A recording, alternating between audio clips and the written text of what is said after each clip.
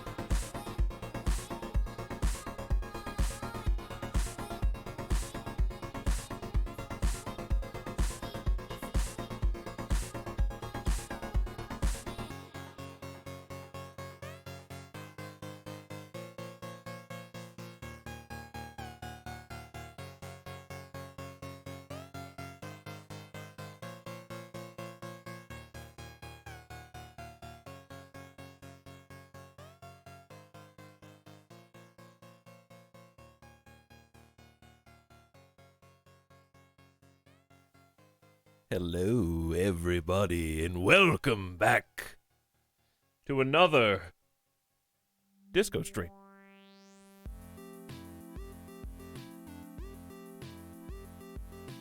Howdy, everyone.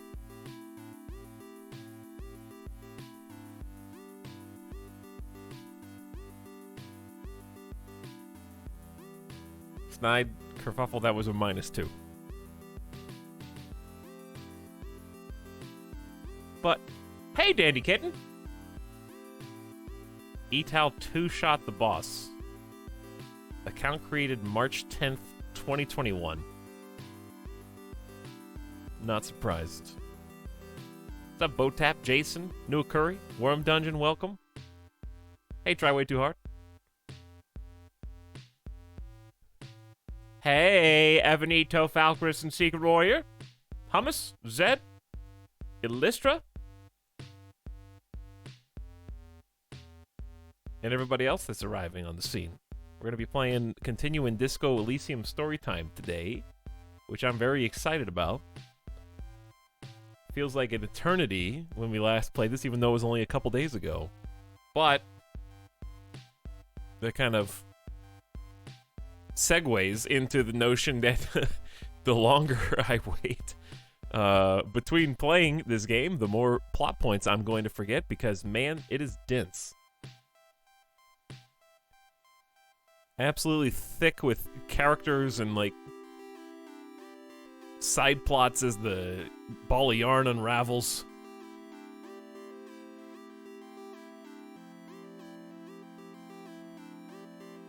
Forgetting stuff means you're RPing your character. True. I had too much to drink. So hyped up on speed. Can't remember anything.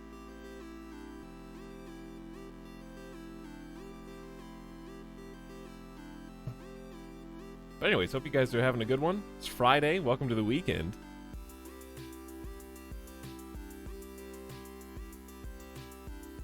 Got to play some good Star Sector yesterday. We may not have accomplished exactly what we set out to accomplish, but in a manner of speaking, we did. Sometimes I look at games that I am streaming as, like, contestants on a game show, like Survivor or something. Welcome, Steam Games. I want you all to have a seat. This is the elimination episode, as you know. Mountain Blade Bannerlord. In the last challenge, you fell short in the log balancing competition. The audience around the world has sent in their votes, and you have been eliminated.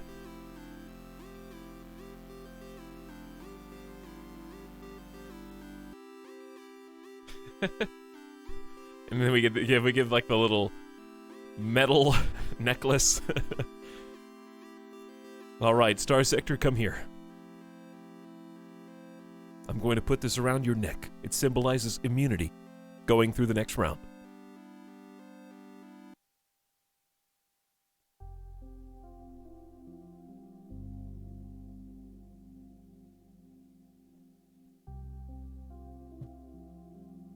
Star Sector will return in the Avengers. But we're probably realistically going to end up playing Disco, I would guess, probably today and tomorrow. Probably. Because I just need to finish it. I've been seeing people in my social media feed talking about finishing it, and they know more than I do.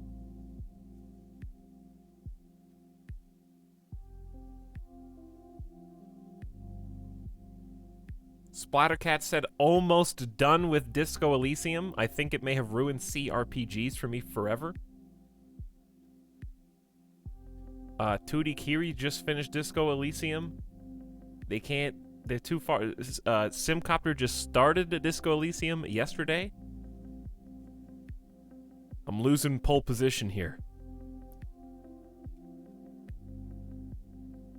I gotta get back out in front of the pack. Thanks for beginning a stream sub, Cosmic Anomaly, for 19 months. People arriving on the scene. Thanks for the sub. Gotta outrun the spoilers. Actually, yeah. Kinda. That's another good reason.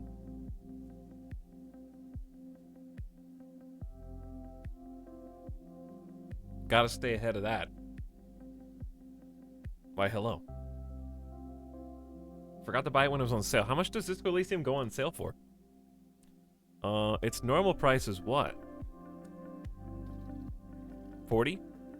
What's the sale price? Like 30? Something like that?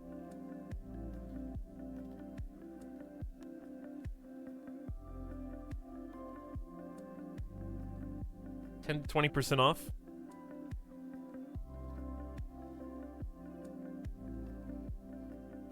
Anyway.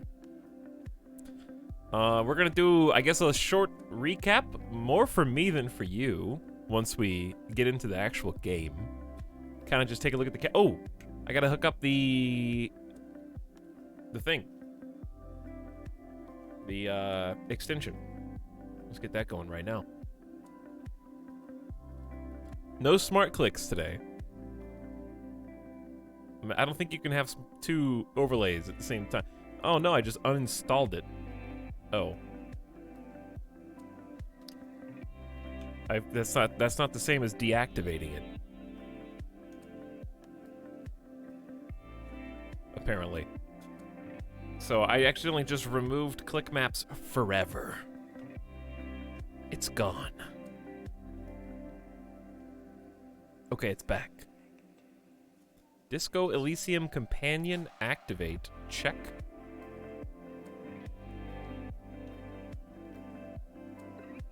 And you should be able to see it as of now, hopefully.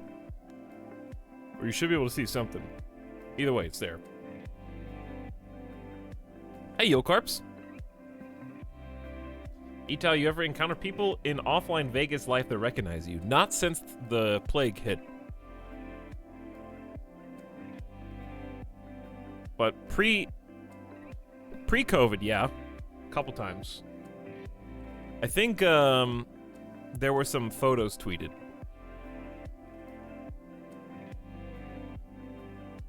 It was on the strip, like, in and around the casinos.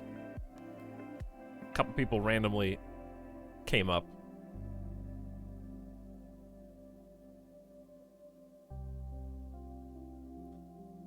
I'm trying to get my RPG-obsessed roommate to get it. Disco Elysium? Having too much fun watching Streamer Man play to play myself. Well, there's always later. It's not going anywhere. You can always enjoy it a second time after all the details have gotten fuzzy and faded away.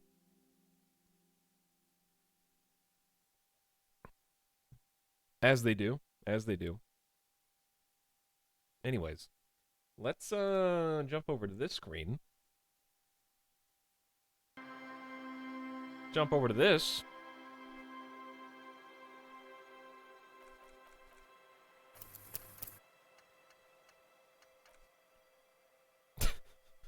Yeah. Yeah, I do get recognized. Actually, now that I think about it, in Vegas, I get recognized at least a couple times a week. Yeah, no, like, how could I... Every time I see Germa, he, like, remembers who I am. It's pretty cool, I guess, to have a friend. Let's load in. And not to have some amnesia-ridden officer partner, like in this game.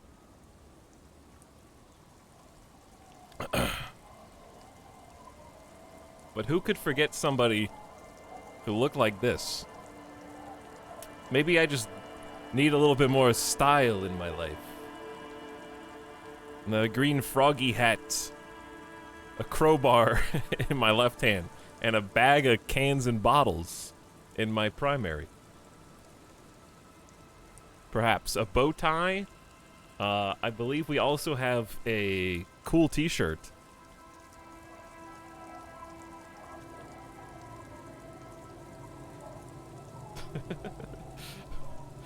And I got my boy Kim with me. Ooh, okay. Well,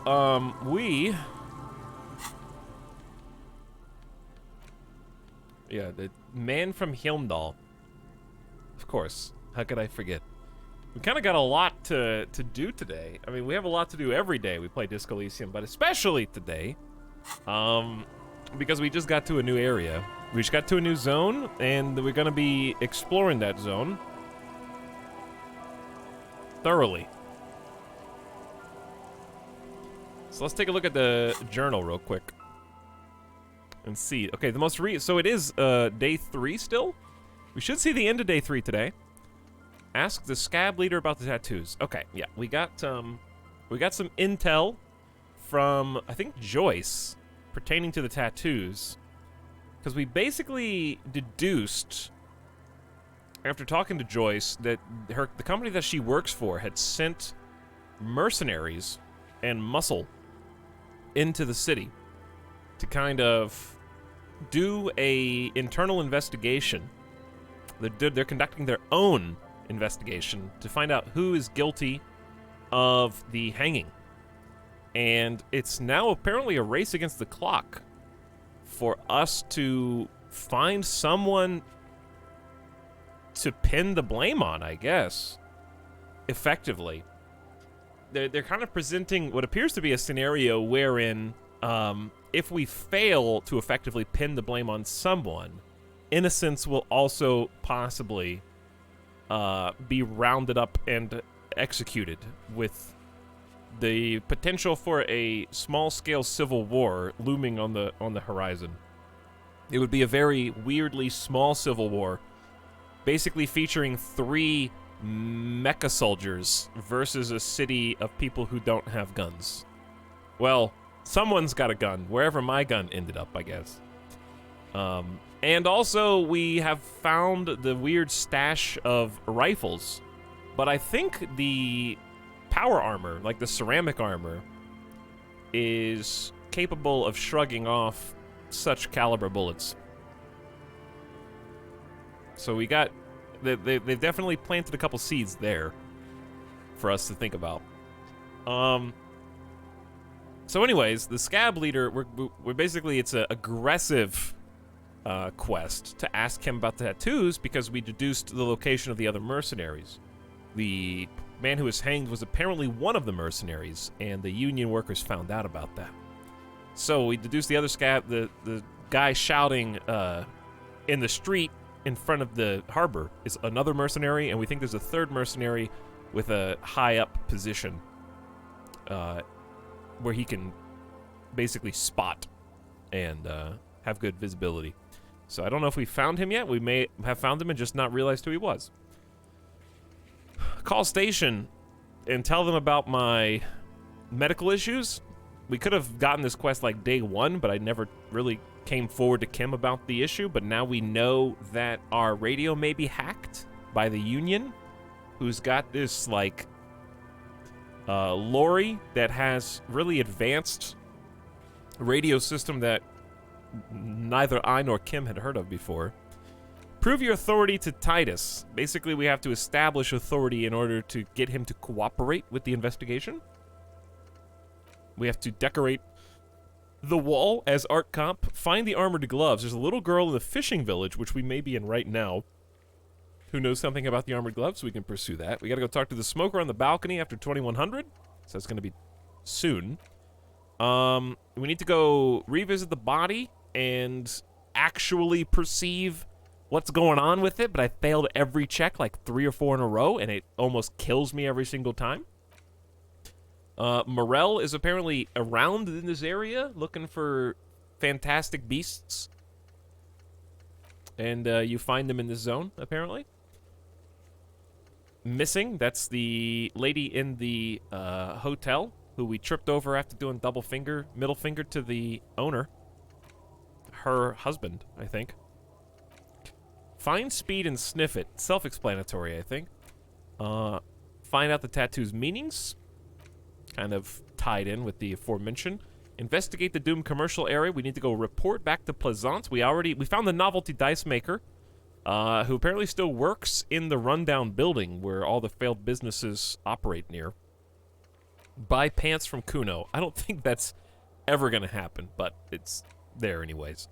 Who put the clothes in the trash? Don't know. Explore the whirling secret passage. Gotta get more creative with that.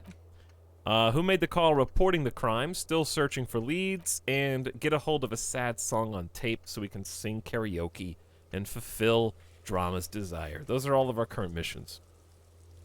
Hopefully that helped clear up what happened in the recent past. You guys have your own quest log and you can see what we've been doing recently too. The last major thing that happened was we stumbled across an accident. A car submerged in the ice and water, and after sitting with Kim on the nearby swings, determined that it was in fact our own vehicle, which, with the scattered bottles nearby, you can, and the tire tracks on the ground, come to the conclusion that we may or may not have ramped it at high speeds over the bridge, crossing the canal, and landing on the other side. I drove my car into the sea? I did, yeah. I guess I did. We found our badge inside, and one other thing. What was the other thing? It was badge and something. We got a fuel canister really close to that. And we think this might be, like, paint that we could use. There's the dye from the dye maker. There's the antique gun we found. I don't know where we're keeping that. Been finding some postcards around this area. But yeah, I got my badge with a picture of young me on it. And I did find a tape, the smallest church, from a shack. Requires a boombox to play, so we already have a tape, actually. We just need to buy the boombox, which I think is $12. Oh yeah, it was the jacket. It was a jacket. Was it this jacket? RCM Commander's jacket, yeah. Through talking to Kim, we basically realized that we are actually Kim's superior officer. We have veterancy over him, and we're offered a promotion at least twice, which we turned down in the past for reasons yet unbeknownst to us. Staying as a lieutenant. So apparently our official ranking is also lieutenant. But it's a really good jacket. It gives you visual calculus, esprit de corps. We got a lot of kind of separate bonuses going on here. The hat's giving us just pure perception. The shirt is taking away for our authority. Too old for this. But +1 physical instrument and shivers. Even though others may look down on us, internally we are celebrating. Some denim jeans. +1 electrochemistry for god ass. -1 reaction speed for hind-sighted. I think is that a double pun right there? We got the pry bar. +1 logic from the glasses, but also a -1 authority for a filthy hobo, probably narcomaniac. The bow knot is +2 drama, theater kid. My Ultra Series fingerless gloves. Actually, are these real gloves? These are real gloves, I think. Well, they might be fingerless. I think I see thumb coming through there. There's at least, I guess, a forefinger and thumb. +1 perception from the Franco-Nigerian cavalry boots, which I guess I didn't realize at the time what these were. We kind of just dug them up. I saw the perception and I put them on. But they reference the Franco-Nigerian cavalry multiple times throughout the game so far. Good old calf-length cavalry boots. Mount that horse and ride into the night. The heel comes in handy too. Definitely makes you some good 5 centimeters taller. But could it be it's also making you sharper? More perceptive to your surroundings now that you've gained a new perspective? These apparently Franco-Nigerian cavalry were like god tier. And then I've got the yellow plastic bag, gathered 13 bottles so far. That's where we're at. Okay, so we might reconfigure some of these. It's hard to... You know what? Just organize this. This is a good idea. Let's organize this.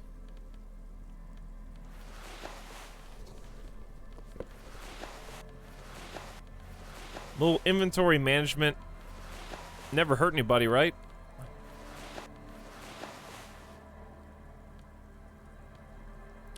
Let's do boots first. Thin gloves.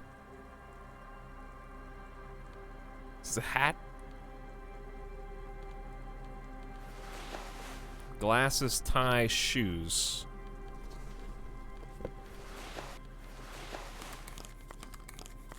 There we go. There we go. All right, that looks much cleaner, doesn't it? Now we can see all the pieces. So we replaced the Inland Empire tie with the bow knots. We have 2 other glasses options. We could do visual calculus up or empathy up. Empathy would help us if we wanted to do the Kuno quest, because we have to like get empathy for that. +1 reaction speed. We lose rhetoric. Yeah, I think we're in a good spot. Depends on what we need. Let me see my character sheet again. 5161. That bugged physique permanently at 6, apparently. Electrochemistry 9. Trauma 9. Good. Conceptualization 7, so we can get the XP. Then half-lights, shivers, physical instrument, pain threshold. Yeah. Sounds about right. What we really need is more composure, more suggestion. We have stacked perception now. We still can't pass those rolls. In fact, I don't even know if I can roll them again without getting another point available. We'll have to double check. This is this is in a good spot. Physical instrument 7 is the only thing that we might consider changing, because I could, if I want to give up the shivers, I can actually gain 2 authority and 1 physical instrument by just taking off my shirt, but I lose the shivers. Is it worth all that for 1 shivers?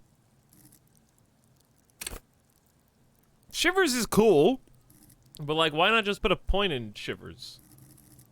Because like 8 physical instrument and not -2 authority. What else? Where else am I losing the authority from? The flip-up glasses.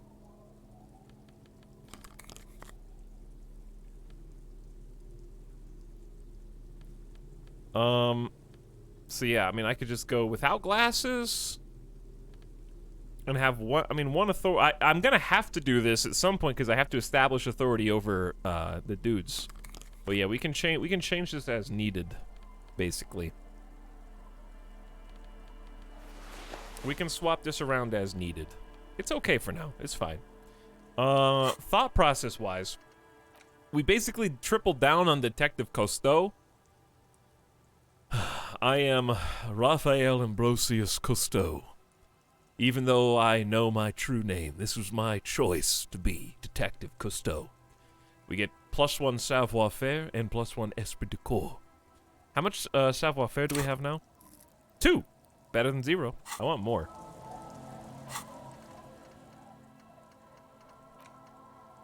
And the 15th Indo tribe actually gives us plus 10 cents for every green orb we click. And we can put points into savoir-faire now.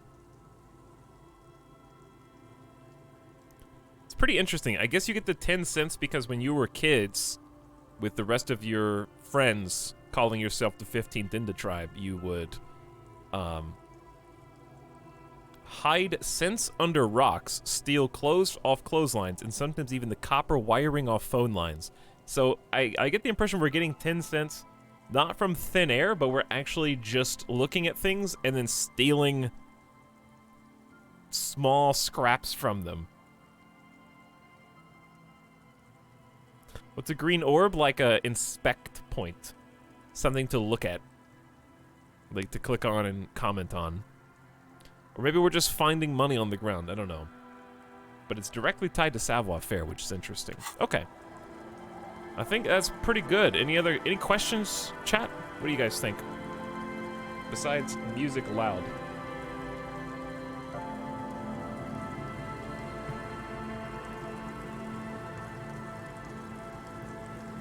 Let me move you where I can actually see you, and then we'll get going.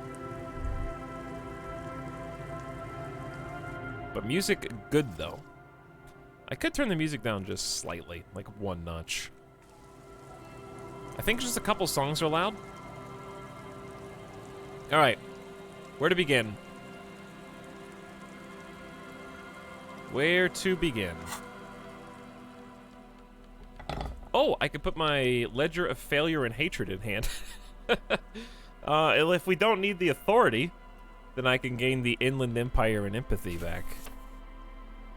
True.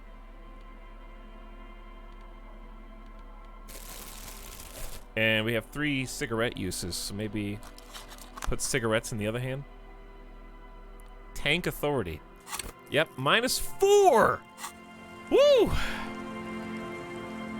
-4. Ouch. Oh yeah, we have that random like 20% bonus zoom. What's that from? White Morning. Plus 20% zoom out distance, all motorics learning caps raised by 1. That was, okay. I have learned to value, I was really salty about this one because I thought the 20% zoom out was super memey. But the motorics level cap has been super handy for getting perception up. I'm also interested in composure. There's not enough skill points to go around. Etalyx is the best Disco Elysium run I've ever seen! Dude, happy to be also the only Disco Elysium run you've ever seen. Who's counting though, right? Who is counting? Let's get the dialogue train flowing right now, because we got a lot of new characters to meet. Let's talk to the kids first, because they might know about the glove. Maybe they're nicer than Kuno. The scruffy-haired little boy kicks a stone. He can't be more than 5 years old. Or he's 5 years old. He can't have developed into Kuno yet. He watches his brother kick the stone with his tongue lolling out of his mouth. You must be Lillian's twins. Chat, who's Lillian? Is that the lady on the dock, on the pier? That my character was contemplating asking on a date? After pressing her on why her husband was missing, and she did the weird, like, oh, it's a nice sunny day, and it was raining, and I was like, oh, it's raining, and the lieutenant was like, shut up, no, it's sunny. Making a big deal out of that? Okay, I'm still a little confused about her, but we'll come back. You must be Lillian's twins. This one doesn't say anything, kicking the concrete with his worn-out sneaker. Lily's our mum. Explains the other one, tongue still lolling out of his mouth. I was not expecting that voice. I already said that. The stone kicker laughs suddenly. His head is too large for his shoulders. The other one laughs as well. Wow, so intellectually stimulating. The stone kicking isn't even of very high caliber. Anyone can do that. Children are stupid. Well, off to a great start.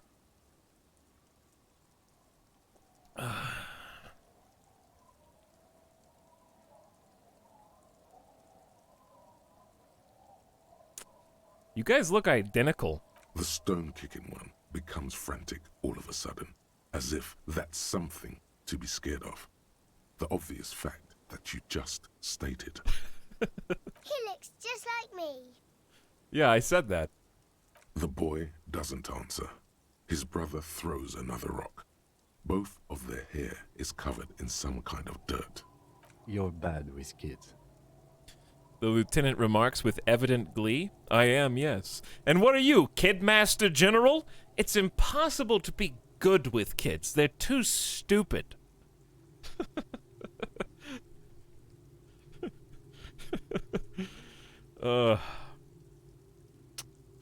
Art Cop would probably pick 3. It's impossible to be good with kids. They're too stupid. You're right there. Let's see if we can find some police work, shall we? We're not getting anything here. He looks at the little scruffy and then at you. Children are stupid. The scruffy-haired little kid laughs as though in agreement. You're stupid. The other one tells him, suddenly very serious. Okay, how about the policeman ask you something else now? I'm just gonna leave now. I'm just gonna leave and not talk to you anymore. Rolled.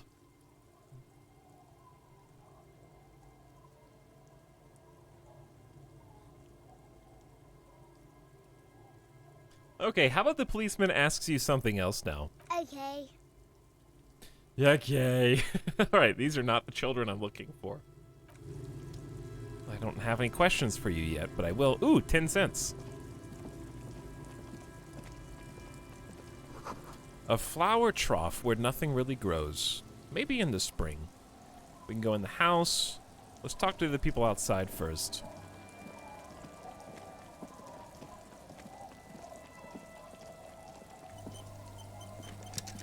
We got a trio of interesting characters here. Wait. I can talk to the other child, probably. The scruffy-haired little boy. No. The scruffy-haired. Okay, sometimes you can have different conversations. It's kind of like Kuno. You can talk to Kuno, but you can talk to Kuno's partner in crime separately. This is the sub-sound. Wow, I'm really going to go right in front of all these dudes. Good to see you, friend. Do I have deals set up for you, buddy boy? He spreads his arms as if to embrace you. Does he actually know you? Or is he just shopkeep friendly? What would Drama Cop do? Good to see you too, friend. So what do you want? I got smokes. They're cheap. Very cheap. I got Pilsner. Great deal. You won't get a better deal on that piss. Spirits I can let go for 300 real. I also have speed. And by speed, I mean amphetamine. Oh.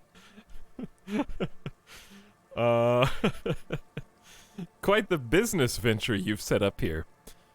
Oh. The system's been good to old Rosemary here, and I'm milking her like a bitch goat in the backyard. Oh my god. What do you mean? You see, friend, man makes his own luck. And I made mine real good. Got my hands on 3 bottles of liquor exquise. Sold 2 to the fellows around here, and immediately invested the profit. Bought cigarettes, bought beer, even bought a bit of speed. And look at me now. I got everyone on my hook. Okay, wear it on your sleeve, I suppose. He spreads his arms and smiles a crooked, toothless smile. The hook. Where is it? I can't see it. Looks like you're on your own hook, too. Impressive entrepreneurship. Point to his vice stand. I approve. Got a permit for this little shit show? Hey, Cockahedge, thanks for 19 months, by the way. Welcome to beginning of stream. We're just getting started. Thanks for sharing the sub.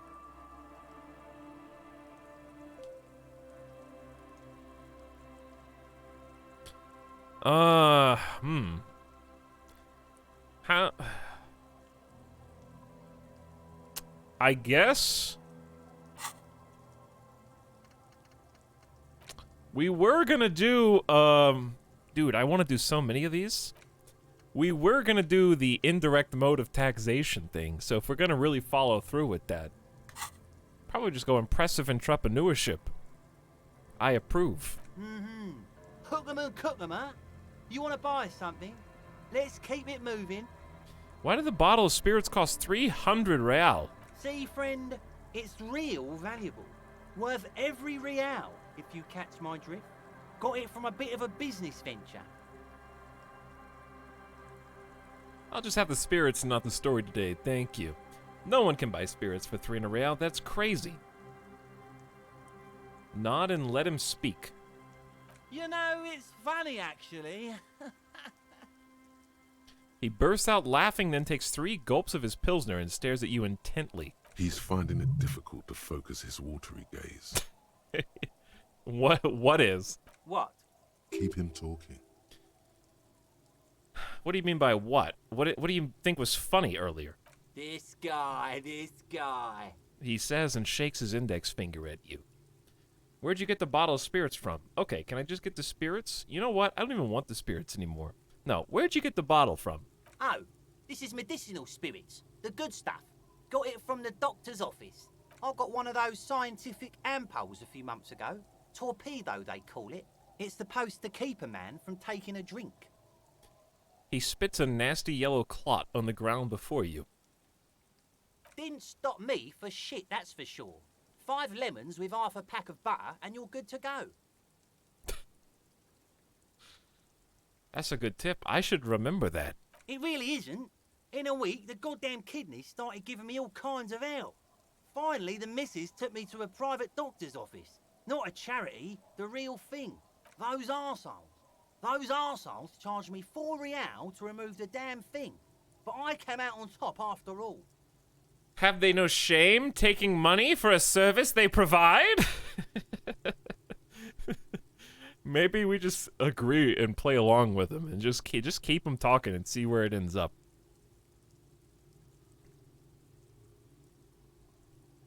Assholes. But the idiots left me alone in there. Now, I used to teach high school biology. I know what doctors use to preserve dead thingies. I taught biology in high school. I know what doctors use to preserve dead thingies. He gets an excited gleam in his eyes. It's like 3 cans of this blue medicinal stuff from the back room. Threw the snakes out and voila. What's left is this beautiful blue stuff. 98.7% almost pure alcohol. He's got like rubbing alcohol. That's the booze that he's trying to sell. He's got medicinal alcohol.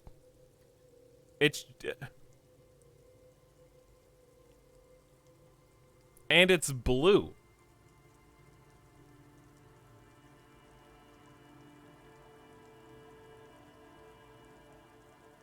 Two I already sold to these fine gentlemen here.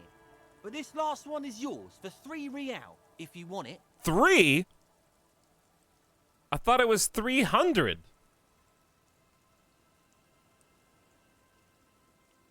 Yeah, you thought right. Don't even try to sneak anything past old Rosemary here. I got all senses locked on you, buddy boy. So what will it be? Never mind. I misheard. 3 real is a fair price. Aye, the mind. Plays tricks sometimes. Always double check. So, you want it or not? Can I smell it first? Yeah. Be careful. It's extremely flammable. One spark and the entire city of Revachol is wiped off the map. Feels like someone set a mustard field ablaze right inside your nose. No! And drenched it in tear gas. Your nose is a singular source of pain. But at the same time, you don't remember the last time you felt so alive. Dude, I've never failed pain threshold before. It's at a 7. All right. In all fairness, that might be attributed to the retrograde amnesia. So, what's the deal, friend? Want the spirits or not? 3 real. I can get 3 real before the end of the day to pay my bills, right? I think it will prove useful, yes. 3 real and it's yours, friend. The deal of a lifetime. That's a much more reasonable price right there. Makes sense now. Okay, so it's just here if I want it. Blue medicinal spirit. I want a pack of smokes. Here's the money for the Pilsner. Sell me some speed.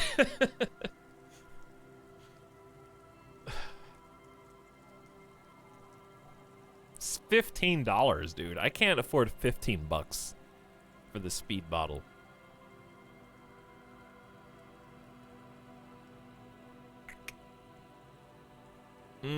Chad, do you think I should buy anything right now? I've already got smokes.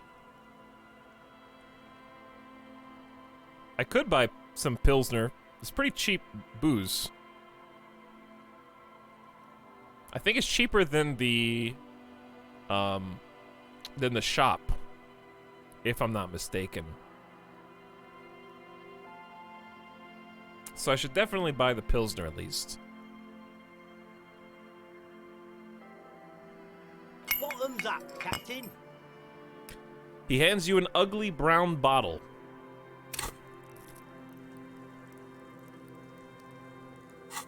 Okay, I'm off. In the civilized world, it's a custom to tip the shopkeep, friend. But come back anyway. Okay. A sturdy bottle of beer that tastes like piss. Not that you would know how piss tastes, just a guess. The label says it's made in Revachol by Lafayette Potent Brewery. And it's got 5 uses. I'm not drinking... Oh, I already had Commodore Red, but I only have 2 uses left. True. We're not drinking the disc because it's bugged. But who knows when you might need some extra physique booze. And we got 3 uses left on smokes. Okay. Well, I'm tempted to just buy the weird medicinal stuff now in case I need it during a conversation.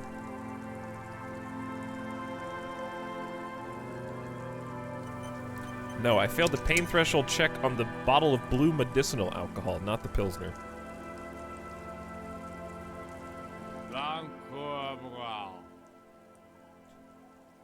Don't call Abigail, grumbles an unshaven man with a ruddy nose. He narrows his eyes at you as if in recognition, then turns his head away. The noxious odor emanating from the drunken man is strong and familiar. Don't you call her? Yeah! Don't call Abigail! I am the law.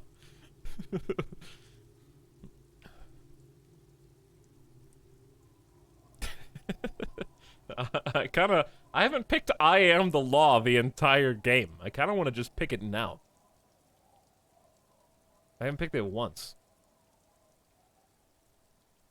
Yes, I am playing the game's RPG Disco Elysium sync.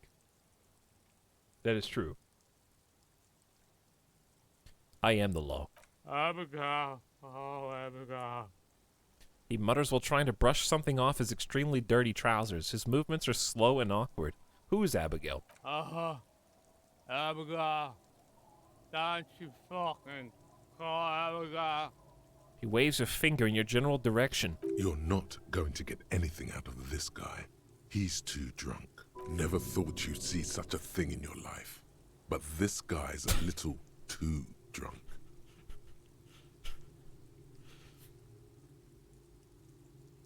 Why shouldn't I call Abigail? He snorts and beckons you to lean in closer. Oh no. Chat, you're up. Chat, you guys are up, dude.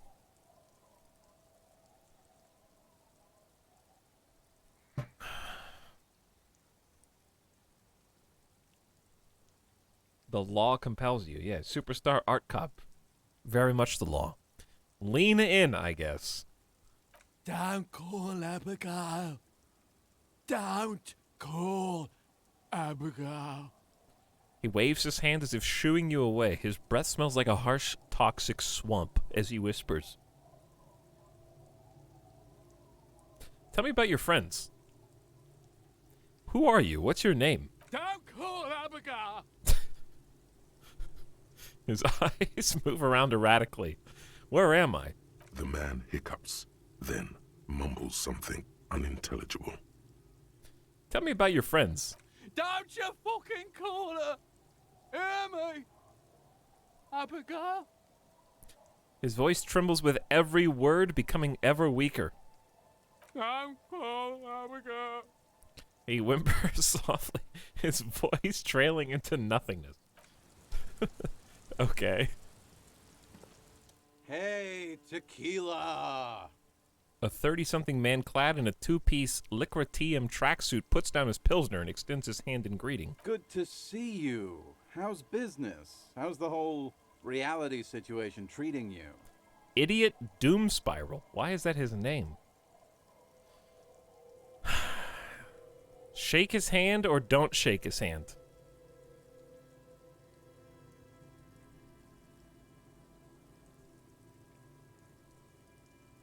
See how chat feels. Chat is feeling really good today. You're really trustworthy. Or trusting, I guess. Of potentially trustworthy or not individuals. Overwhelmingly lean in and shake his hand. So what's happening? He picks up his beer. Wait, tequila? Yeah, Tequila Sunset. How are the, high-concept, reality-based adventures proceeding? He says it like it's obviously your name. Like you call someone Billy Brunel or leader of the 4th Street gang. Not too hot. I'm on a 50-year losing streak. Reality, it makes me aggressively sad. Don't know. People tell me I'm a cop. I'm getting used to that. I have re-entered reality to conquer it, to bend it to my will. I am the law.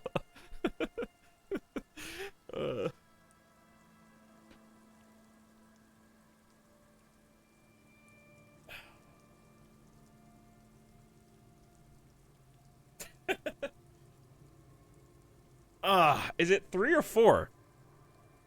It can't be 1 or 2.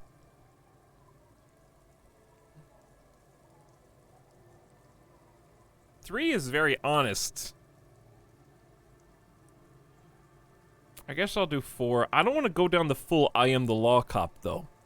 I have re-entered reality to conquer it, to bend it to my will. I am the law. That's the spirit. I used to shape reality into my image a long time ago. Those days are over now. He looks at his shit-stained Lycra jacket with a grim expression. Sadly, things aren't going that well in Idiot Doom Spiral Land. Haven't found those keys yet, haven't won that great piece of ass back. No word from my business buddies. He takes a sip from his beer. Idiot Doom Spiral, huh? This is bound to be a good, high-concept conversation. At last. We could actually get more conceptualization. I wonder if I can leave and re-enter this dialogue. You too, Tequila Sunset. Because we definitely have... The shirt is conceptualization. And the jacket. So let's put on our best... Let's change clothes right in front of this guy. Just for max. Now we've got 9 conceptualization. Yeah, I was gonna say that too. A washed up main character from a different adventure game. Is exactly what I was thinking. Tequila Sunset. He like failed the main quest in his storyline. What is Tequila Sunset? You keep saying that. It's you. You're Tequila Sunset. How do you know that? We've met before. Don't you remember? No, you sure don't. No. Aha. Do you want to know how Tequila Sunset came to be? He takes a sip from his beer. Go ahead. Mm-hmm. Let me take a sip to moisten up my cords. Tequila Sunset rolled into Martinez last Friday. And by Tequila Sunset, I mean you. The man, the myth. Wait, did we meet on Friday? Hey, let's not jump ahead of ourselves. This is your story. Stop interrupting. He takes another sip and continues. You got here on Friday to solve a case, hoping to be the early bird who gets the worm. And by the worm, I mean the buzz. Because as far as I know, all you did was get piss drunk. Word on the street is you went around the local hostel telling people that you're a police officer, and that it would be really fucked up if you shot yourself in the head right in front of them.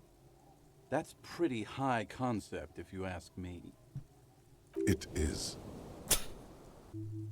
Oh yeah, that's totally your style. The lieutenant's brow is furrowed. He's listening as casually as he can. Please continue. Oh yeah, not the first time this comes up. Cough awkwardly. Yeah, sure, I did that. What of it? Please continue. It was a late Saturday night when we, the Union of Moribund Alcoholics, were getting our drink on. Nothing remarkable about this. We get our drink on 24/7. Makes everything warm and glowy. I trust you know the feeling. One moment we hear the sound of a motor carriage revving up somewhere on the plaza, followed by a series of dings and bangs. Do you remember the sound of wood cracking? The billboard? Naturally, loud noises pique the interest of anybody owning a pair of ears. That's just the reality we're in. Naturally. Anyway, there was a brief silence. A gasp of silence, if you will. Followed by a real commotion. We heard the carriage careening towards the coast at top speed. Sounded like someone jumped the canal. We grabbed our brewskis and rushed to the jetty.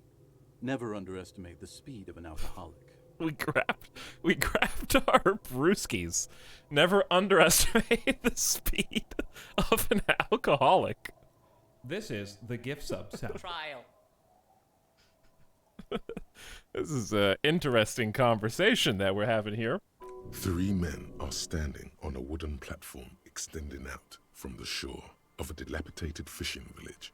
Their cheeks red, spirits high, beers in hand, eyes glazed over. What we saw was a sight to behold. A beat-up police carriage containing you. Right there on the beach. You revved the engine and screamed at the top of your lungs, "The time hath come!" So, naturally, being the curious cat I am, I asked what time hath come. To which you replied, "The time hath come for tequila sunset, the end of all things." Oh god. What happened next? Say nothing, it's more dignified that way. Every word I said was true. Tequila sunset will break the looms of reality.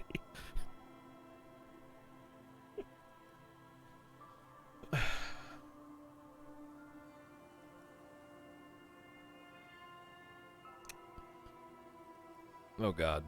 What happened next? I think this is the Doom Cop. We haven't chosen any Doom Cop. That's Apocalypse Cop. What happened next? Your reality contracted. You jammed the pedal, plowed right off the jetty, and through the ice. Your hands cramp on the steering levers. We ran towards the ice, whilst you crawled your way out, miraculously unhurt, covered in seaweed and shit, like some kind of sea monster.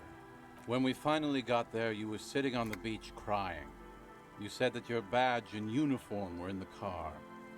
It was too late to get in there, though. The carriage had sunk too deep. In this way, you and your motor carriage have a lot in common.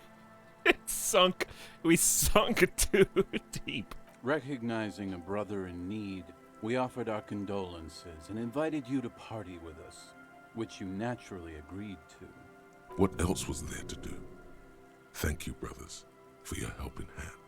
We asked about the whole tequila sunset thing, and you told us it was your name now, and insisted that we all call you that from then on. Wait, so is Tequila Sunset an event or a name? Tequila Sunset, huh? Sounds pretty good.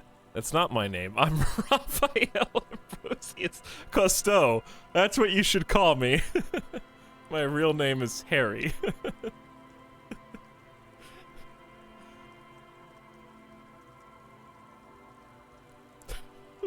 That's not my name. I'm Raphael Ambrosius, because this is so sad. I'm going for it. That's what you should call me. Nah, that name sucks. You're Tequila Sunset. Just embrace it, brother. Name sucks. How long did we party for? Hours. It was an all-night drink-a-thon. Then, at some point, I think it was Sunday morning, you got belligerent and wanted to talk about Revacholian women. How they're beautiful and also whores and so on. How one of them fucked you real bad. After a short while, you crossed the event horizon, looked sullen, got up, and left without saying anything. Wow, that's quite a story. Kim, I forgot you were here listening to every word. Yeah, I bet Tequila's a fucking legend around the precinct. You must be proud to work with him. If you only knew.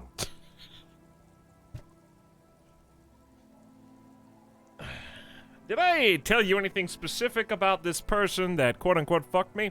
Did I mention losing anything else? Did I say anything about my colleagues? Did I say anything about the case? Did I talk about politics? Did you get a read on what kind of cop I was? Apparently this guy may know a lot about me. Did I mention losing anything else? Beside your gun and your badge, you said something about your hope or heart or something. To be honest, the details are a little hazy. In retrospect, I guess you lost your motor carriage too? That's a big one. Yeah, that's a big one. It's a specialty vehicle they only make limited models of. Did I say anything about the case? Yeah, you said it was no biggie and that you'd solve it in no time. And that you didn't need anyone to do it. You're doing it solo now. A lot of cops go solo and hermit once they reach that level of alcoholism. Thanks, Kim. Did we talk about politics? Yeah, you said that it was okay that you crashed your carriage because the spectral hand of the market was guiding you. This was before you started talking about how the Pinkies were always trying to fuck you. Speaking of, did I tell you anything specific about this other person? You were pretty vague about it, but you kept saying you got fucked real hard, and that we've all been fucked too. No one's fucked me. I do the fucking around here. Abigail. It seemed pretty painful, to be honest with you. If I had to guess, I'd say you're still working through some shit. Did I say anything about my colleagues? You told us that they were a bunch of fucking losers whose main interest was cramping your style. No specifics, though. It was more about you that night. You were the star of the show. Did you get a read on what kind of cop I was? You kept calling yourself a goddamn superstar who'd cleared 501 cases. As you've already determined, the actual number is 216. But what's a little embellishment between friends? No thanks to the squares at the precinct, as you put it. I think I've heard enough. I think I've heard all I need to hear. It's a hard thing for a man to confront his past. That's why I avoid mine at all costs. You seem like you're characterized by your storytelling ability. Want to tell me another one sometime? Whoop-de-doo. So now I'm a fucking storyteller. Right. Why not? Better than a beach bum. You want to tell me how you became Idiot Doom Spiral? It depends, really. Are you willing to help me out? The gleam in his eyes and the slouch in his posture is so incredibly familiar. You might get scammed here. Drama warning. You want booze, don't you? I don't want it, man. I need it. Can't tell stories without it. Dry stories are boring, see? So, have you got anything for good old Idiot Doom Spiral? A bottle for a story. Seems fair to me. Here, I just bought Potent Pilsner from your friend. I've got some sweet Commodore Red. I got this special strike brew the Union uses. I don't have any on me right now. But I don't want to give you any of my alcohol. Maybe I should just get rid of the Union Brew. Because I was going to dump that out of my inventory anyway, since it bugs my physique too high. Give him the cheat alcohol. There might be another use for the cheat alcohol, but it's been hours. And I'm just going to give it to him because the option is here, and I may not get another chance. I got the special strike brew the Union uses. Interesting. Ah, this is what they use to keep the working men going. Hey, Spiral Boy, you gonna share that? Don't call Abigail. Shut up, guys. I'm telling a story here. Something happened to you. Something happened to me, too. My actual name is George. But around here, you already know. Mm-hmm. I was once a reasonably high net worth individual. A founder/junior partner at a high-concept creative services agency. When my story begins, I had just landed a major contract with an insurance firm. This guy reminds me of the guy in the crate.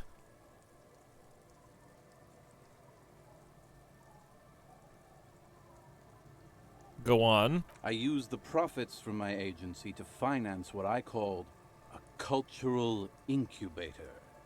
Abstract value generation, value per person, high concept stuff. I developed the paradigm, worked within the paradigm, but the burden of leadership weighed heavily on me. So I went jogging every so often to keep myself sane. That's right. Getting a good run-in's important to maintaining your physical and mental health. Speaking of, when's the last time you did your laps, pork chop? How many people did you have working for you? Did the jogging help? I could probably use a good run myself.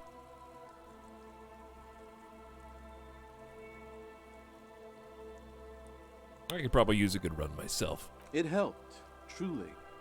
With my trusty Sansarique Lycra tracksuit, I felt like I could conquer the world. Why are you still advertising then? But now dreams are worn thin, much like my tracksuit. He says thoughtfully, brushing dust off his shit-stained pants. What happened? One day I left on my evening run. As you may know, it's impossible to clear your head when you're distracted by the sound of keys jangling in your pockets. He shakes the bottle and makes a ringing sound. He's right. It's incredibly annoying. His eyes are clouded. His dilated blood vessels encircling his irises like stinging brambles. His eyes are your eyes. Yes! Plus morale. Conceptualization, dude. So I removed the key ring and put the keys for the front gate and the apartment into different pockets to stop the jangling, you see? At least, that was the plan. I was halfway done with my usual lap when it started to rain. The reality situation became very wet, very quickly. How wet are we talking exactly? Wet, okay? It was raining really hard. There's a trace of derision in his voice. I made my way back home and discovered that I didn't have the key to the front gate. I'd mixed it up with the key to the letterbox, which was useless. Naturally, the situation required me to climb over the gate, which I did. There was no climbing down because I slipped and landed on my ass. I would have landed on my feet. I've got feline reflexes. That's absolutely not true. Say nothing. Reality was looking rather grim just then. Me lying on my ass in a mud pit in the middle of a heavy shower. But when life knocked me down, I always got up. So I made my way across the yard. Standing in front of my apartment door, fumbling with my pockets, I realized that I'd also forgotten my apartment key. You gotta be shitting me. I wish I were, Tequila. I wish I were. Instead of my apartment key, I'd taken the key to the office. Okay, so what happened next? I rang my neighbor's buzzers. It was late, and most of them didn't even answer. Those who did assumed I was trying to sell them something, and hung up before I could even explain the situation. People are naturally wary of ad men, you see. One moment someone chats you up, 5 minutes later you've bought a box of edible lingerie and a strap-on. I don't begrudge them, especially since I was known to be one of the best. He pauses meaningfully. Just then, I experienced a moment of clarity. I still had the key to my office. I could wait out the storm there. But when I reached my office, I remembered that I'd asked one of my producers to change the locks that day. And since I hired only the best, he'd already done it, and I couldn't get in. It's so unlikely. Anyway, long story short, life spiraled out of control. I haven't gotten into my apartment for years, and my girlfriend left me because she didn't want to date a homeless man. The company, well, you see where I'm going with this. You haven't gotten in your apartment for years? Who's paying for it? Doesn't even make any sense. You just, like, gave up? Okay. So, now you've heard my tragic tale. What do you think? Like nothing you've ever heard, huh? Wait, is that it? I feel like there are some steps missing. I'm almost homeless myself. Doesn't seem so bad. Look at the bright side. You got one hell of a story. You do realize all of this is your own fault? I literally can't believe it. Wait, is that it? I feel like there are some missing steps. Tequila, I've thought about this series of events for a long time. If there was anything else to it, I would have thought of it by now. Why didn't you go to the authorities? Well, at one point they came to me, but, you know, I didn't have any ID on me, so they tossed me in jail for 2 days. I can't say it increased my faith in the RCM. No offense, gentlemen.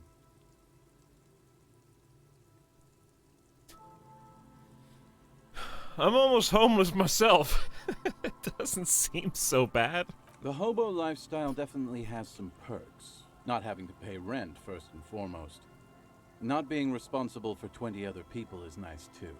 But that charm wears off pretty quickly.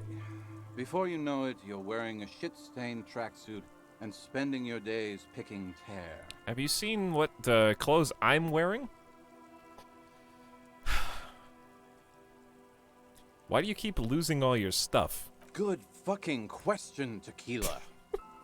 If I knew the answer, you think I'd be hanging out on a beach in this formerly premium but now extremely dirty two-piece Lycra tracksuit? I used to own my reality situation. My business buddies and I had our own creative services agency. I had a nice apartment, an even nicer piece of ass. But somehow it all got away from me. Now I can't hang on to anything. Just last week I stole this nice new jacket, but then I lost it too. The only things I haven't lost are these two drunks. You stole a nice new jacket and already lost it? What's up with the name of your agency?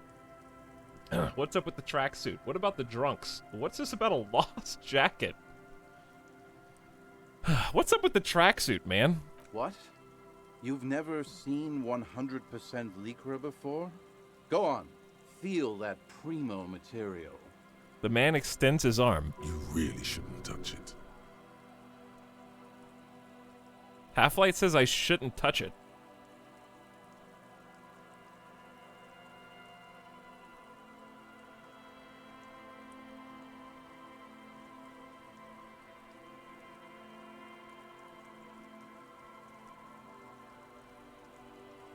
Chat. You guys are like, shake their hand. Lean in close to them. Touch the guy's jacket. Why are you guys all touchy-feely all the time, huh? You guys gotta, like, every single time. Lick him. If there was an option to lick dirt off the ground or not, you would pick to lick the dirt off the ground. Touch it. Pretty nice, huh? This might be one of the last of its kind. Should probably be in a museum. He's gonna try and sell me the jacket. Good God. It's nearly impossible to describe how dirty this texture is. It's like rubbing two jellyfish skins together. You feel about 15% less human for having touched it. Why did you do that to me, chat? My choice was gonna be stay away. And you just damaged my morale and nearly killed me because I touched this jacket. Randomized trials have also found Lycra, TM, to be associated with a number of exotic, highly malignant cancers. So you also have that to look forward to. Just by touching a jacket is gonna give me cancer? And then there's the smell. But you don't even want to think about that. Wow, you're lucky. He never lets me feel it. That's because your paws are fucking filthy, Rosie. We're right next to the bay. You could wash them anytime. What was the name of your agency? My agency. Man. The Boom Boom Room. Our concept was combining high art with the lowest forms of marketing. The color red, breasts, and oil painting. I convinced my partners to reinvest some of our profits in an even more high-concept cultural incubator called Thin Air. The artists were happy, the clients were happy. I was financing a group of poets in East Revachol who were developing a new universal poetic language. But then it all went to shit. He looks toward the bay. Sounds intriguing. What say you, Art Cop? Thank you, conceptualization. If it sounds like it makes no sense, that's because it doesn't. Mixing oil painting and breasts to make ads isn't high art, it's cynical wankery. That's so high concept, I have no idea what it means. Man, mixing high and low, commodifying culture, that is extremely my shit. Right, okay, never mind that I asked. What kind of art cop are we?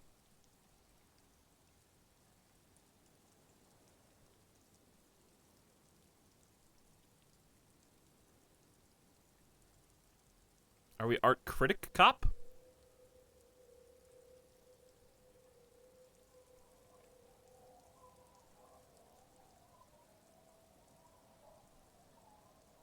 I don't know, chat. What do you guys think we are? I'm exercising my vote option.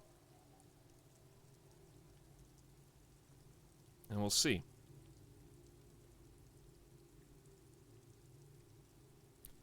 Chat, you guys are just yes men.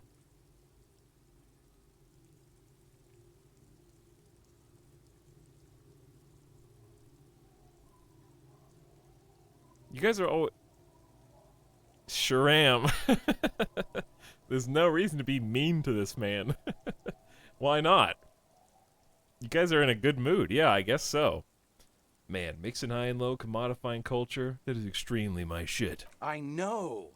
It was fucking awesome. Too bad I went on a jog, unleashing a cascade of doom that washed it all away. He takes a long, wistful sip of beer. What about, that lost jacket you mentioned? Tequila, it's a verifiable tragedy. It was practically brand new. Sure, it didn't really go with my Lycra threads, but it did itch a lot less. Say, you're a detective, right? Maybe you can help old Doom Spiral out. Solve the case of the missing jacket. What do you say, Tequila? Wait, you're asking a police officer to help find a jacket you stole and then lost? Okay, sure. Where do you lose it? Hang on, wait. You're asking a police officer to help find a jacket you stole and then lost? Yeah, exactly. You're here to serve, right? Okay, sure. Where'd you lose it? If I knew where I lost it, don't you think I'd have it?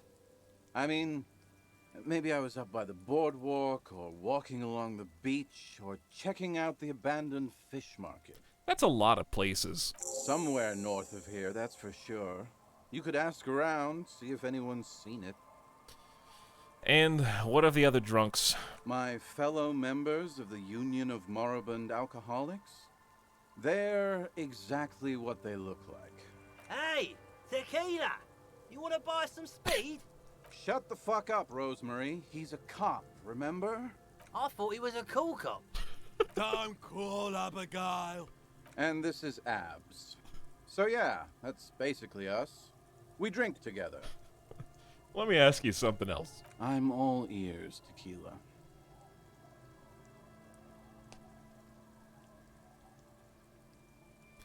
Maybe it's a really nice jacket we can confiscate. Possibly. Possibly. Ben Elnor, thank you for gifting us up to Jason the Time Wizard. That was 23 minutes ago. We've been talking to this dude for like half an hour now. He's got a lot to say, but also he's probably like my second favorite character in the game, right behind the Frit employee. Thanks, Ben Elnor, for hooking Jason the Time Wizard up with 9 months of sub. Those are my top two characters. The Frit store clerk and Idiot Doom Spiral second. I need more coffee already. Excuse me, officer. Hello, Nomac. How you doing, dude? Welcome to stream. What do you guys do around here? We are saving the world. This is the sub sound. Of course. Please. Please don't call. Don't call. I know. Abigail. Okay, we're drinking. We're drinking alcohol. That's what we're doing. I tried to save the world once, a long time ago, with enterprise, creativity, and willpower. But that didn't work out. So now, it's a pirate's life for me. Oh my. He's downloading games and movies!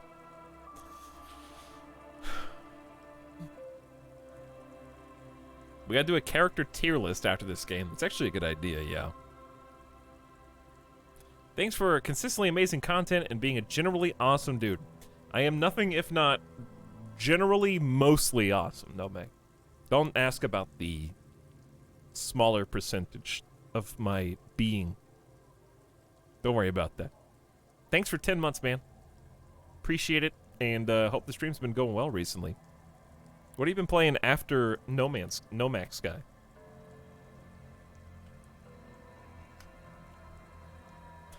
Darkest Dungeon. Something of a Darkest Dungeon god amongst us.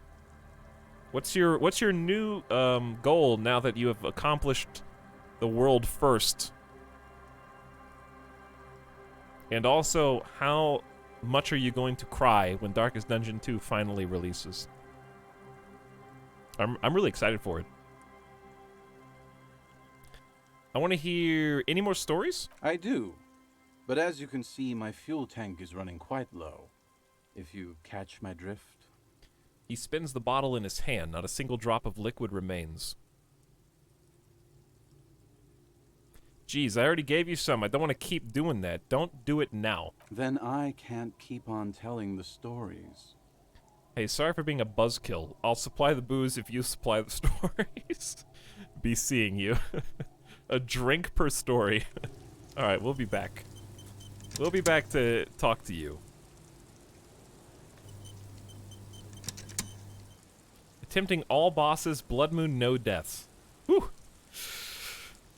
Oh, well, the good news, I guess, is that if you name characters after people in chat, they can be reasonably certain that they are safe in your loving care.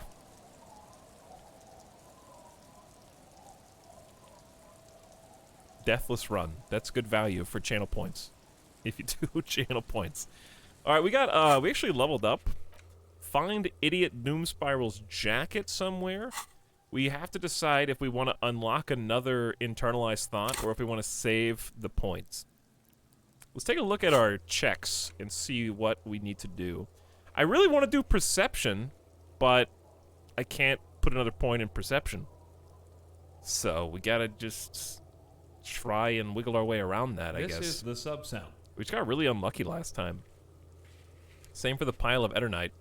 But some areas may just be locked, and that's just the way it goes. Because of how we built our character.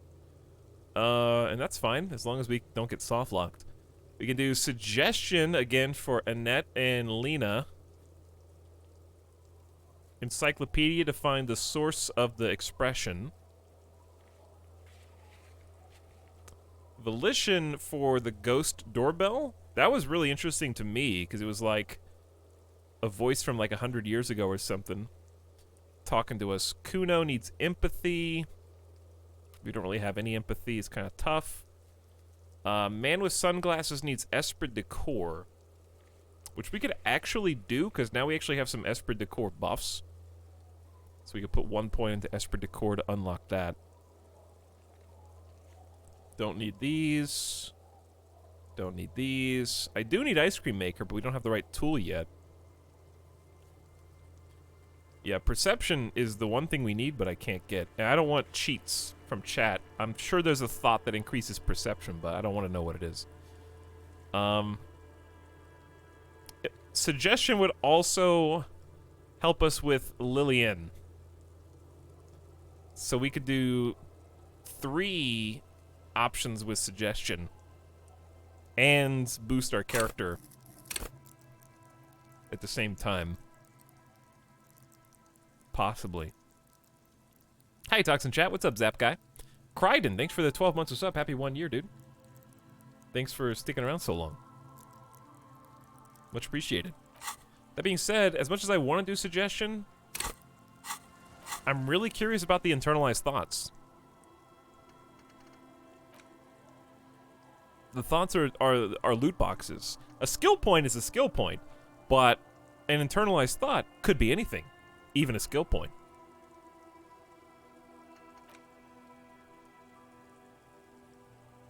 Well, you said the magic word. Okay. I've chosen. We have like 5 to choose between. No help from chat. I'm just gonna look at them again. Couple of the oldest ones, Lonesome Long Way Home, we've had since the beginning of the game almost. We get a temporary encyclopedia bonus as your factual memory returns. This is after we rejected being Hobocop. We got Lonesome Long Way Home. Maybe that would have been awesome. We got indirect modes of taxation if we want to double down on being like free market capitalist This is the superstar art cop.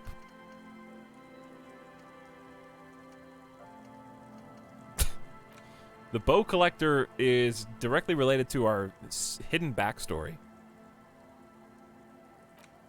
Fairweather T500 is to find a weakness in the ceramic soldier armor, which may help us so that it's not exploited against us, and also help us with the mercenaries if we fight them. So this is something I definitely want, but we don't have to get it right now.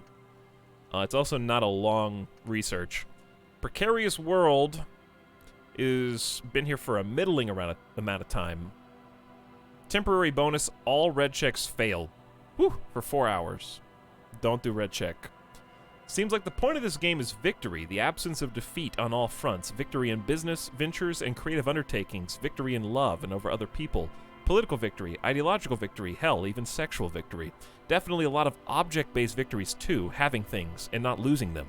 One problem though, not a lot of victors in sight. Everyone's mostly losing. Why is that? And how do you not lose?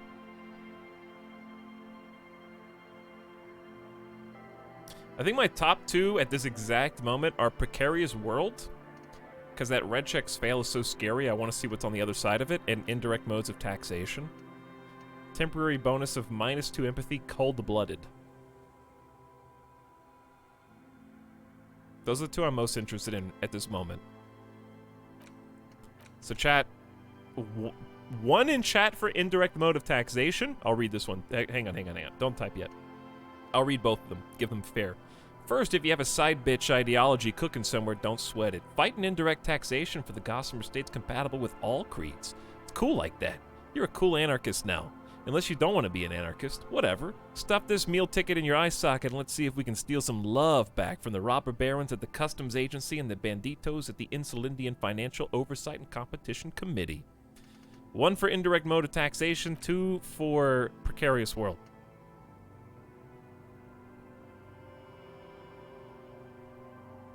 Those are your 2 choices right now.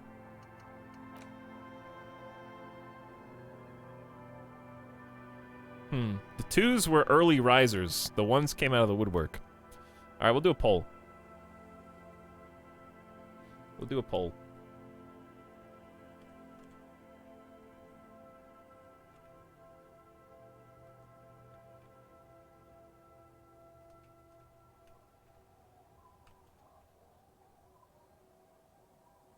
There you go. Now we can, I feel like it was it looked very even. But I can't be sure. Oops, I forgot a letter, but you know what it is. Taxatio. Taxation. You guys got 2 minutes.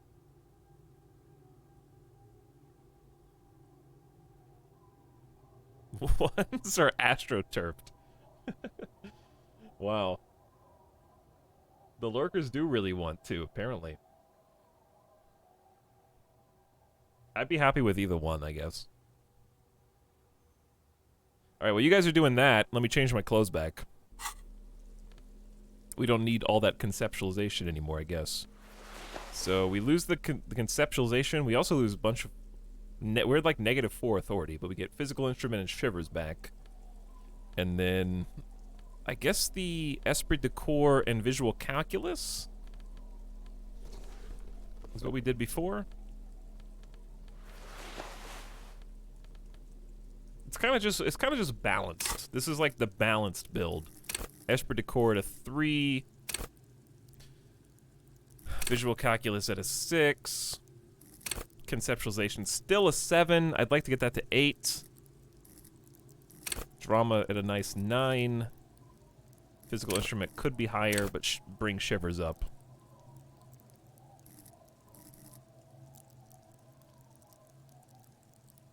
Alright, chat spoke, and it's 70-30, unless something changes in the next 10 seconds. For Precarious World. Okay, don't do any red skill checks for a while. It is so.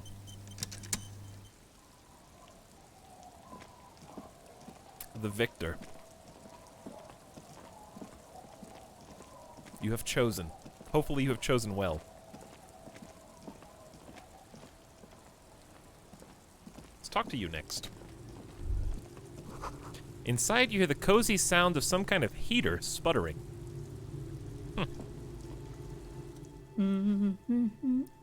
The woman next to a bucket of clothes hums an odd melody. Her eyes are closed.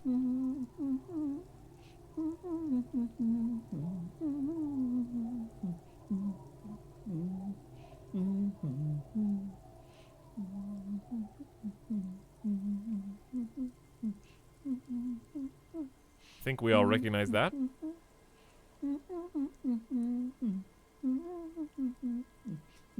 Ding, ding, ding, ding, ding. You're not sure about the melody, but it might be South Samaran, possibly Sigayan, also known as the apricot sujunti. We've heard about that like 3 times, and now I don't remember. Oh, yeah, because it was, yeah, there was a whole, it was like a Banana Republic type thing. Welcome to the fishing village. Please lean in closer. I have cataracts. If you can't see, then how'd you know I was here? God. Lean forward. What if I don't want to? Alright, chat would pick 2. Oh, welcome, police officer. We don't cause any trouble around here. And we don't want any trouble either. We are not here to cause any trouble, madame. What he said, we're cops. We don't cause trouble, we take care of trouble. We're cops. We're hell raisers. Click, click, bang, bang.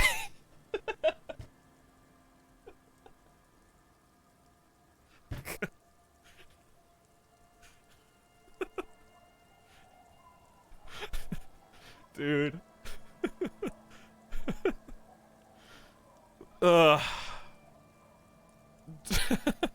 Drama superstar cop. We're cops. We're hell raisers. Click, click, bang, bang. No, you're not. I've seen you around here before. 12 years ago. 12 You years didn't ago? raise any hell. You were quite helpful, actually. But still, in Martinez, you're considered an ill omen. Wait, I've been here before? I am an ill omen, all right. Wait, we've been here before? No, not you personally. I meant the RCM. Some of the men got into a fight. One of them killed another. Locked himself in that woodshed over there. She points to the building behind her. He was brooding, needed some help opening the door. You got it open for him, and took him to think about what he'd done in a more secluded place. Somewhere more quiet.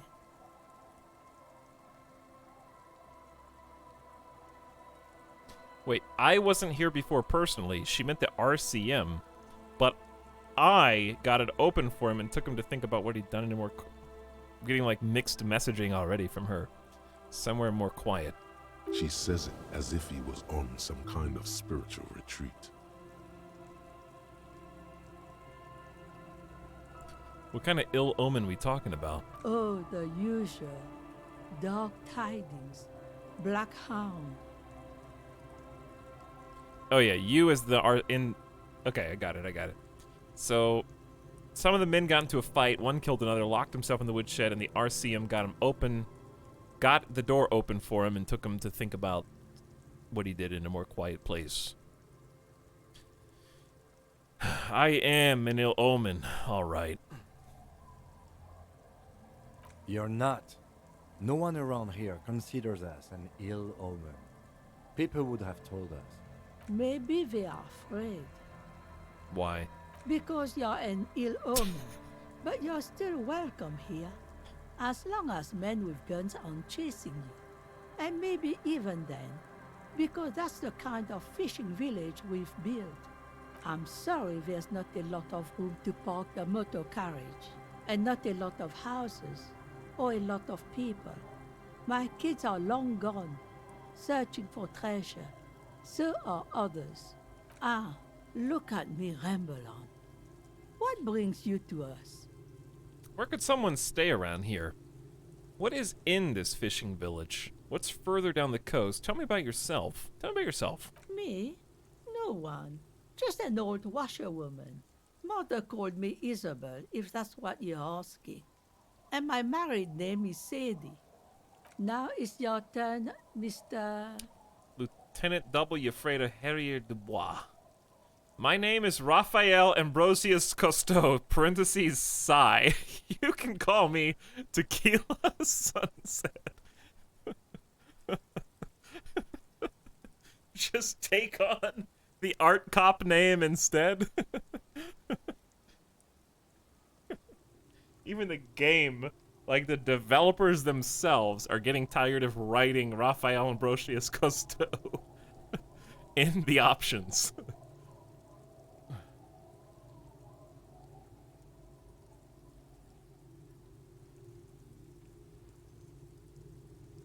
Chat is still dedicated to the cause, I see.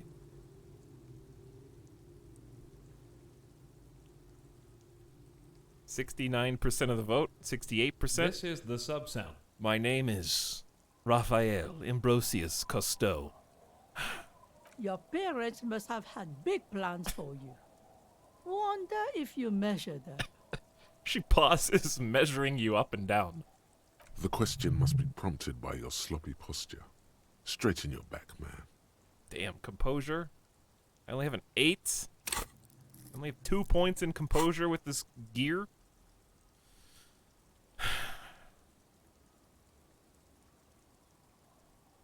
What's in the fishing village? Just us. It's barely a village anymore. We almost don't exist. How do you mean? This is pretty much a non-place. A gap. A blank spot on the map.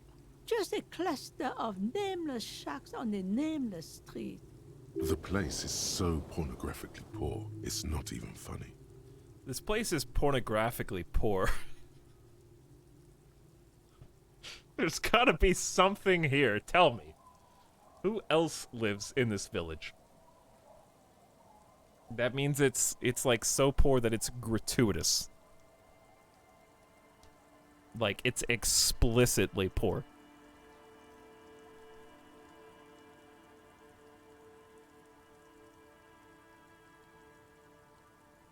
I respect anyone who can play this without mercilessly save scumming like I did. Yeah.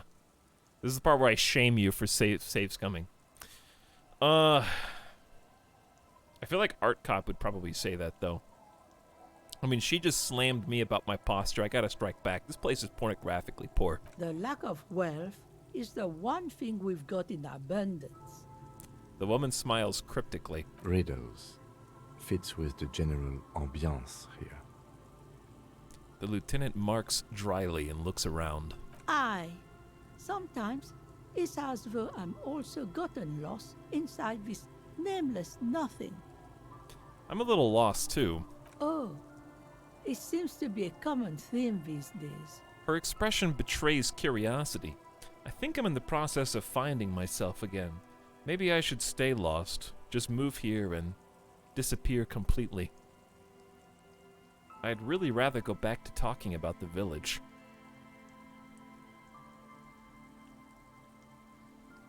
We'll see how chat feels. Really flexing that vote button.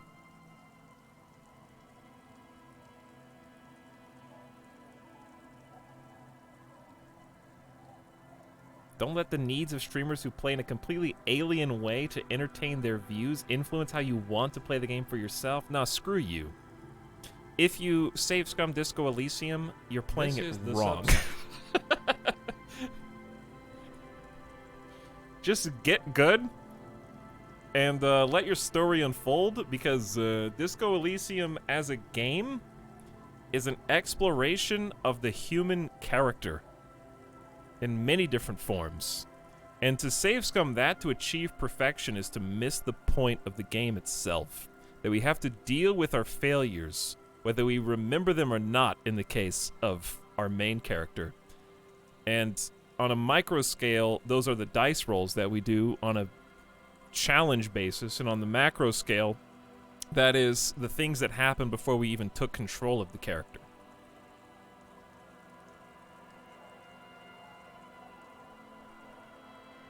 You just passed a conceptualization check in real life. But the game is made in such a way that there's only one fail state, and that is to make it to 2 a.m.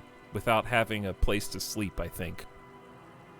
Other than that, it's literally designed with failure in mind.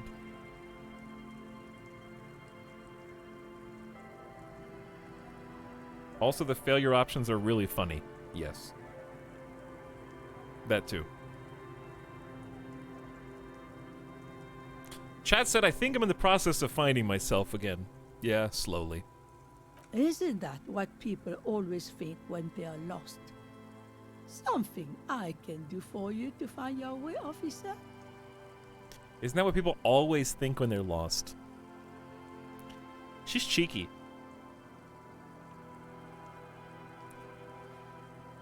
There's gotta be something here.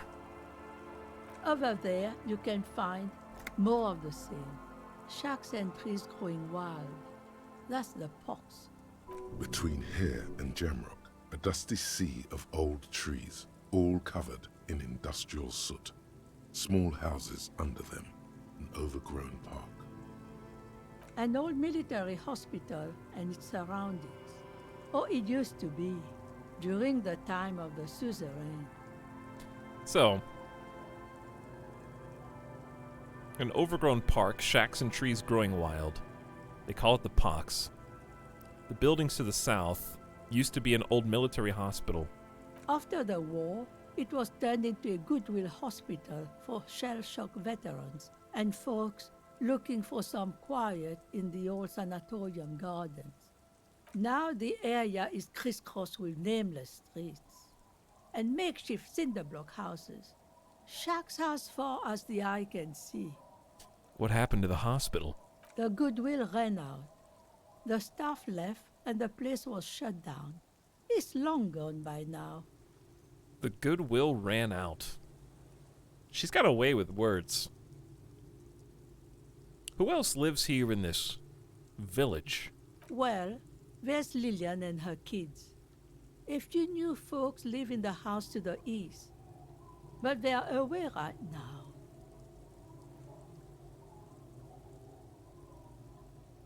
A few new folks live in the house to the east.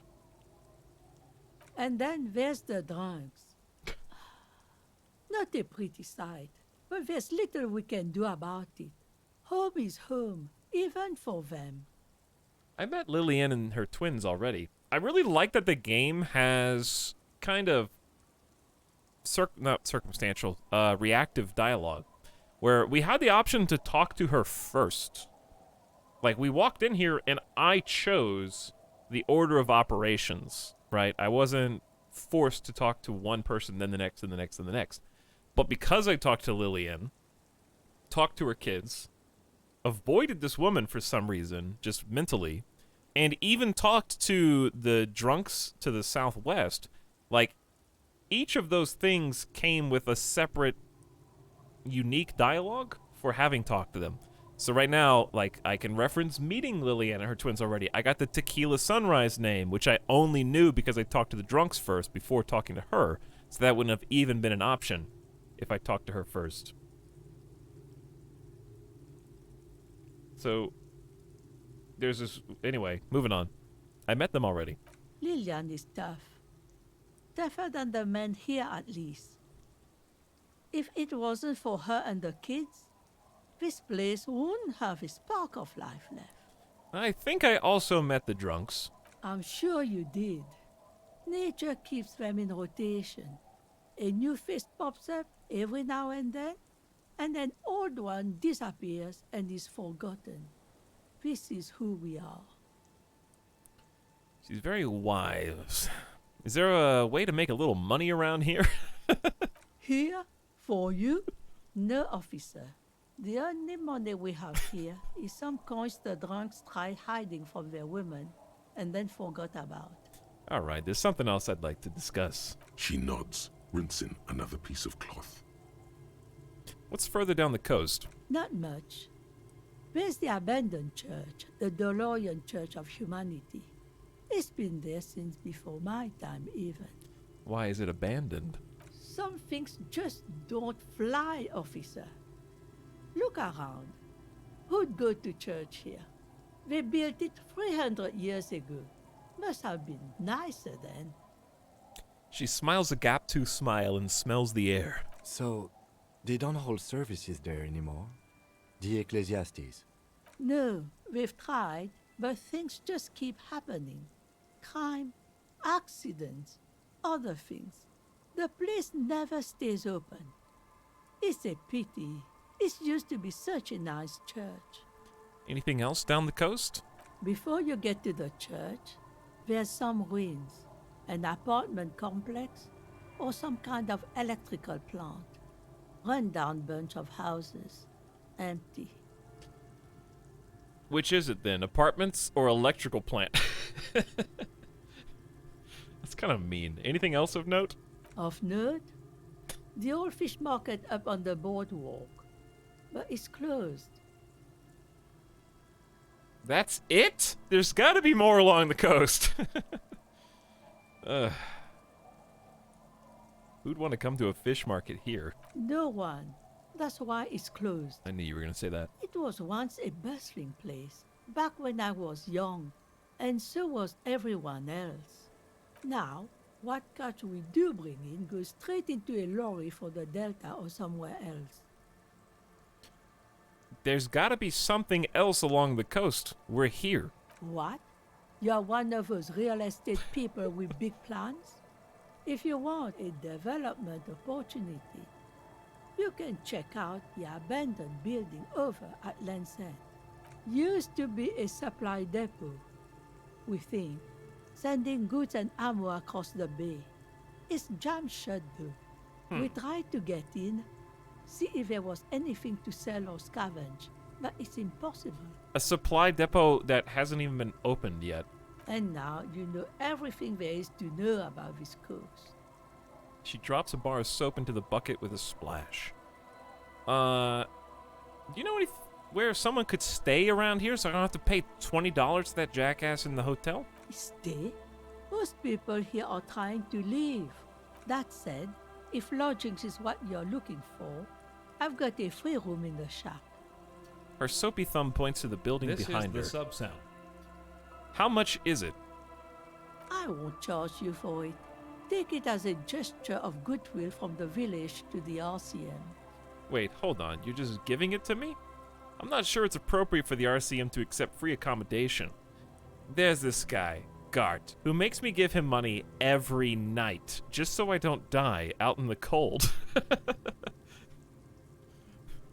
I think free market capitalist main character probably looks at Gart a little differently now, though.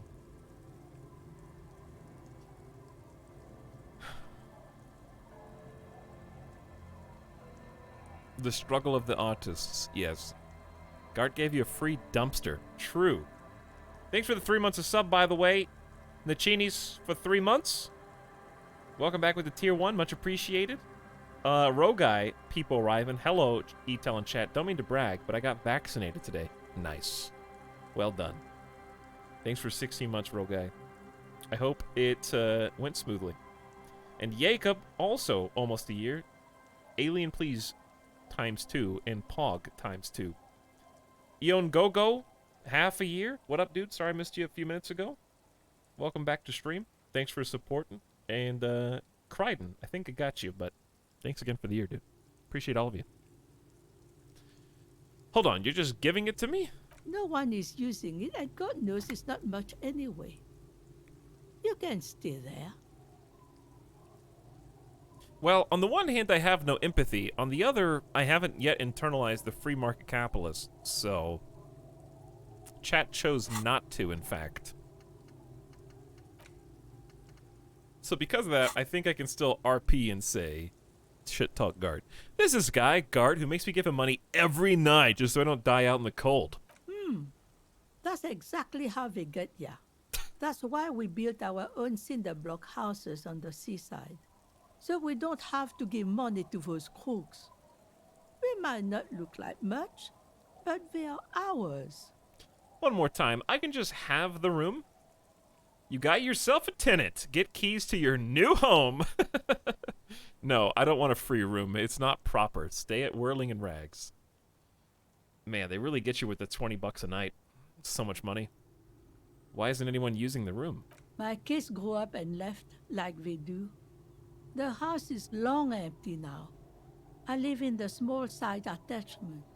It's easier and cheaper to keep warm. One more time, I can just have it? Aye. The room is pretty bare bones, but it's got a bed and roof over it. That's more than some folks have around here. Don't get me wrong, but bare bones isn't usually my style. Point at yourself. It would help me stay in touch with the proletariat. This could be the first chapter of my rags to riches memoir.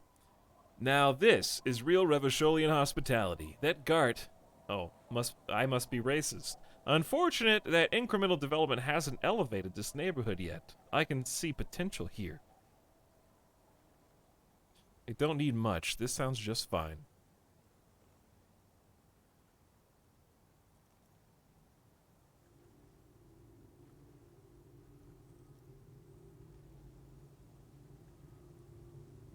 I think 3? Or 5.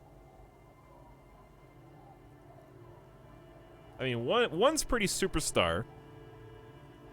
3's pretty, like, drama artist. I feel like 3 fits because it's both overly dramatic and also he thinks more highly of himself than he actually is. I'll go with 3. Surely not the first one. So are you interested or not? Surely that's not the first chapter of your rags to riches memoir. You got yourself a tenant. Get keys to your new home. Don't make an old woman regret opening her house to the place. A key appears from under the apron. She hands it to you. Well, if you are not in the hostel in the morning, I'll know where to find you. Here, in a shack. Listen, Kim, don't judge me. Do you know anything about a lost jacket, man, before we go? What do you want with a lost jacket? That's an excellent question, man. That's for me to know and you to find out, wink. There's honor in retrieving lost things. One of the drunks lost his and I agreed to look for it. It's not for me. I'm on a philosophical journey to fetch it for someone.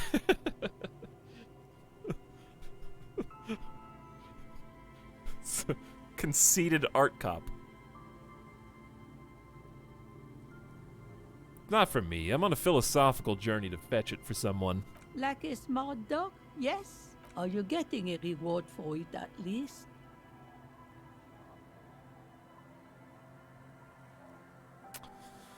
Lie, yes. Good for you. Can't expect to receive help if you're not helpful in return. A fine arrangement, that. So wait, is she admitting that she's expecting help from me? Anyhow, you might ask Lillian if she's seen anything lately. That girl's got a way of attracting lost and broken things. I think I'm gonna get got here in a little bit. Goodbye, I'm off.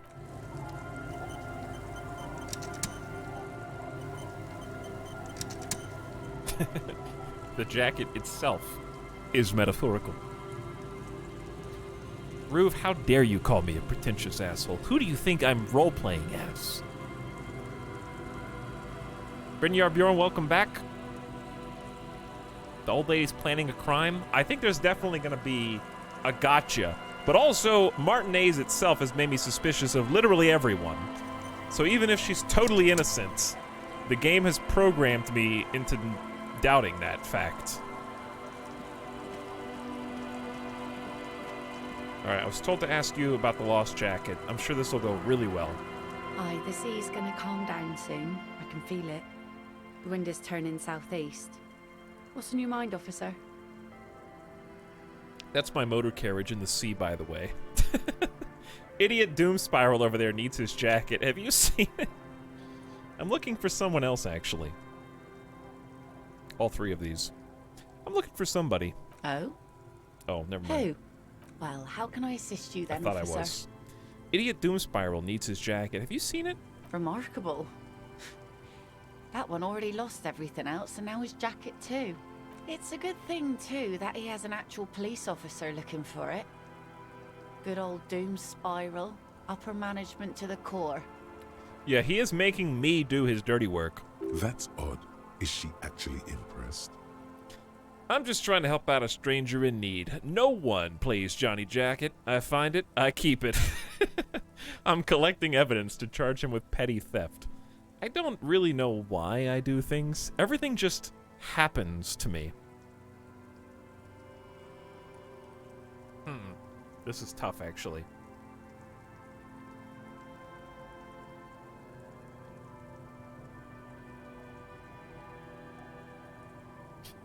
I have Merlot and pasta, so evening's going well. Nice. Very good. I might have some alcohol myself tomorrow, but not today. Things just happen. Probably not collecting evidence to charge him with petty theft. I might keep it.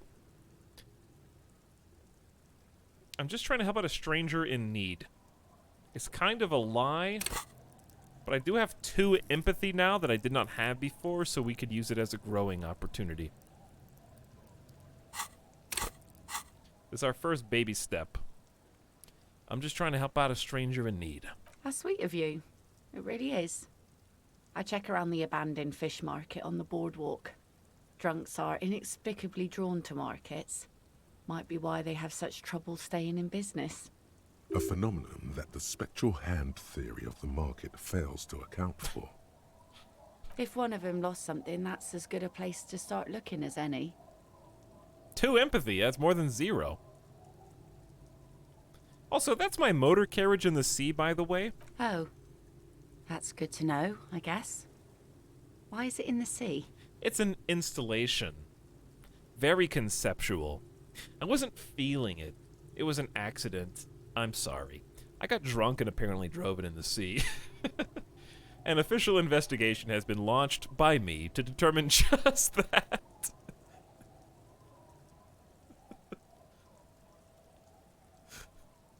I have launched an official investigation into myself to determine the cause of this accident. Rest assured, the case is in good hands. The 5 is so funny, but I have to pick one. It's an installation. Very conceptual. An installation? Us poor people are stupid and don't get installations. All I see is a heap of trash. This actually calls for a funeral, I think. You were suggesting we honor the carcass of my former motor carriage? No, that's senseless sentimentality. Inanimate objects don't have souls. I'm actually in the middle of a murder investigation right now. You're suggesting we honor the carcass of my former motor carriage? Aye. Feels deserved, don't you think? Falling in the line of duty like that and all? What an odd thought. Maybe I should. Why odd?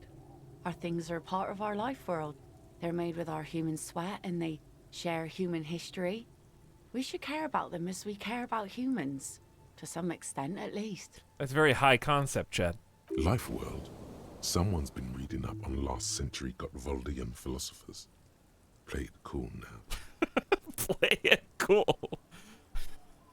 Alright, I'm in. But organizing a funeral takes a lot of time and effort, doesn't it? I don't get attached. Definitely not to things. Alright, I'm in. Oh, yeah? You won't even be able to get it out of the water before early June. And where are you going to bury it? Who to invite? What music to play at the wake? Take it from someone who's been through a few funerals. It's easiest to just leave them there and let nature take care of it. That's all we have time for right now anyway. Come back here in June and see how you feel about it then. It's not like it's going anywhere. The lieutenant looks at you sympathetically. It's a pity we don't get to do more frivolous side activities, like rejuvenate the doomed commercial area, or let's focus on the things we can actually do, alright? It's a pity we don't get to do more frivolous side activities. Yes, that is a pity. But for now, let's focus on the things we do get to do.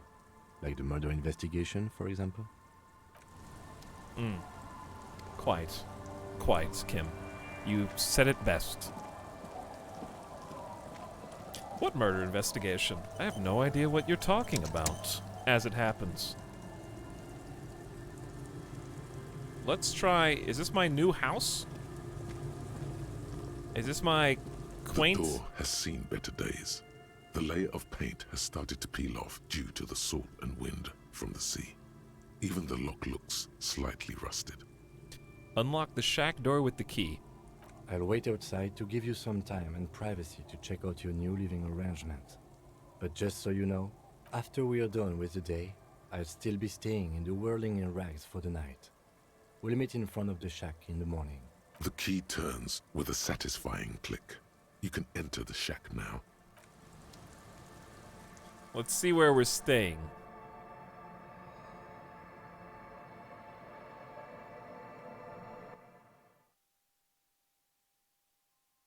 It's pretty cozy, actually.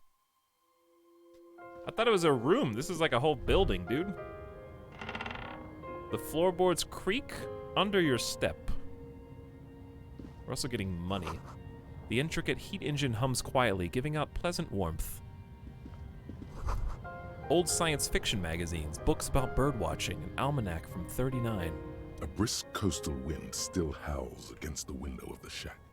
Occasionally, the waves crawl in under the foundation, producing a low hum. Have a listen. The room feels muffled, like you pulled your hat over your ears. Outside, it is cold and windy, but you're inside, and it feels safe and warm. It does. People comfy. What is this place to you? Dude, Shivers, you're freaking me out recently. This is the third time you've done that. My new hangout where I could silently sit, drink, and die while looking at the waves roll in. My forward base for the coastal part of the operation. It's free. That's good enough. I could live here. Looks like this is my new home. Wonder where the old one went.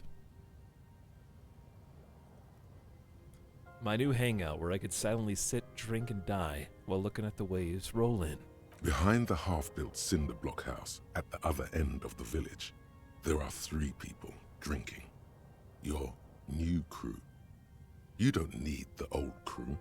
Oh no, you have a new crew to get drunk with. Shivers, are you electrochemistry in disguise? You already were a part of their crew once. You can get drunk with them again. You're probably going to hang out there a lot, behind that cinder block house. It's where you belong. Shivers is trying to scare me out of doing this. Thank you, Strange Sensation, for fair assessment of the current situation. No, wait, I changed my mind. I want to choose again. There is no going back. Outside, the howl of the wind has picked up. The waves crash against the stilts again. It's as if you think the thought, but in someone else's voice. Look under the floorboards.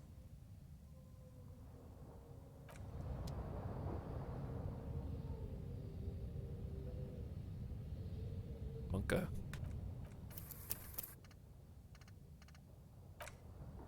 Okay.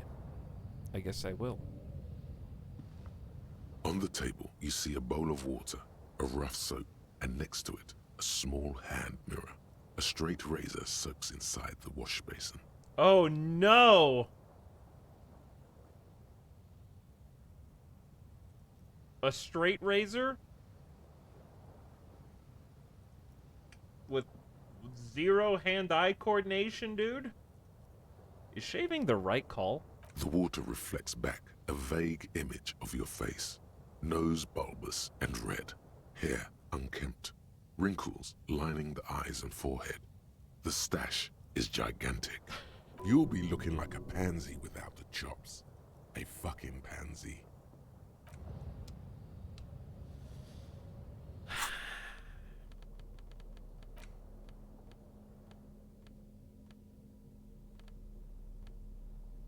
I can't believe we don't have any gloves that give hand-eye coordination. In fact, I don't have any hand-eye coordination clothes. So, I'm probably not gonna shave, because it's gonna fail and I'm gonna end up accidentally cutting myself. You see the waves, the sea, and the church. Also, I have a feeling that would be very un-superstar of me to do. Dude, is this the jacket? Korojev jacket. Is this a different jacket? This swanky checker jacket flatters your form in a way that makes you feel the fun kind of serious. It has really nice, roomy pockets, too.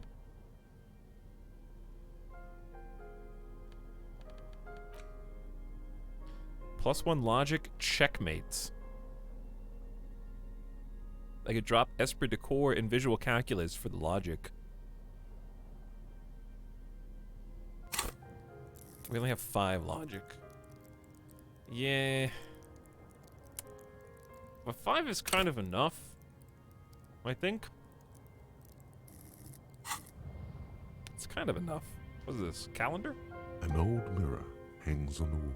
Oh, it's a mirror. See the reflection of your face in it, such as it is, without the expression. It's just hairy. Well, we never got any more encyclopedia. The bed is comforting, if a bit run down. Still, you've earned a rest. Not yet. Well, I don't think I have enough perception to check under the floorboards, but I can see where they're busted. Oh well.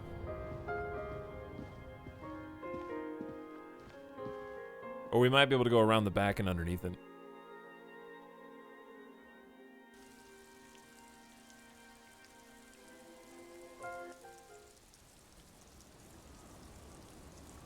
Okay, let's go up. Ooh, where's this?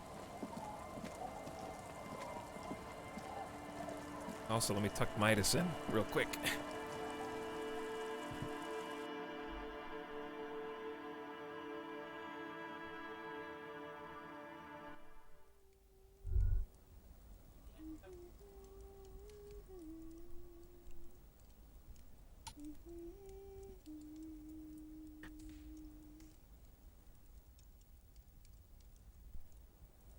Okay, we're back.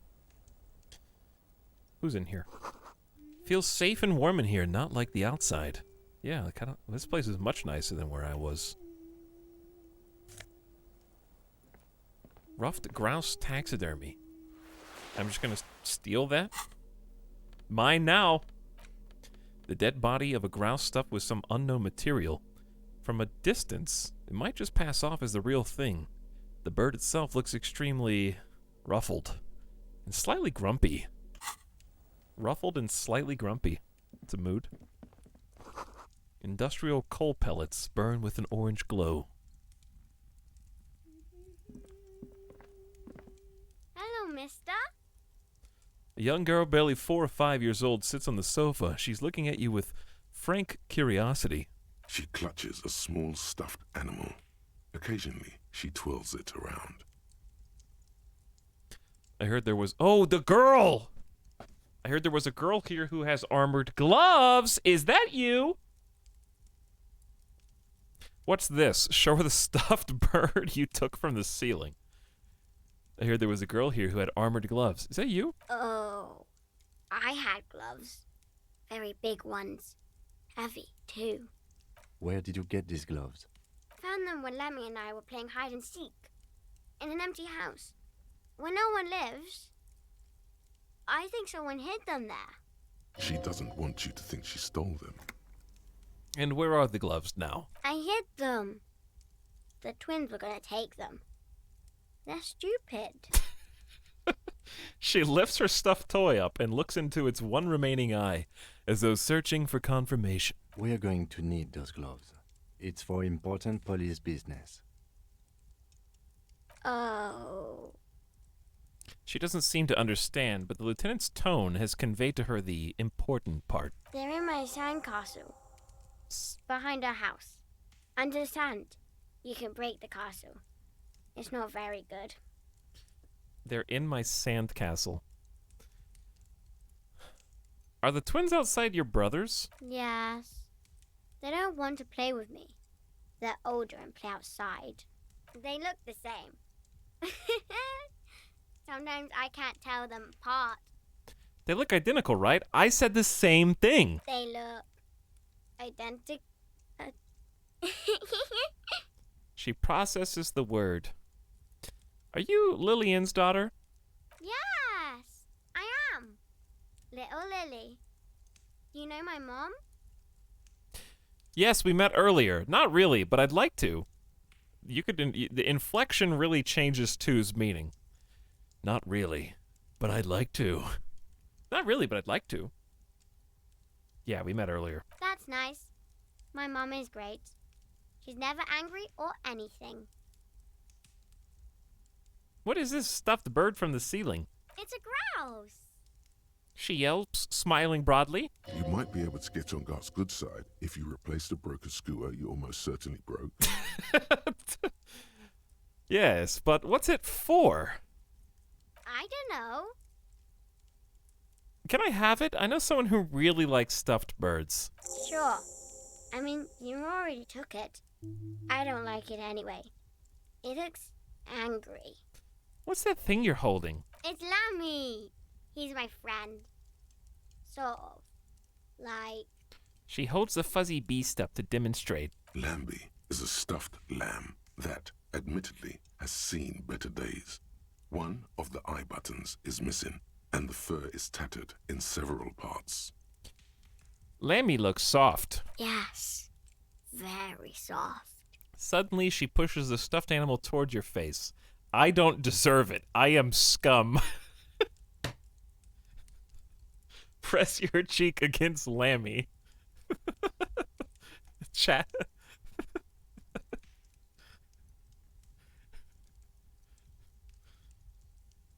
Ugh. I am scum times 100. Oh, chat's so goody two shoes today.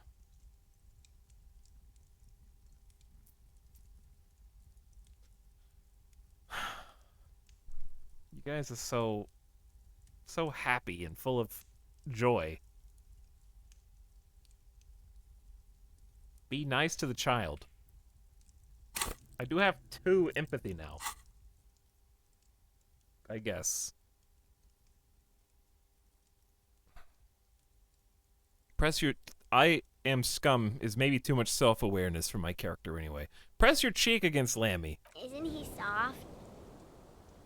Field morale. She's right. Lammy is very soft.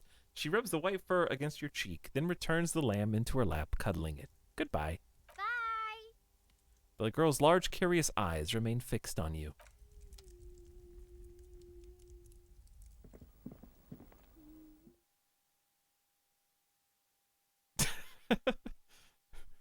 We have 2 whole empathies, actual character progression. Exactly.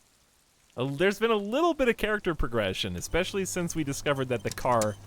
I think discovering the car and the badge was a turning point for sure. Take the stuffed bird to Gart, find the armored gloves. I'm gonna... Dude, if I get the option... I'll wait. I'm not gonna say it because someone may spoil. I think it's time to go up the coast now. To a new area. Hey, what's up, Pond Scum? It is Friday.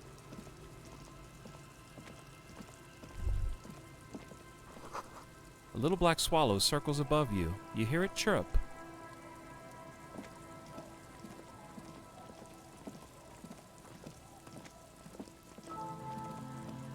Time for exploration music. We got stuff up here. This is the sub-sound. Honestly, I can't even see that unless I hit tab. The water runs from the west. The source is upstream. This Broken is the sub-sound. pipe, perhaps?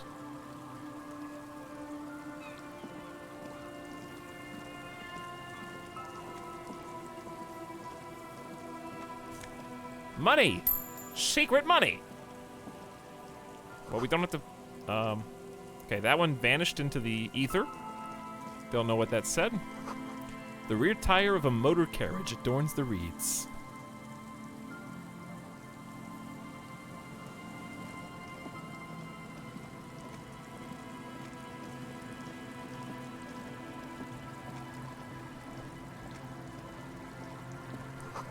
Looking back at you from the rust-colored water, you.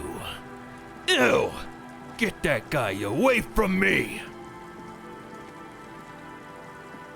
Snide kerfuffle, 17 months.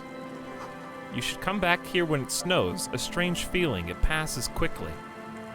Oh, come back here when it snows. Conceptualization, easy, success. The game's title, Remothered, is a deliberate puzzle. It could mean something like Mothered Again or Born Again, but it is instead 17 months of sub. Thanks for the Prime sub.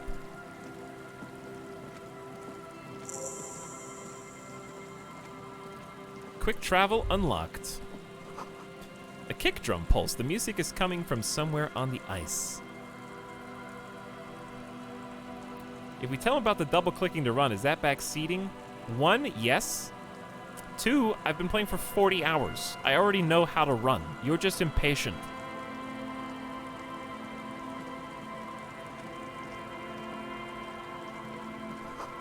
A school of fish huddled around the fence post, then scatter into the dark.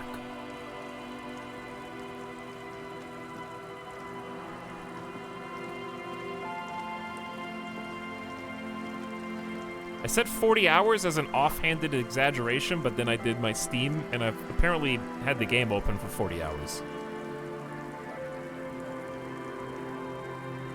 Could there be treasures inside?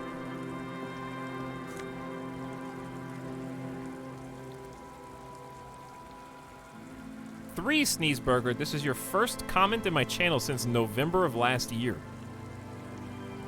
Where have you been? You fake chatter. Alcohol, potent Pilsner.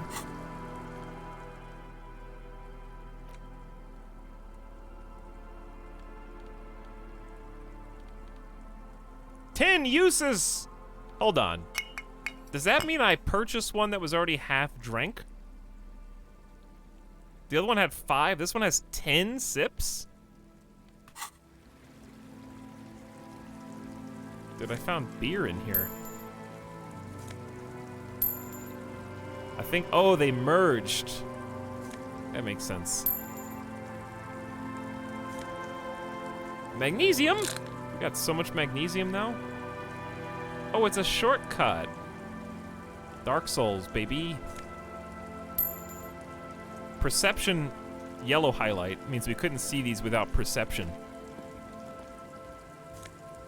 260? I'm rich. Actually rich? There's also someone over there. Dude, what do I want to go first? Where do I want to go first? You are here. We're near the church. We could go over here to the pier.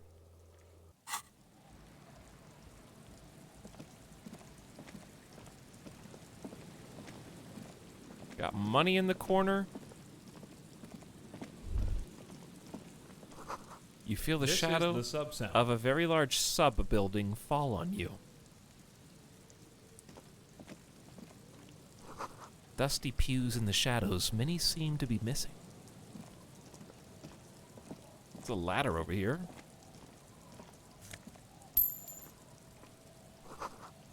An altar shrouded in the dark, or something like that. It's too dark to tell. Well, I mean, we're at the church. We may as well see if we're even allowed to go in first. The sign reads, Saint Brun, 1147. Heavy wooden doors, more than twice your height, stand shut in front of you. The rectangular sea-worn ornamentation appears in stark contrast to the padlock, carelessly drilled into the wood. I like that sentence.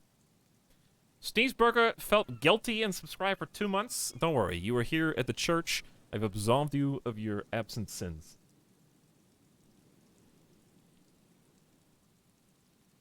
Thanks for the sub. Iron Core as well. Pretend that something clever was written here. No. Thanks for 11 months, I guess.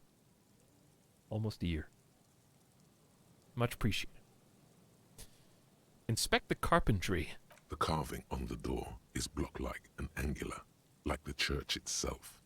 2 large beams shoot downwards, sinking into the wood before they reach the threshold. Touch. Chad, I want you to do the one that touches the thing. Run your hand over a beam. The surface is smooth from the wind, but moist to the touch. It has been snowing and raining. Closer look at the padlock. This cheap-looking padlock is sturdily built. It shackles together a hasp and a staple screwed into the wooden door. The lock is adorned with a yellow sticker. Rattle the door and see if it opens. Nothing happens, only the sound of the padlock rattling against the door. I don't think that's going to work. Thanks, Kim. High above, the wind wraps the church in its rush, cold and wet from the ocean bay. It parts around the massive keel-shaped roof, like a test tunnel washing both sides, the way it has done for 340 years. The wind keeps its distance. So should you. Wow, Shivers is telling me to heck off. What is this feeling? There is a hole in my heart. Okay, Shivers being freaky again. The lieutenant looks at the padlock. He didn't hear you asking. You were quiet enough.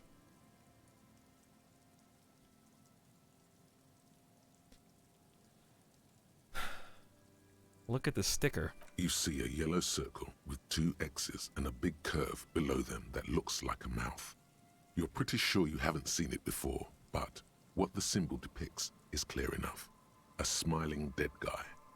The curve makes it smile, and the X's make it dead. Wait, what? A yellow circle with 2 X's and a big curve. It looks like a mouth. A smiling dead guy. There is something blindingly modern about this symbol. Its modernness puts to shame everything you've seen before. What makes it so modern? It's the contrast between the cheery, chemical yellow and the rigor mortis. As if the cheery guy didn't know he was dead, or the dead guy didn't care that he was. Either way, you get the sense the forces of future are at work here. Uh-oh. You may be on like an episode of Ghost in the Shell. Wait, no, they didn't have X's on their eyes. Have you seen this symbol before, Kim? He takes off his glasses and uses a blue handkerchief to thoroughly wipe them clean before inspecting the sticker. Then he looks up, pauses, and replies. No. What does it look like to you? Looks like a dead man smiling. Suggests junior delinquency. Okay. What is suggestive of junior delinquency here? I haven't seen that sticker before, and I'm not a youth. I agree. It is very modern, but does the cheery guy not know he's dead, or does the dead guy not care? What is the source of the irony here? That level of conceptual thinking is not part of my skill set. Interfacing 9, try to peel the sticker off without ripping it. Hold on. If you really think we should get in there, we need to find some other way. Should we start with that kick drum coming from the ice? What? Yes, the pulsing bass. An indication of junior delinquency.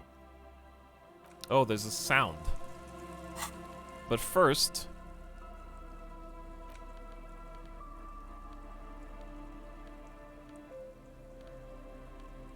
swear one of these has interfacing. Nope. I was wrong? Never the ones I need, dude. Never the ones I need.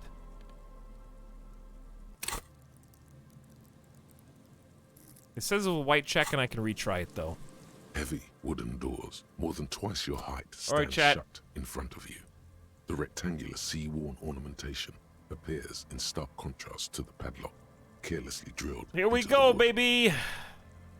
Peel the sticker without ripping it. White check, you may retry it. There's nothing Yes! like the sound of a sticker unpeeling. Now it's stuck to your thumb.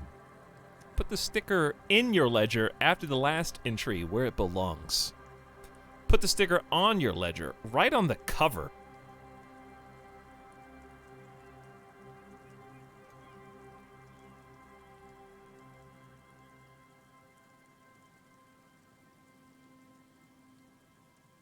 I had a feeling that you would all pick that, but I like to check anyways. Also, these percentage... Wait, there's a third option? Shake it off your thumb and throw it in the wind. I was wondering why it wasn't adding up. Secret third option. Put the sticker on your ledger, right on the cover. Voila. Looks very modern. Secret task complete. Gain 10 XP. You're part of the future brigade now, and so is your formerly humdrum ledger. Neon, baby. Dude, I just double dipped that 10 XP. That's 20 XP right there with the conceptualization art cop bonus. Neon, baby! Inspect the staple. The padlock passes through a staple that's been hastily attached to the wood. Closer inspection reveals that one of the screws is not a screw at all, but a nail. The work has been done recently and is unprofessional, to say the least. Should you want to get through, it might be easier to just pry the whole thing off. This is where my Mr. Prybar comes in handy. Maybe we should circle the building first and look for another way. The building has seen enough mistreatment. Tool not equipped, but I could definitely do it.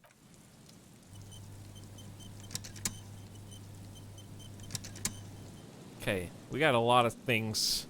I'm very excited, though, because it's fun to explore new areas in this game. Should we just focus on the church area for now before we go into a whole... Yeah, let's focus on the church area. Try circling the building.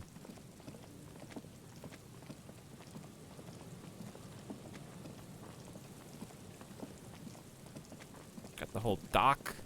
There's a Ferris wheel somewhere over here. We've got a mysterious rock. We'll be back that way, I assume. Oh, we can't actually go on this territory. We gotta go the other way. Alright, well, I'm interested in this rock that I spy. Secret rock. 255! Ooh, I am rich! I am so rich in this game. Bunker? Alright, come back to the bunker. Not yet.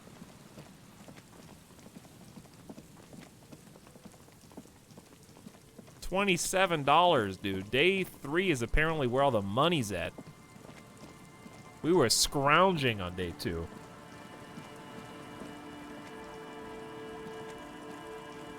Going out on the ice. I'm sure everything out here is safe.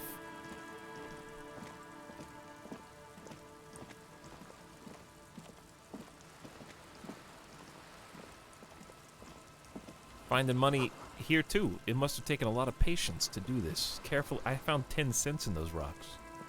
Damn, it's cold outside. Painted with pastels. Someone's trying to bring cheer to the world.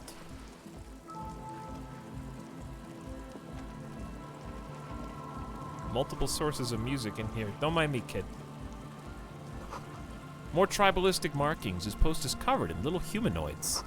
A pole screwed into the ice keeps the tint erect. Trash from some unending party.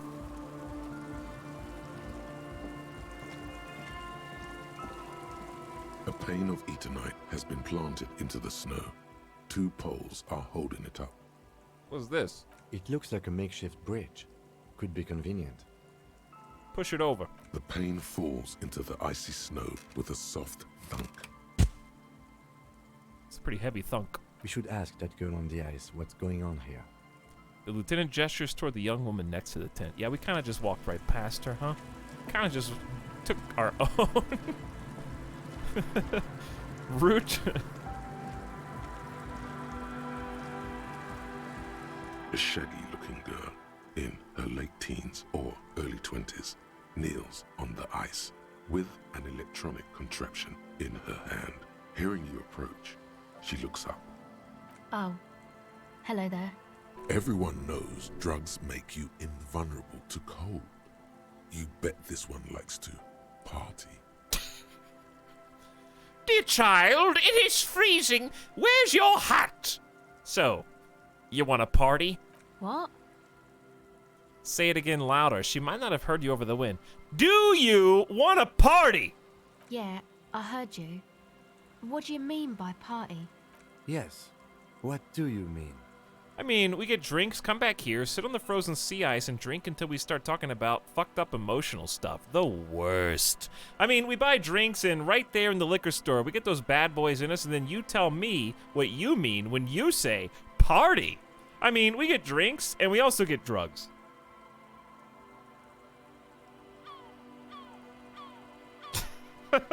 A series of,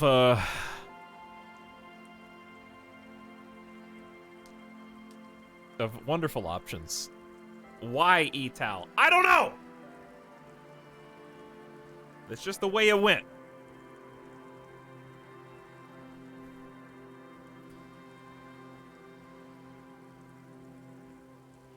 Chat, what do you think? You've had time to mull it over.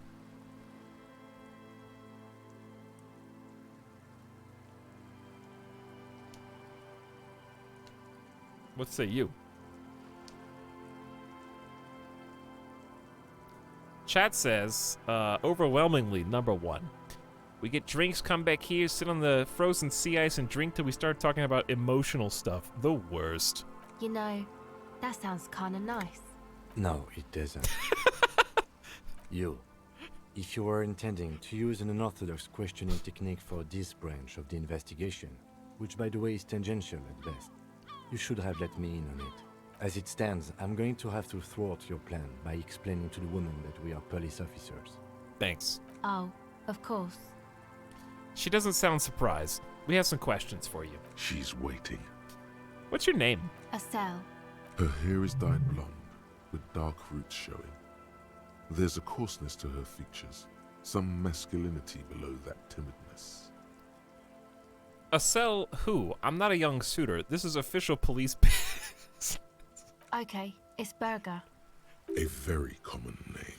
What's that device you have there? This is a portable recording device. It's for field recording. Low quality, but still. And the wires? Actually, just one wire. I picked on it till the braiding came loose. The wire leads to a contact microphone. Chat, she's been recording me. What is a contact microphone? A contact mic records sounds from inside things, like this ice. Your mangled brain would like you to know there is a boxer called Contact Mike. Yeah? Any news of my wife's name? How about my mother? No. You're welcome. Does this have anything to do with Contact Mike? How does that thing work? Where'd you get the mic from? I actually had some non-mic questions for you. Hey, does this have anything to do with Contact Mike? Yeah, I record stuff with it. No, I mean the boxer Contact Mike. No. This is a contact microphone. It's for recording inside solid objects. Contact mic just beats people up. That's not fair. And an understatement. You know, Contact Mike doesn't just beat people up. Contact Mike is a role model. An entire litany spews forth. Yeah, you heard right. You should try to be more like Contact Mike, a successful athlete and an inspirational figure who has overcome social, physical, and mental obstacles. On second thought, screw Contact Mike. He's not a champion. You are. Look at you here in front of a saggy tent, picking your nose to drug addict music. The world of sports is in awe of your faith and dedication. Sorry, I don't know why I said that. There was something else I wanted to know.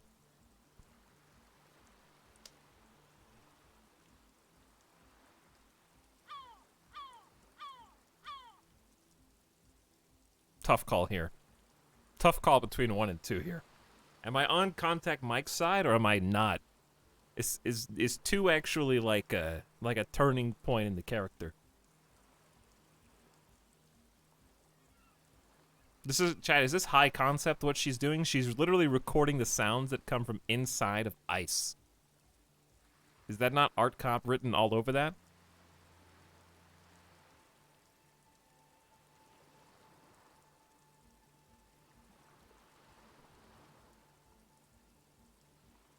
Do you really want to make an enemy out of Contact Mike? I don't think 2 is in earnest. Yeah, but is my character really in earnest? It's also a very art cop critic.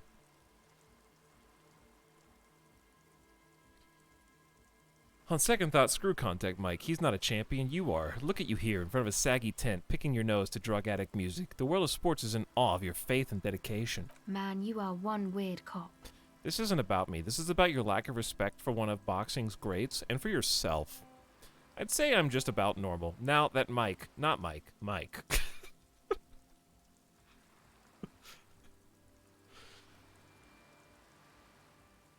This is I'd say I'm just about normal. Honestly, at this point, after everyone we've met in this game, we're pretty much on everyone else's, like, level. This is pretty normal, dude. You do understand it all just sounds like Mike to me, right? How does that thing work, that mic? The mic? I don't exactly know. Somehow it doesn't pick up vibrations from the air. The book said it only picks up structure-borne sound, if you like technobabble. Where'd you get the mic from? Same place I got the recorder from, the Elysium. Is that the store that we were in with the guy? What is that Elysium? Oh man, you haven't been to the Elysium? It's the coolest place in this whole drug-addled shithole. It's a music club and a synthesizer workshop on Boogie Street in Jamrock. Musicians live there, like real musicians. I once saw Arno van Eyck. Sounds interesting. Who is this Arno guy? Oh yeah, guess you wouldn't know Van Eyck. Or really be a Elysium going kind of person. I get down. I don't know what that means. I grind. I don't know what that means either. It means I'm hip beyond my years. Nor do I, but I have concrete evidence that I rock in the form of a wrecked tape player in a completely trashed hostel room. That's cool. She breathes on her fingers. Looks like she doesn't know what to say. You're right. Time has deserted me. Sucks, man. Was there something else? About the Contact Mike, perhaps? She squints her eyes for a second, trying to remember something, then lets go of it. Actually, I had some non-mic questions for you. Okay. What are you doing out here in the cold? Recording, I guess. And what is it you're recording exactly? I think I'm recording cracks in the ice. But there's no way to tell. Not without headphones. I think I just recorded your footsteps too. Not sure how that will sound. She scratches her forehead. Wait, what happened to your headphones? My boyfriend sold them. What for? I don't know, man. Things. Just stuff you need for life. Oh, dude, stuff and things? Yeah. Yeah, I like The Walking Dead too. A lie. They were probably pawned off for something suspicious. And what are these recordings for? The cracks, the footsteps? The musicians in the Elysium used them for making music. They looped the stuff, cutting the tapes together. They make music out of cracks in the ice and keys jangling. Crazy sounds like that. It's hard to explain. That sounds really high concept. Anyway, I thought I'd make some too. It's supposed to be, like, a music place anyway. She rubs her shoulders and looks around. The girl is cold all of a sudden. Very cold. I don't really know what I'm doing. They use synthesizers too. I don't have a synthesizer. She is on some kind of stimulant, amphetamine or methadone, and its effects are wearing off fast. She will begin to experience more and more valleys now, and fewer peaks. So he was right on the money. She was on drugs at the beginning. Or at least we think, we assume. Don't deface me, Kairatobi. Take this, you're cold. The lieutenant begins to take off his jacket. No, man, fuck that, I'm cool. I'm sorry I said that. I'm sorry about the fuck. It's okay. The lieutenant backs up. He throws you a glance. Give her your hat. Here. You need this more than I do. You said it's supposed to be a music place. What is? Are we giving her our hobo hat?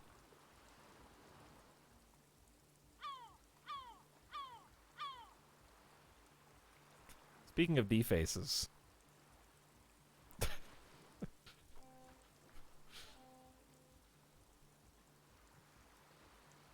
Okay, bye. Chat. Stat hat is our hat. Is it? Ooh, is it? Is it? Wow! Whoa! 49 to 49% of the vote. Chat is not sure if it's our hat or not.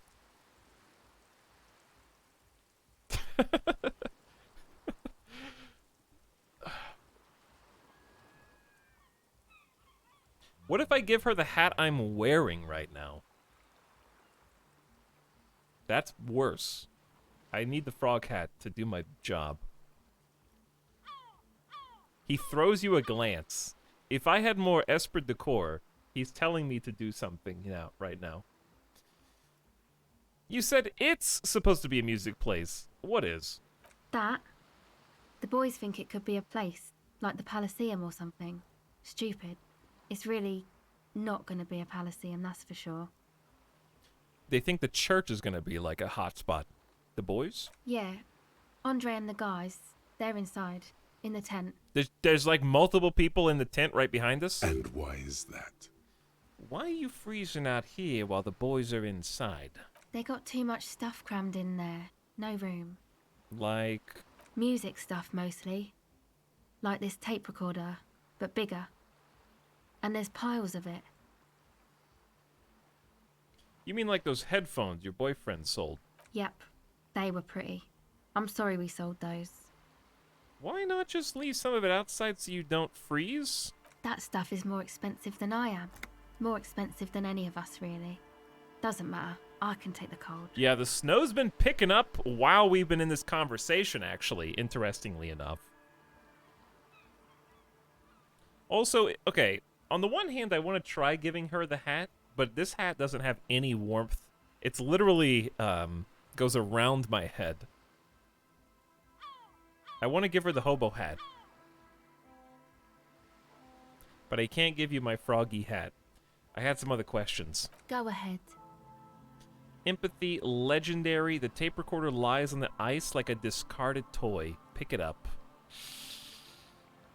That is a white check, and you may retry it. Tell me more about this music place you're planning in the church. It's supposed to become, like, a club for Nordic dance music. Like that new style of synthesizer stuff they play at the Palaceum. Isn't that the stuff the lawyer was talking about? Except that, yeah. She looks at the old wooden church up on the poles as a mean wind bellows in. The 6-story structure lets out a doleful shriek. The floorboards are twisting, and the shooting beams are slowly cracking, like bones. Far east of the Golden Delta, beyond the industrial port, there is a black patch of unlit coast with the smallest creatures on the ice. There will never be a club for anodic music here. Not in a million years. Wow.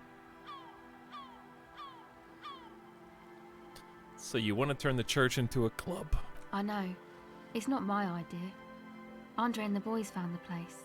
It was supposed to be deserted, but now they can't even take it. Hey, don't get me wrong, but you're cops, right? I don't know where you got that idea.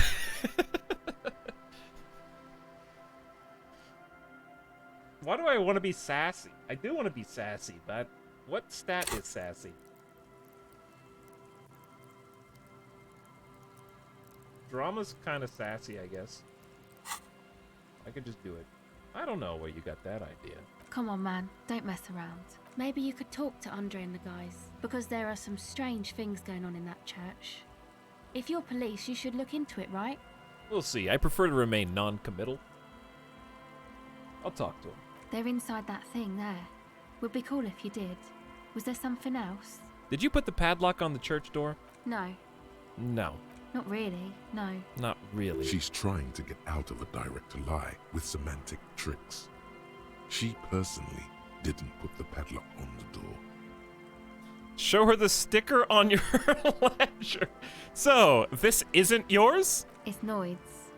Wait, is this Noid a friend of yours? Yeah, I guess you could say that. Why did this Noid person put a padlock on the door? To keep more weirdos from getting in. Fucking Martinez. I'm sorry. It's got the worst weirdos. If you get around to it, ask Andre about them, he'll tell ya. Should you? Weirdos. Sounds bad somehow. What is anodic dance music exactly? You know, anodic, cathodic, music that's made with electronic instruments. Why did I get a secret task complete? Electronic instruments like... Synthesizers and tape consoles. Microcomputers too. Anything that uses electricity, but isn't guitars. Also found sounds, stuff like that. This is an evolutionary step up from amplified instruments, which in turn are a step up from acoustic instruments. What comes after it, you wonder? A black-tinted nothingness or something finer? Enough about the church then, I had another question. Go ahead. That empathy, dude. Okay, bye. She turns her attention back to the recording device. Dat empathy. Hey, do I have any clothes that give me mo empathy? Or am I already wearing them? Ooh, I do actually.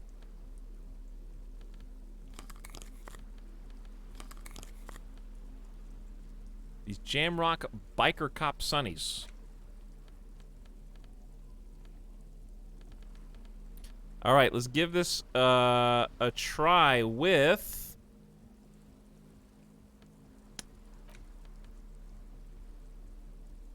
Is it Pure Holodon time?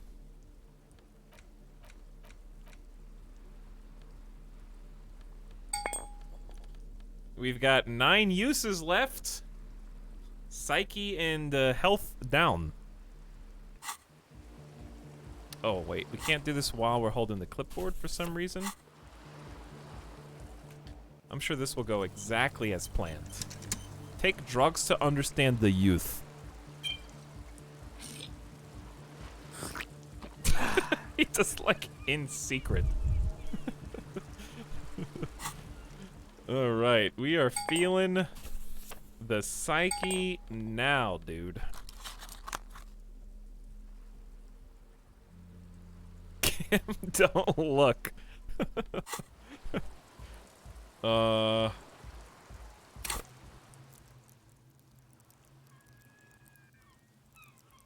we have anything yet that increases motorics?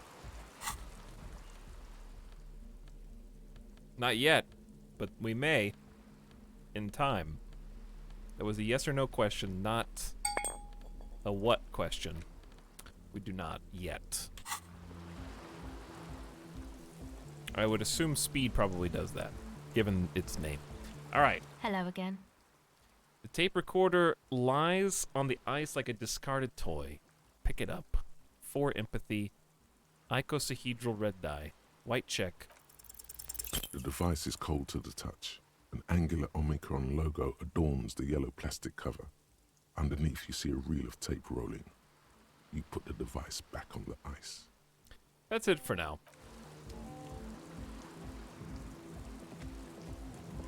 Too bad.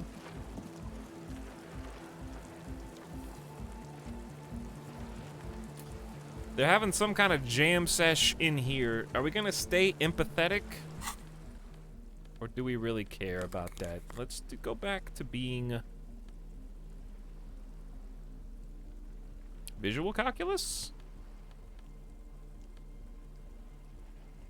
Let's do logic. Logic's been working well for us. We can keep a little bit of empathy. We still got, 3.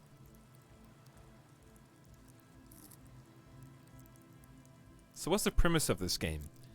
It's kind of a big question this far in Genevan. It's kind of a large question. I don't even know how I would explain. You wake up naked with no memories as a hanged man to investigate. Yeah, okay, that's actually the premise of the game. It's like a book where you choose your own adventure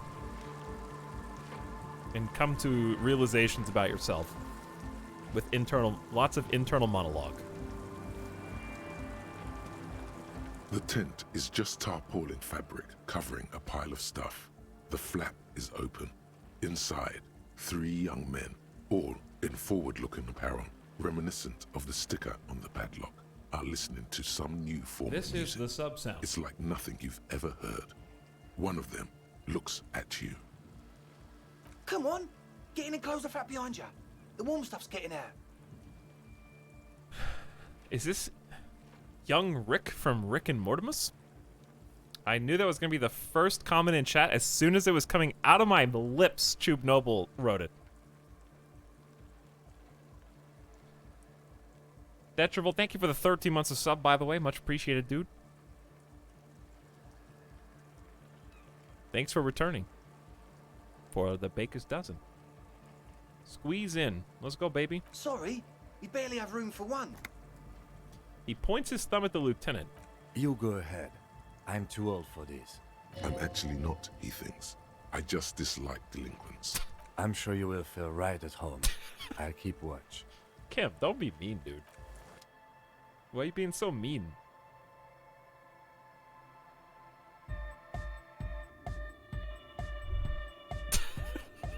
Why is there so much space in here? It smells like sweat and laundry detergent, plus a trace of ether.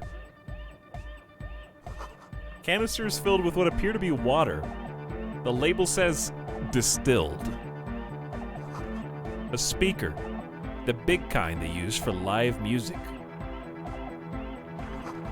A pile of nasal sprays, Nosafed Ultra.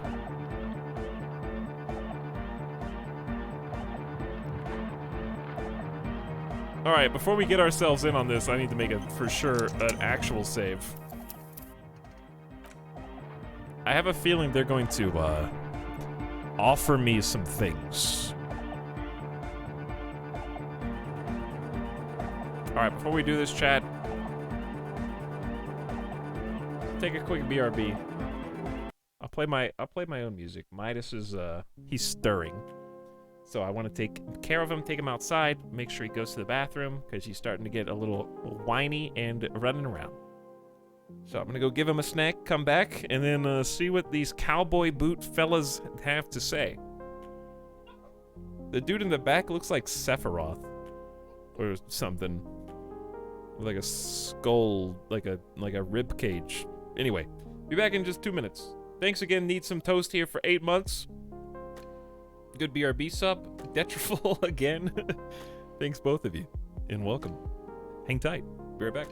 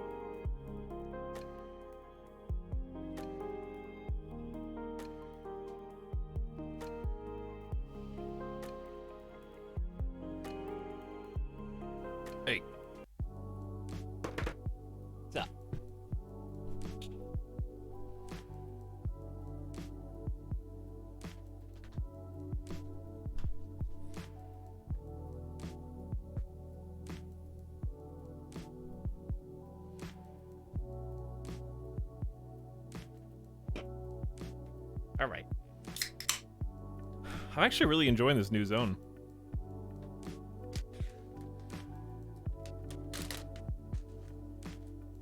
All these, like, they give you 2 days to kind of walk the streets, go through the alleys, meet the people around the hotel and the Union and Joyce and all that.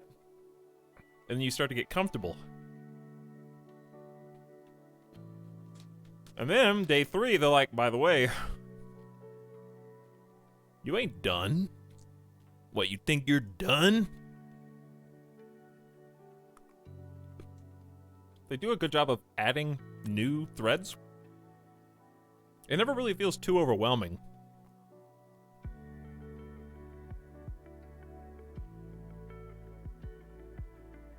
But we are almost to the quote-unquote edge of the map.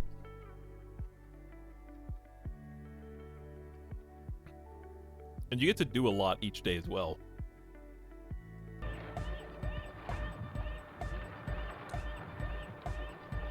Pump it, baby.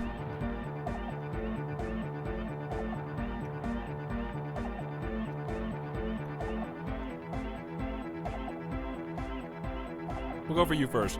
Go speak to Andre. I'm just annoyed. I didn't even click on you.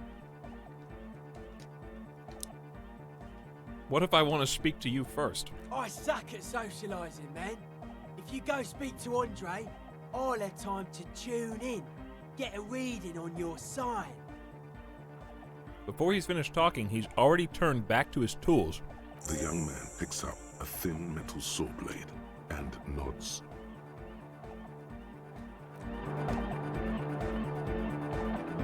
You see a youngish man bleaching the tips of his hair with a toothbrush. He puts the toothbrush down and extends his hand in greeting. Hello, I'm Andre. It's a pleasure to meet you. Why are you so... There is definitely something futuristic about his hair. Aggressively so. You get the sense that this is what the future will look like. They know. Imbecilic. Yes, should the future ever come, it will look deeply imbecilic, like this guy.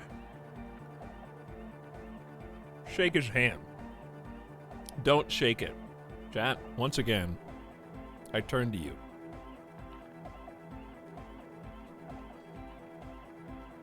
You already know. Yeah, but I just want to see if you guys will shake the hand of young Rick. Willingly. And overwhelmingly you will. His grip is strong, sweaty, and warm. He's trying to project and inspire confidence. This is my posse, Noid. Noid. The young man with earrings looks at you suspiciously. And Egghead. Egg! Wait, Egghead has hair. This is Egghead? He's got hair. Was he supposed to have hair? The tape player high above his head continues to blast what is probably anodic music. Together with a Settle Burger, who's out there right now, doing some seriously progressive sonic experimentation, we like to think of ourselves as music venue organisers. Wait, how many music venues have you organized? We have many in the pipeline, officer. That means they haven't set up a single one yet. Why are you here? You see, we've been all over Jamrock North, prospecting for real estate to establish a new venue in. Also for talent. Yeah, thank you, Egghead. And while there is no shortage of raw, unfettered talent spinning tapes in Jamrock, we've had rotten luck with the real estate part. Place is a shithole. I apologise for my friend Noid's potty mouth. I realise this is not how you speak to a police officer. He has authority issues. I like how they invert the expectations of, you think Kuno as a young kid is going to be nice, and you think that the, like, party boy druggies are going to be, like, party boy druggies, and they're, like, very self-aware. There's no need. This place is pretty bad. Next time, watch yourself. Was there something you wanted? Your friend said there was a problem with the church.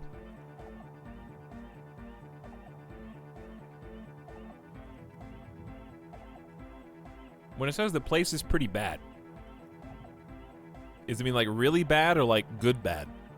Hello, GamerDeathBot. How are you?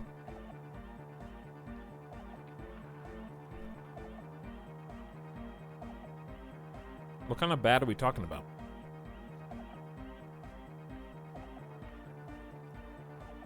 I don't really understand it. Anyways. Chat doesn't know either. Jeffs are out. There's no need. The place is pretty bad. Which brings me to the problem of occupied ecclesiastical property. I bet you've noticed the derelict hive of narcomania on the coast. What are you talking about? I'm talking about the church. And I'm not exaggerating. Even a place of spiritual refuge can become a magnet for all sorts of dopeheads and burnouts if left unattended. Dopeheads! Burnouts! He angrily spits on a screw and then starts cleaning it. Well, I'm sad to say, that's exactly what happened. Sad because we were just about to put Martinez on the map with one of the maddest dance clubs in Jamrock.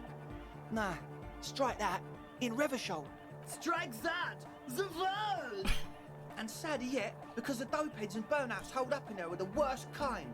He leans back a little, watching you with a steady, serious gaze, letting you imagine just how bad those dopeheads and burnouts really are. Barely passed composure check. Good. This calls for an opinion. You're an expert in those. I don't know. I'm kind of a dopehead myself. What kind? I won't stand for narcomaniacs of any kind. No narcomaniacs on my watch. Shake your head gravely.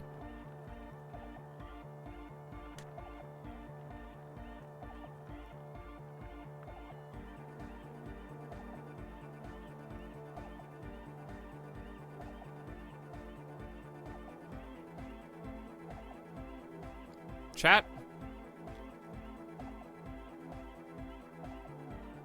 Still on drugs. 3 is hilarious, though. 3 is really funny, yes. Considering that I literally just, dosed on the Pyrhalidon.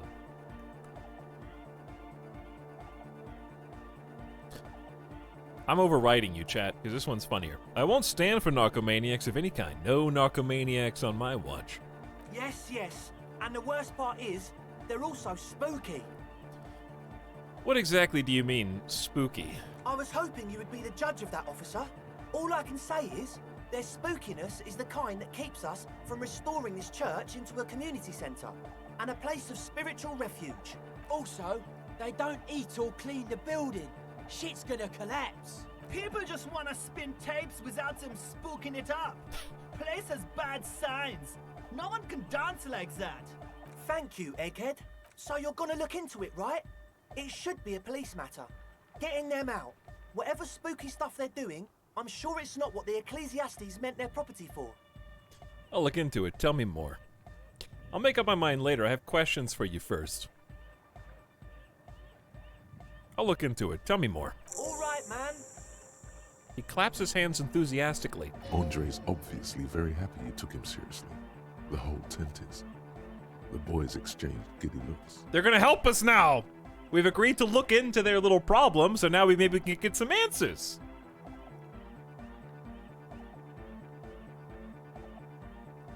Who exactly are the people inside the church? Truth is, I don't really know. None of us do. I don't even know how many there are. All we've seen are glimpses. You haven't even seen them and you want the police involved? Well, there's also the machinery. When I first scouted the place, back in February, it was abandoned, empty. Took some time getting the crew together. So about 2 weeks ago, we came here hoping to set the stuff up. Suddenly, there are all these strange machines lying around in there. One of them has wires running into bowls of water. Wires into water. Never seen anything like it. Andre, tell him about the feeling. Oh, and it felt like there was something in there with us, watching us from the dark. No, the other one. Which other one? I'm not as in tune with my emotions as you are, Egg. Felt like silence. Awful silence. But you haven't physically seen anybody. Not exactly. We've just seen someone who we think is a woman go in and out of the church. A couple of times. And we felt someone or something eyeing us inside. But that's kinda it. Can you tell me more about this machinery? How can you be sure they're burnouts and dope heads if you haven't even seen them? Well, honestly, I can't, but I am. He also sounds like he's getting quieter the more he talks. This is a below-feeble attempt at avoidance. Basically, he is attempting to weaponize idiocy. Wow, you can't, but you do. I should add weaponized idiocy to my own repertoire.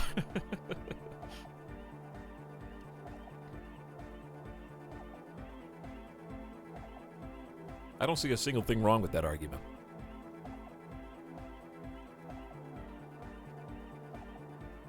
Listen, chat. I picked the last, 5 things in a row that you guys chose. I overrode you only once. Wow. You can't, but you do. I should add weaponized idiocy to my own repertoire. Hey now, I'm 70% sure they're substance abusers. Don't let all that technology fool you. Where do you think the drugs come from? He makes little quotation marks with his fingers when he says technology. What about the thing watching you? Like you aren't alone, you know? It wasn't quite human, if you know what I mean. Security cameras? Not human, as in a ghost. Do you know what he means? Non-human means a predator. It was this dark shape climbing upside down along the ceiling, like some kind of crabman. Crabman? Yeah, you know, the way it was climbing up and around the ceiling, like a crab. It was stalking a cell, exhibiting ambush behaviour. Odd.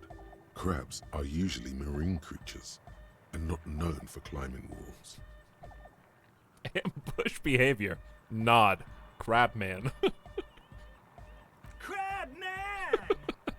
Yeah, totally. I mean, I didn't personally see it. Estelle was alone that time, but I believe her.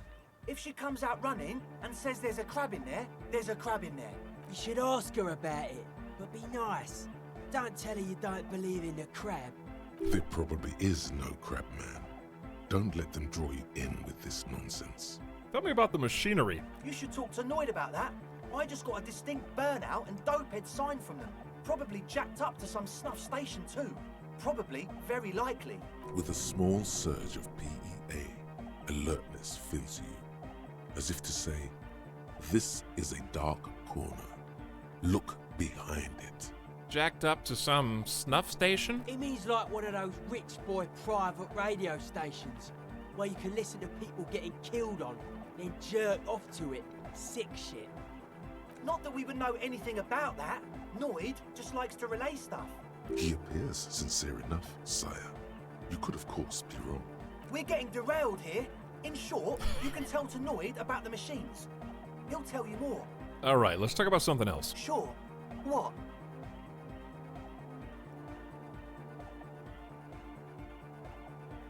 Estelle told me Noid put the padlock on the door. Why? Are we gonna rat out Estelle? You mentioned some kind of Ecclesiastes own the church. Who are the Ecclesiastes? Oh yeah, that's a meteor name for the founding party. Thought it'd be cool to use it. If you don't know what the founding party is, there might be a way to mask it with minor demagoguery. Before we go on, what do you mean? Meteorin. The founding party, I know them, but can you refresh my memory? Now, humor me, Andre. What is the founding party? I don't even know what the founding party is.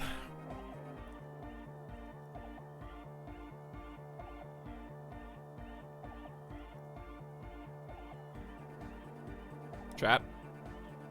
You guys are back in the saddle again. You gonna go for the lie or the drama mask? Using the interactivity.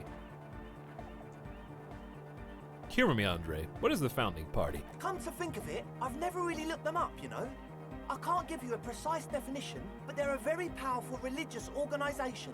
And? And they have roots in ancient mass society. And they're the custodians of the Pericarnassian church. Plus, they anoint the innocents. They, made the innocentic system, no?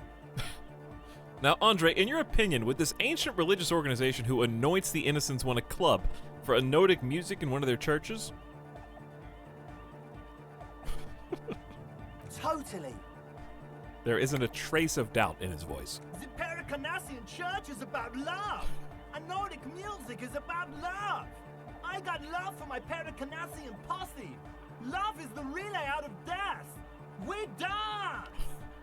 He violently shakes the tape player, as if to see if he can break it. Love is hardcore! Unity! Unity! Make some noise for my Insulindian posse!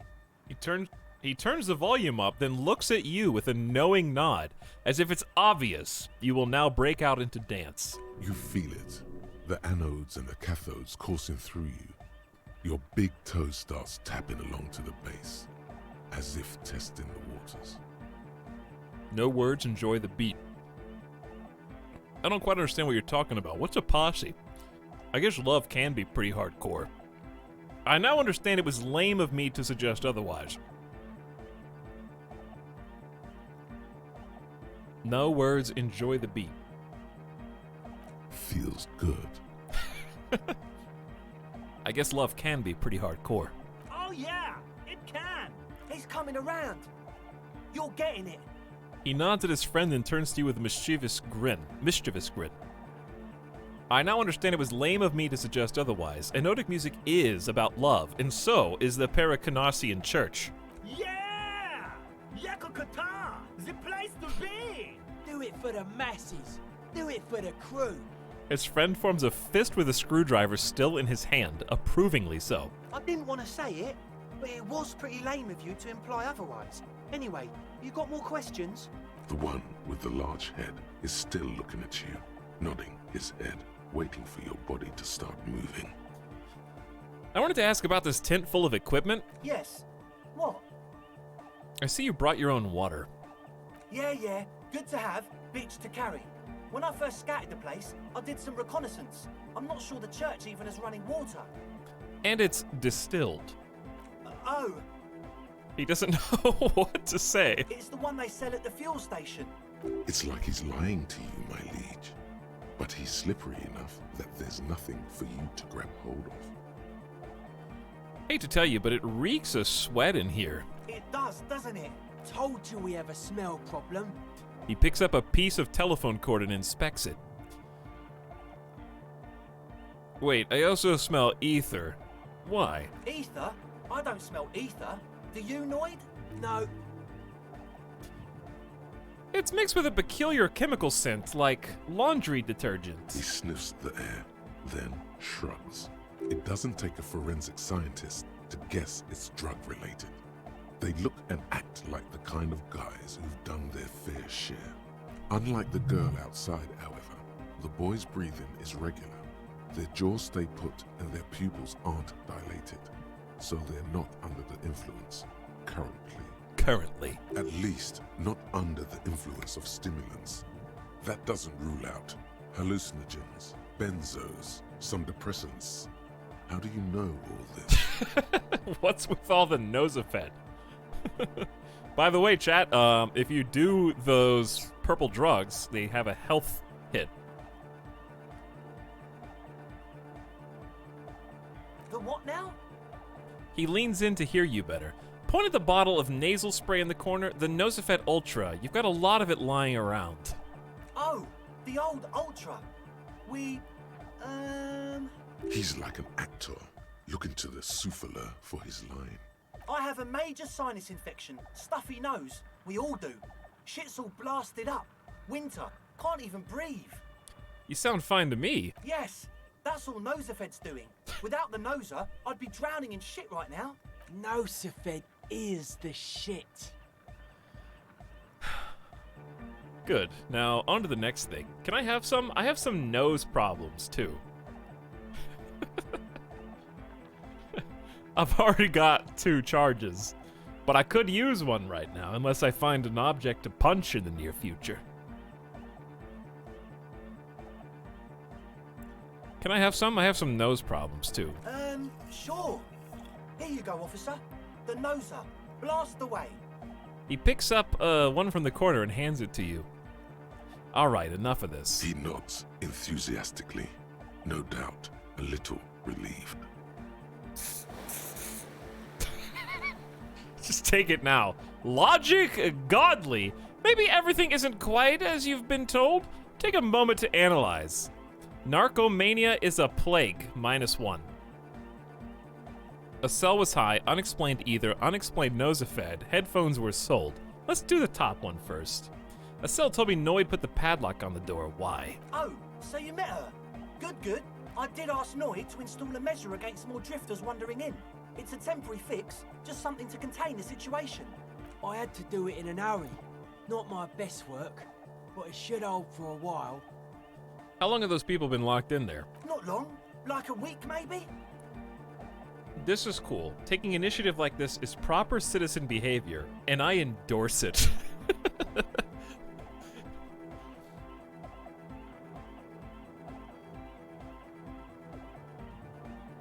Funny comment taken seriously, -1. True, yeah. I did pick that as a joke, but I think the game did take it seriously. Oh well. It was still funny. Also, Retrograde, don't lie to me. You were the one who said it was funny.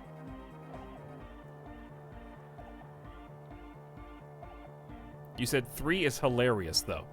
So don't play both sides. Okay, pick one.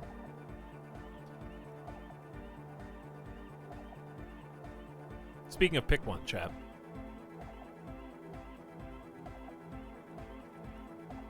Not funny, didn't laugh, -1. How can you be sure they haven't starved to death? I'm super sure they're alive. I mean, come on. I'm at least 90%, maybe 85% sure they're still alive. Somewhere in the ruinous past that led you here, there was something called exams. You may have learned the term involuntary manslaughter there. 85 is good enough. No one lives forever, baby. Andre, do you know what involuntary manslaughter means? Yes, I do. I listen to Channel 8 all the time. I know about crime stuff, and I assure you, officer, this is not what's happening here. I'm at least 80% sure they're alive. I mean, come on. Most people aren't ever that alive in their entire lives.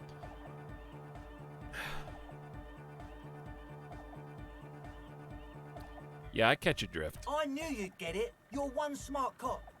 I get by. Now, where was I with that padlock? He nods attentively, ready to answer the questions of one smart cop. I'm gonna need the key. Of course. Noid, give the officer the key. All right. The speed freak dips into his belt pack and produces a yellow key. He then makes a sudden cool-infused move, tossing it in your general direction.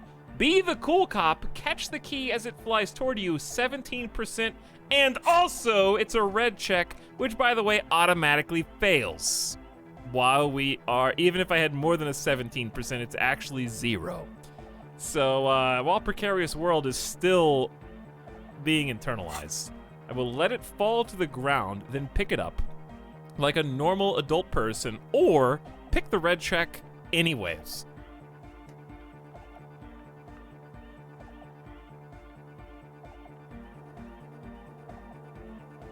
Why am I not surprised?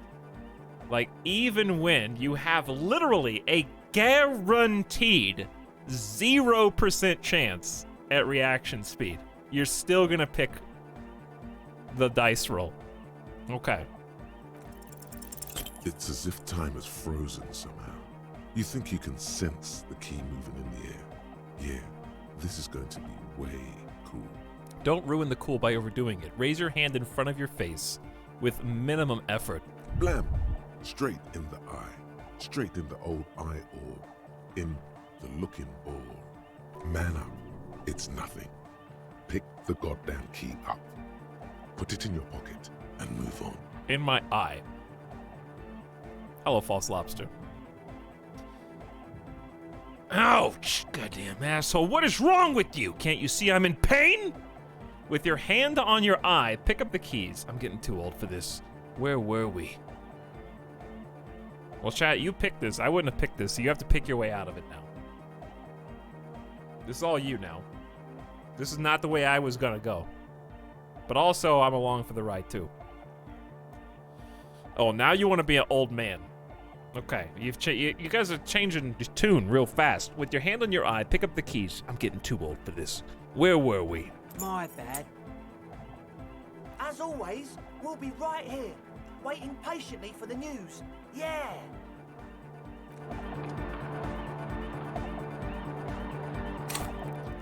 I've got a skill point, but putting it in hand-eye coordination would have been pointless there anyways. Yeah! I could just internalize another thought.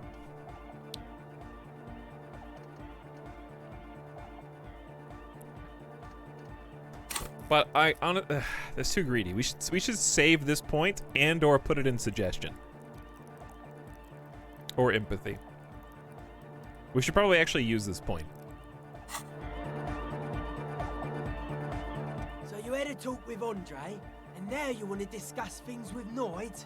He stooped over his toolbox as usual, shuffling bolts around angrily. That's fine, man. But I've got to warn ya, our signs are still off.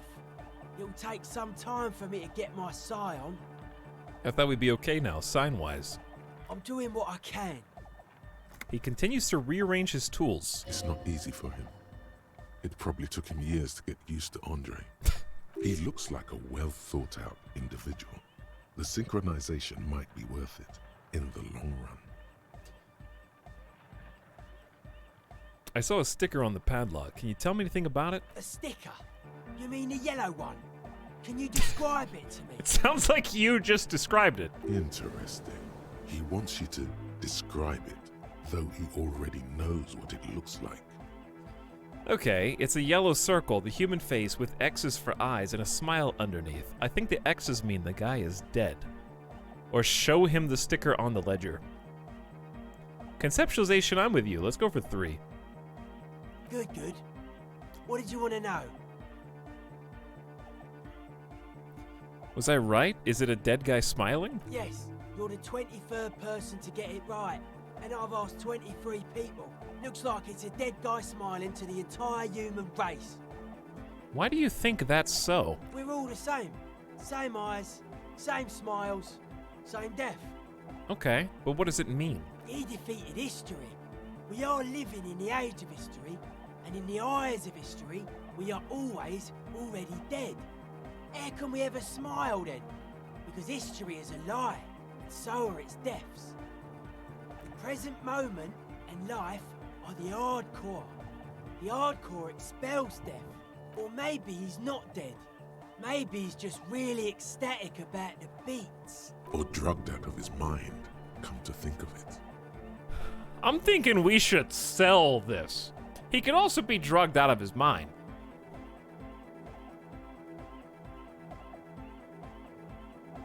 Chad, are we gonna sell stickers?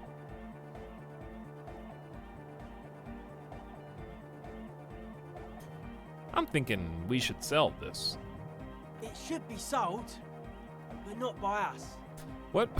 Okay, what makes the sticker so modern? Simplicity was brought to us by classical solarist modernism, but that was a tasteful, harmonious simplicity, right? Well, hardcore is not tasteful or outwardly harmonious. It's a warning shot. This will be dangerous. The echo of man's loss, haunting him. The sticker, the clothes, the music, same thing. You come up with this yourself? Seems awesome, not in agreement. My head is spinning. Completely agree. It is. I think we've exhausted the subject now. I guess one could write an entire treatise on the thing. But what for? What about now? Are the signs all right now? Nah. Still strongly out of sync. Stage gamma disalignment. What? You heard me. He examines the small metal bolt in his hand. Tell me about the machines you saw in the church. Weird stuff. Specialized. There was a data processor and some sort of long-wave machinery. Wires going into water. Gives off a spy sign. Or some fucked up Samaran science sign. You know, the kind that goes head first into the supernatural. What's wrong with the supernatural? Nothing's wrong with it. You should definitely be researched. You can still do sick shit with it though. So you think it's real, that it actually exists? Most of it doesn't exist. But there's also stuff that isn't allowed to exist. because the moralists think it's too dangerous for the plebs. Psionic powers, pale-related diseases, pretenders pretending to be human, folk rights, that kind of stuff. So why are you called the Noid? The hardcore aesthetic is esoteric. It's not meant to be discussed with the law at this moment. He picks up some sort of widget. Okay, maybe I'll come back later. And everyone's favorite. A young man with peroxide blonde hair holds up a Harman Walshy tape player, nodding along to the music. He looks at you with a knowing smile and says, Hardcore! Say nothing? Or is it?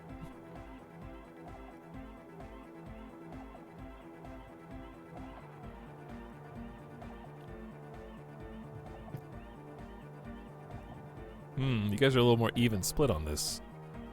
Ooh.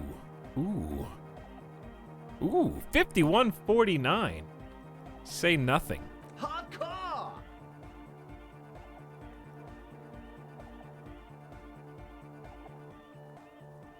Still say nothing, but is it? I mean, really?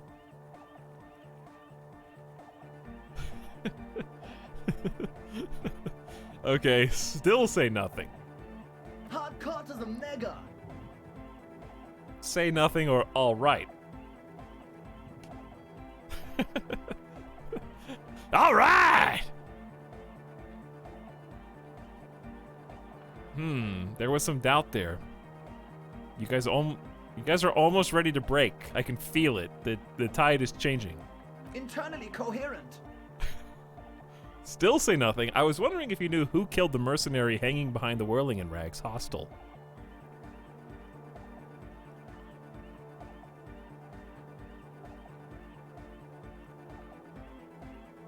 We dig our grave, it's time to lie in it.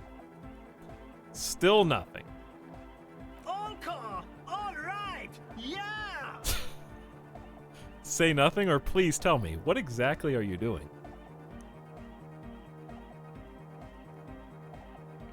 Wow. 80% plus? That's a lot of commitment from chat now. He furrows his brow as his very large head traces the sublime invisible movement of the music in the very real air of the stuffy tent. Hardcore! Ah!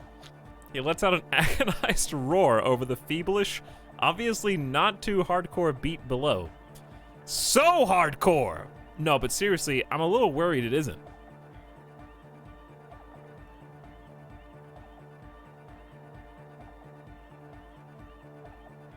Chat's ready to speak.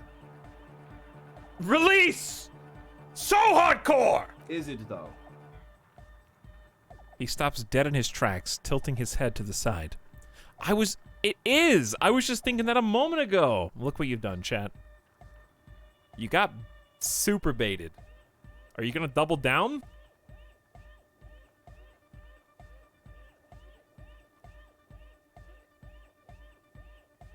Chat, you just, okay, double down. It is! But is it? I mean, really? He tilts his head to the other side like an owl. I was thinking that too. I don't know what to say exactly.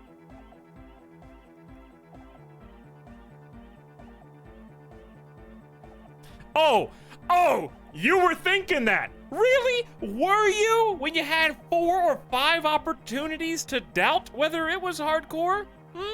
And you chose to be silent and let the dude speak the entire time? You guys are wrapped around his finger right now, chat.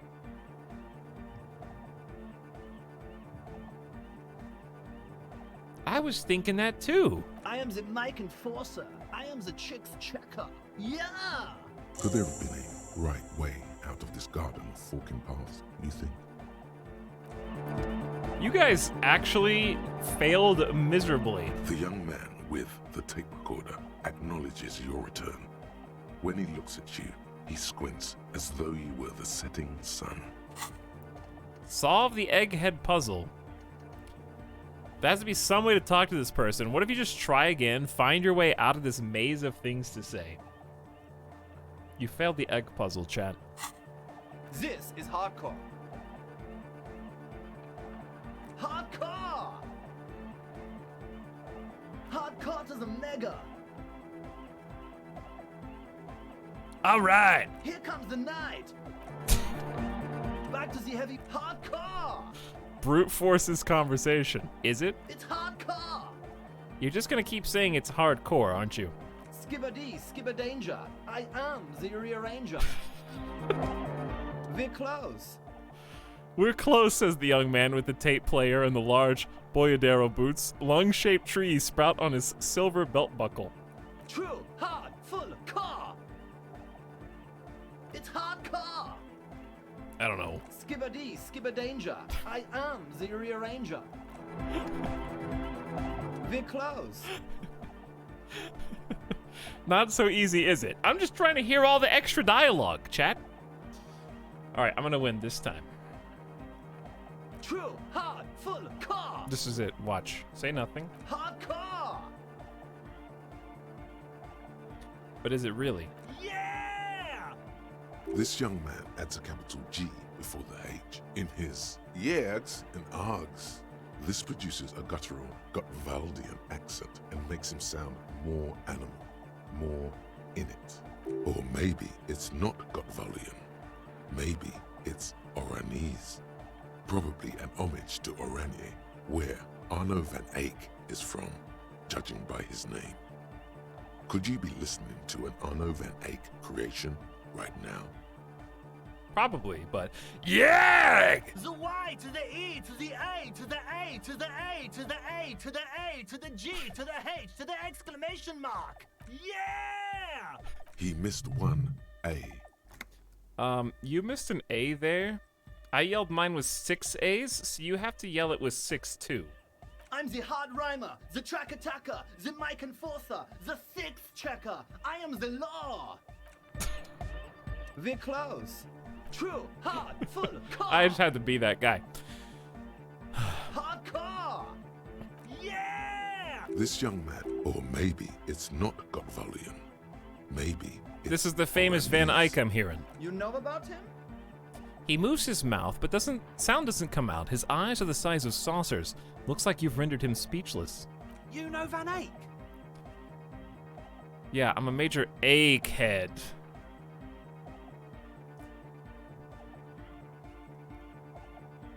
Wow! The skinny wraith looks at you with some disbelief. So am I! So am I! He begins to shake his head so everyone would understand. Oh! Is that why they call you Egghead? Because... Egghead to the mega! The K became the G! The boy became the man! The Advent? We're close. True, hard, full. There's so much like a hidden dialogue here. Hardcore! Hardcore to the mega!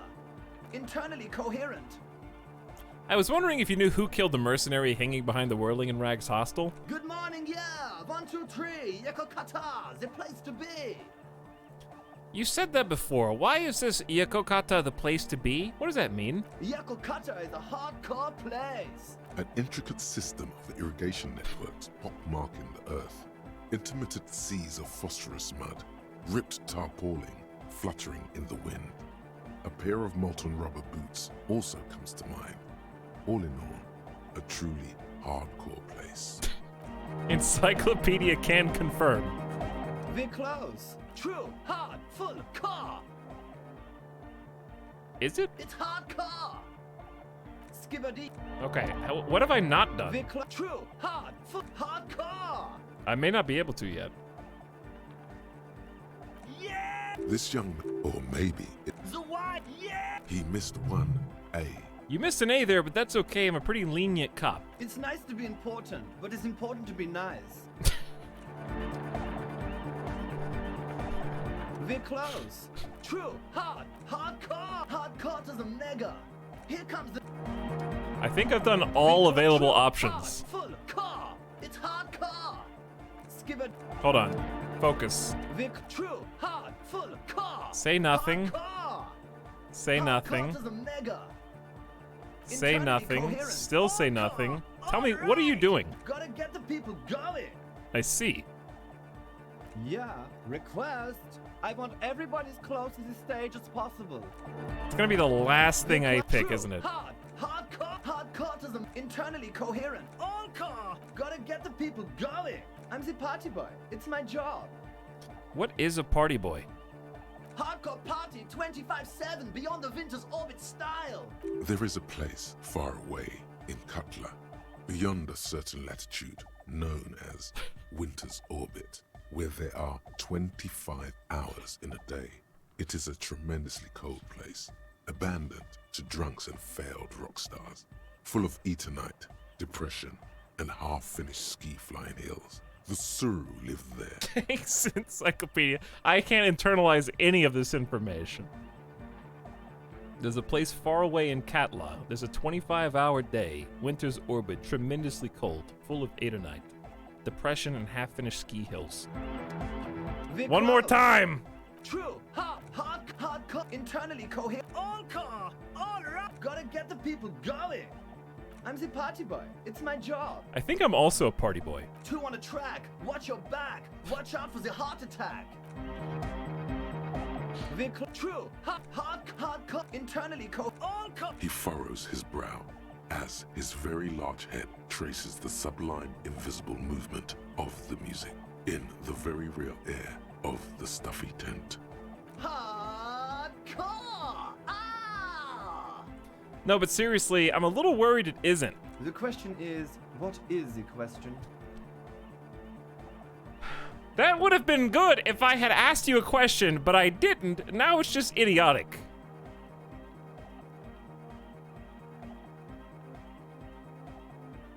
But there was a question? We're close. True. Hardcore. Internally. All. He furrows. Hardcore. The question is, what is the question? Just answer the question. But there was no question.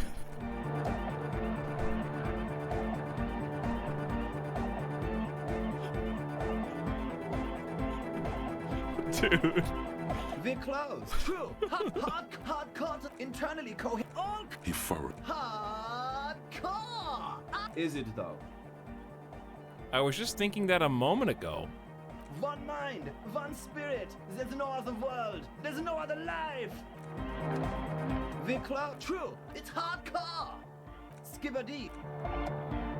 We're true. Hard. Full. Hardcore. Internally coherent. All core. He furrows his brow. Hardcore. Ah. Is it though? One mind. Oh, I already did that. True. Hardcore. Intern. All core. He furrows his. Is it though? But is it? I mean, really? The question is, what is the question? No, but seriously, I'm a bit worried it isn't. He frowns and starts bobbing his head back and forth once more. The skin on your back is crawling. For a second, you can't even hear the music anymore. There is a hawthorn tree on Rue de Saint-Ghislain, right next to the canal. The skin on your back is crawling. There's a hawthorn tree. Don't be alarmed. Everything is okay. He isn't actually worried. Everything is still super hardcore. What he probably means is, it could be even more so. You said you were worried. What do you think is wrong with the music? Why are there lungs on your belt buckle? Are you a thought reader? Chat, I'll put it back. I'll send it back your way. I brute forced the puzzle, which I think is what you were supposed to do. You said you were worried. What do you think is wrong with the music? There's nothing wrong with it. I'm still in love with the hardcore. He turns pensive all of a sudden. Sometimes I just feel like anodic music is in its infancy, you know? For example, take this Arno van Eyck jam I've been pumping for the last month, and will continue pumping for the rest of 51. Isn't something holding it back from being hyper? Hyper! He thinks for a moment and then his expression clears. It's like it's only ultra. I think it's super hardcore, but you're right. It's not hyper hardcore. If anything, it sounds a bit proto. Like it's not fully formed yet. You might be a moribund alcoholic and a failed cop, but you are pretty certain a thing cannot be both proto and hardcore. Damn, conceptualization. It's proto, not hardcore at all. Am I gonna shut them down on this right now? Art Cop is gonna shut them down on this. It's proto. Wow! Culture Cop! I think you might be right. But how could it become hardcore then? I know it in my heart, but cannot think it in my head. If this is not hardcore, how could anything be? Sounds suspiciously like a question. I thought the question was, what is the question? Try to think if anything could make it harder core. Wait, I just remembered, I'm the police. I can't help you with this right now. I need something else, something extra.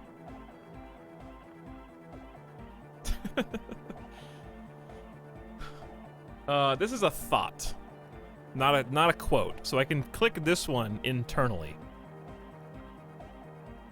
What? Guys, there's something happening in his head. As your mind works, the beat recedes from your ears. You hear your own blood pulsing through your head, nourishing your thoughts with oxygen. The rhythm is familiar. Think even harder or feel the movement of blood through your head.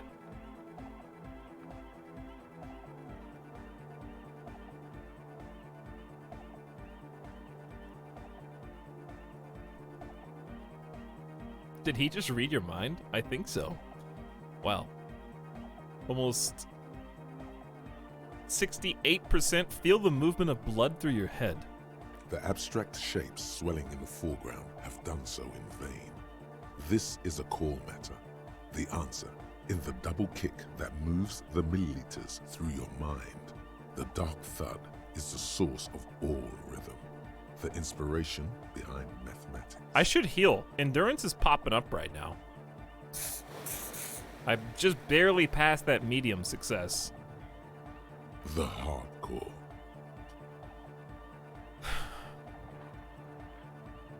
I do also have a skill point I could just dump into endurance. Is that smart? Probably not. But I could. I really need that point, though, for either suggestion or empathy.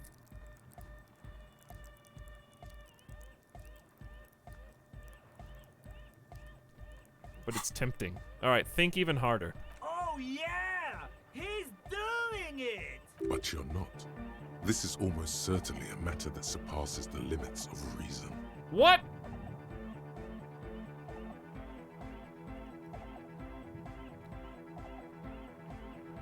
I don't even get a check? Is it because I only have 7 conceptualization? I could change that with some, I could change that with some clothes. My imagination fails me. I know! So does mine! He laughs and shakes his head. But there's something else that hasn't failed you. Sounds suspiciously like a question. I thought the question was, what is the question? No! This is the answer! I can't help you with this right now. I need something extra. Yeah! Maybe your body can tell you what Arno van Eyck's jam is missing to make it harder core. 97% the beat of your heart, and you're an expert on anodic music.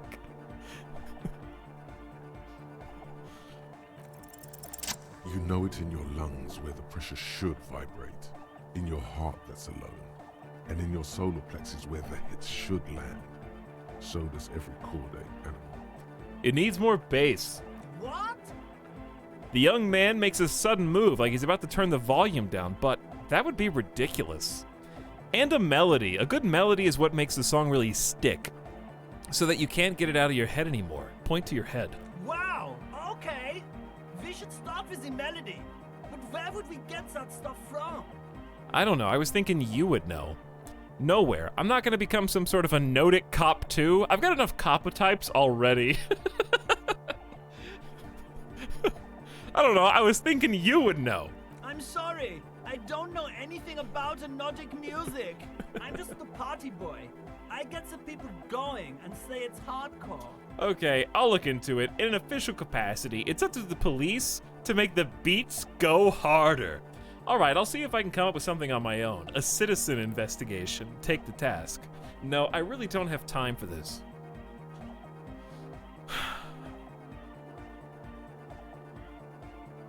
Okay, I'll look into it. In an official capacity. It's up to the police to make the beats go harder. Or a citizen investigation. Are we going outside the law, or are we gonna use the law? I think I know what chat's gonna choose, but I'll put it out anyways. I've never seen an option to go on my own, so that's why I'm interested. Too many copper types? Not says chat. Okay, one it is. The young man falls silent with appreciation. He even tries to contain his smile, as if it could hinder your investigation. Basically, what you need to find here is a tape with some banging music on it, so that Egghead could use it to remix Van Eyck's Jam. Yeah, maybe that street talker across the pawn shop has got some tapes to sell. That's just an idea. There is a hawthorn tree on Rue de Saint-Gislain, right next to the canal. A reel of magnetic tape is caught in its branches, like bronze ribbons blowing in the wind.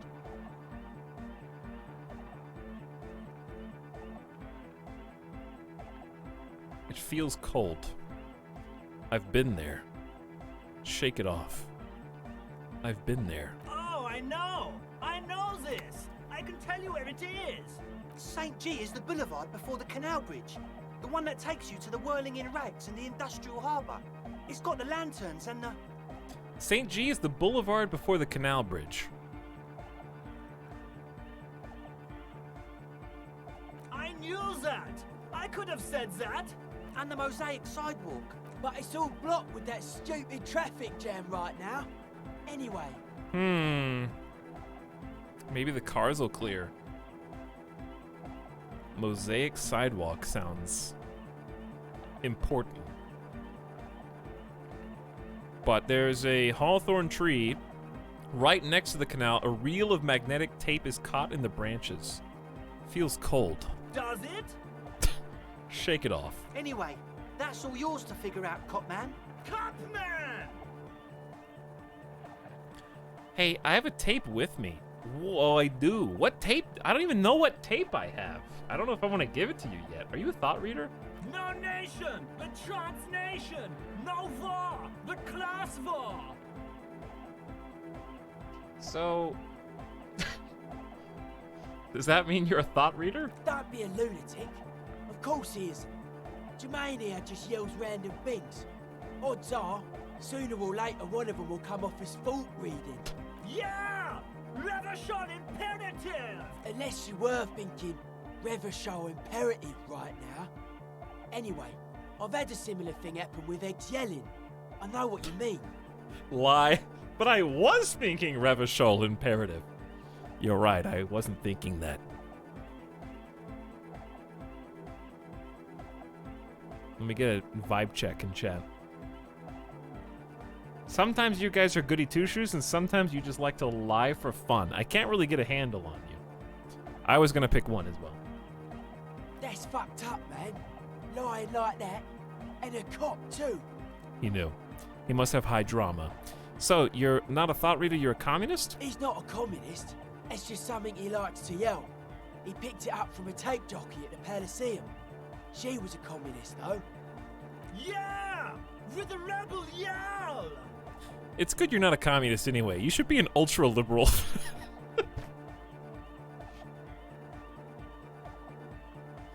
I don't... How... Where are we on the chart? We're actually 13 ultra-liberal, 9 communists, 2 fascist, 3 moralists. 5 boring cop, 18 superstar, 1 apocalypse, 2 sorry. 1 honor. 0 good cop, bad cop. Because we have no esprit de corps, probably. Superstar Pog! Indeed, yes. Well, we may as well just see what he says. It's good you're not a communist anyway. You should be ultra-liberal. I can be an ultra.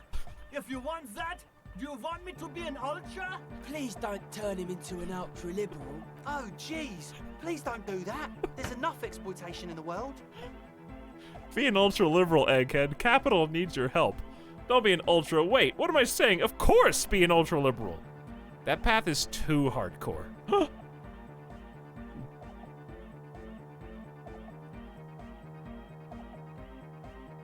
I feel like saying this is actually going to dissuade him, but it sounds like a reverse psychology situation. But I feel like it's going to backfire in our face.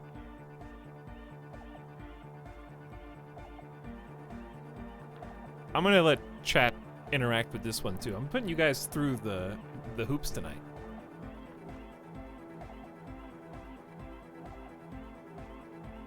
I think chat just wants to back out from telling him to be ultra-liberal. I think there's some untrustworthy voters here. I think you guys are just trying to preserve Egghead's innocence. Because the way, if you don't want me to pick it at all, you pick 3 and hope that it's right. I'll go with the second place option. Capital needs your help, Egghead. You guess Egghead is an ultra-liberal now.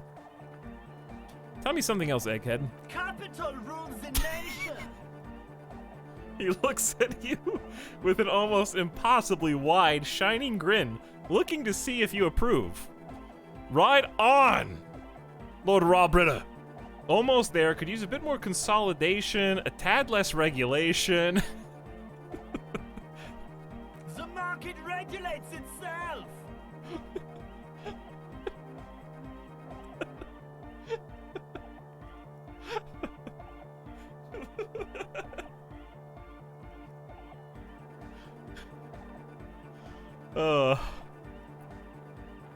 Superb. Eat the poor.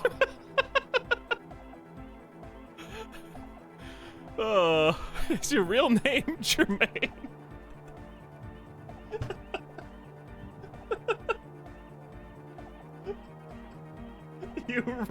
Oh, I'm gonna cry. I think that's the funniest line in the whole game to me. Ugh.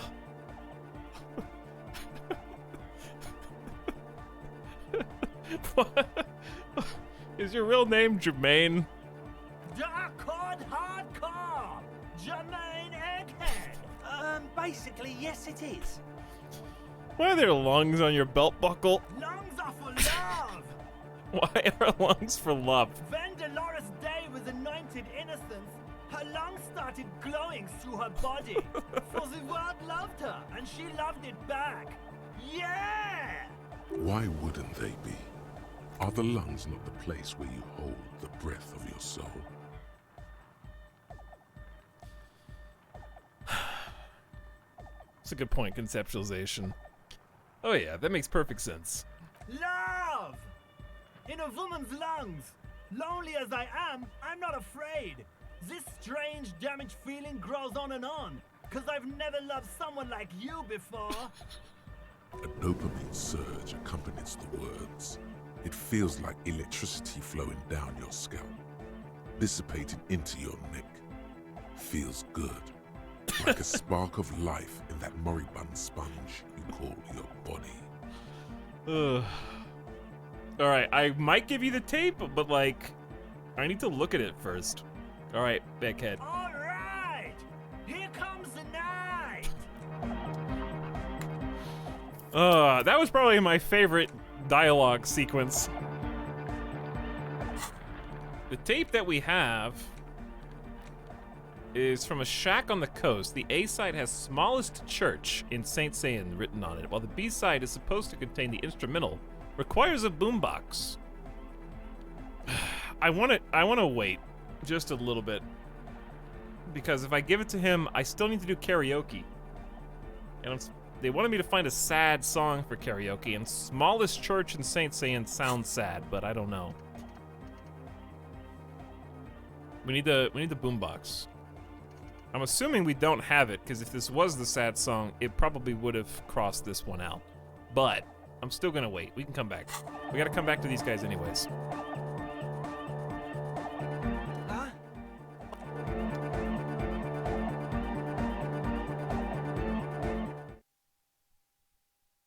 So hardcore.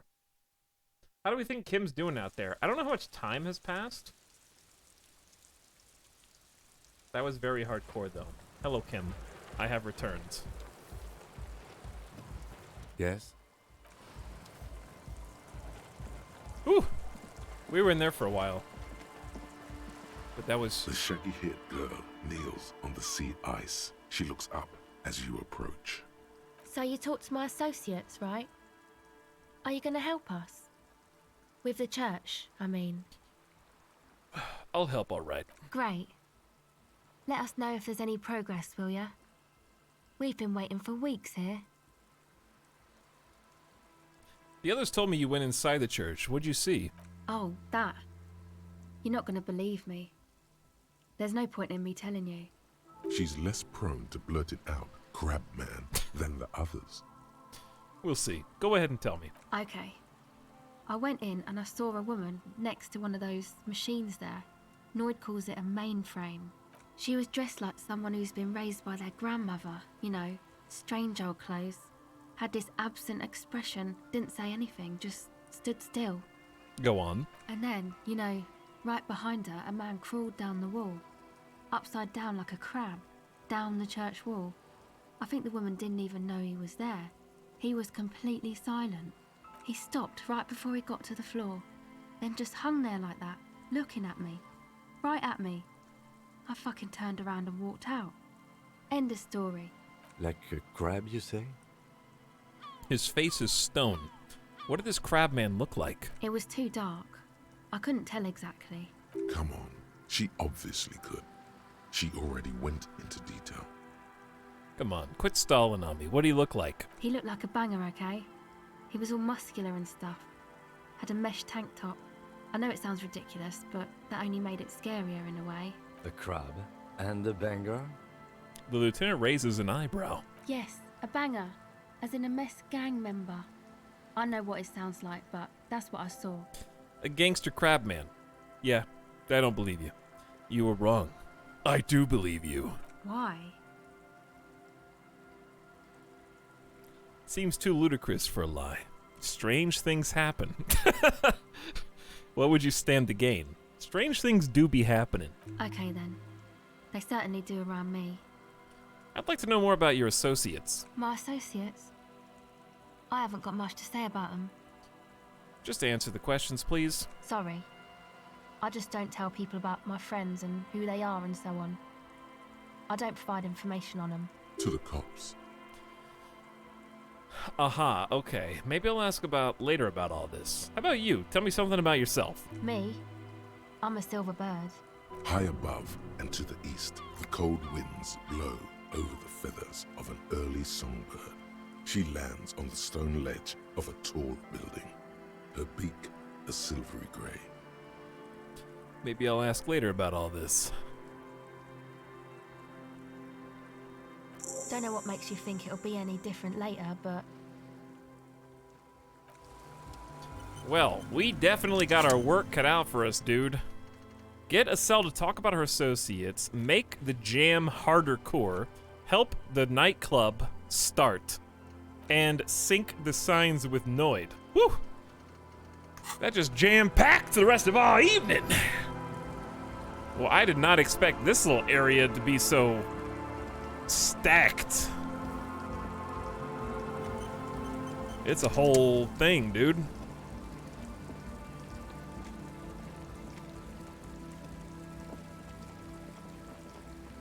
We'll be coming back here in a minute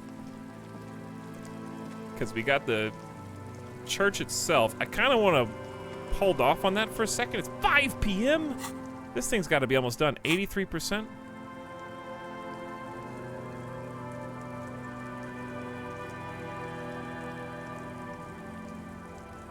Remember when we almost walked past? I wasn't going to walk past it. I was just doing gamer exploration. You go to the edge first and then work your way back into the middle. That's all. We'll come back to this in a sec. I don't think it's going anywhere.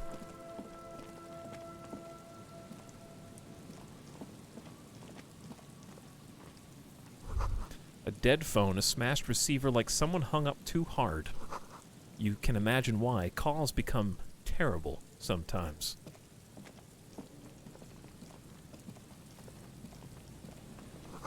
Someone must have worked hard to smash the plastic dome here. A metal payphone under a yellow plastic dome. You could use it to call someone, unless you're out of change. Pick up the handset. I got money, chap. You hear the tone. The machine is inoperable. It sounded like he said inoperable, but 10 cents? Dial a random number. Calling. That was money directly into my brain. Still calling. This feels wrong. Should you be doing this? End of tone. Someone picks up. Pierre? Is that you, Pierre? The voice is female and sounds about 100 years old. Yes, it's me, Pierre. I might be. What's Pierre like? No, this is not Pierre. Hang up.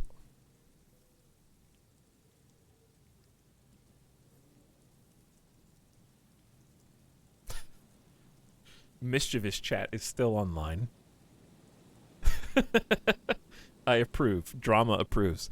Yes, it's me, Pierre. So nice of you to find the time to call me. It gets so lonely. Even the animals have died. It gets lonely even with you're with people. What kind of pets did you have? That's not good. It gets lonely even when you're with people. Are you sure you're Pierre? Your voice, it's different. There. Chrysanthemum. Her voice is drowned in white noise. Sounds like waves washing a beach, growing in volume until the call suddenly disconnects. You get a sinking feeling. It makes you look if Lieutenant Kitsuragi overheard you. To your relief, he did not. Put 10 cents in and dial a random number. Calling. Still calling. Why would we care if Lieutenant Kitsuragi heard this of all the shit we've done in this game? Someone with a masculine voice picks up. Hello, Gerard speaking. Hello, Gerard. Technically speaking, you're electricity. No, what you are is a surprise. Get his wife on the phone. Hey, Gerard, get your wife for me, will you? Is Electricity there? I need to speak with Electricity, please. Gerard, what a douche name. Change it. Change your name. Sorry, wrong number. We gotta choose between drama and conceptualization.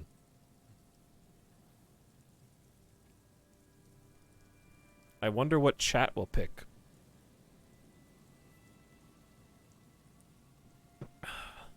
Oh, wow.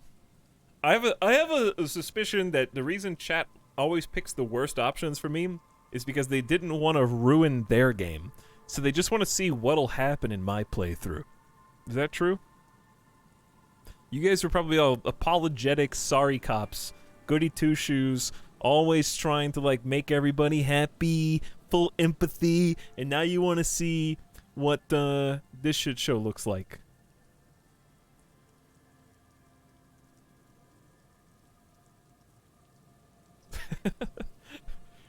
And that's okay. Hey, Gerard, get your wife for me, will you? Who is this? Doesn't matter. Put her on. I don't like waiting. It's Harry. Put her on. I don't like waiting. It's Pierre. Now put her on. I don't like waiting. I'm sorry. It was a stupid joke. I shouldn't have called. It's stupid. I'm sorry. It's Pierre. Now put her on. I don't like waiting. Who the fuck do you think you are talking to me like that? The voice on the phone is suddenly very agitated. I'm the guy who's fucking your wife, Gerard. Now put her on before I lose my patience. Jesus. Chat, how far are you willing to go with this joke?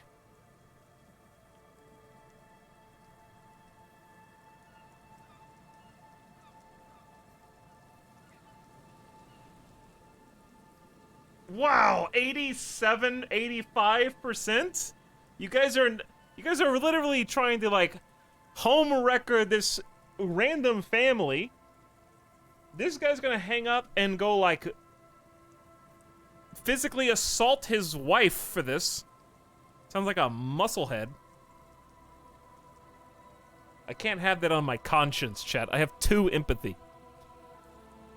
I'm no one. I'm sorry. I should have done this. I'll be the apologetic cop for once, okay? I have 2 empathy now. I can do this. I can't push this to the next level.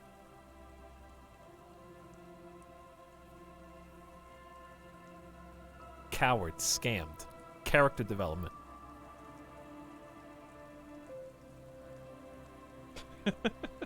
No. Like, this... That's too far, dude. Close your eyes and press 1.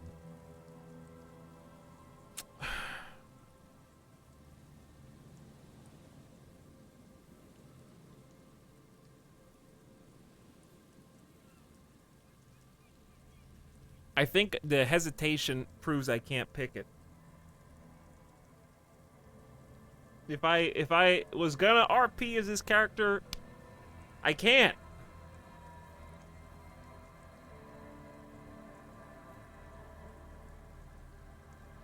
Suddenly you're the goody two-shoes cop. Listen, there's a difference in drama and, like, inciting violence.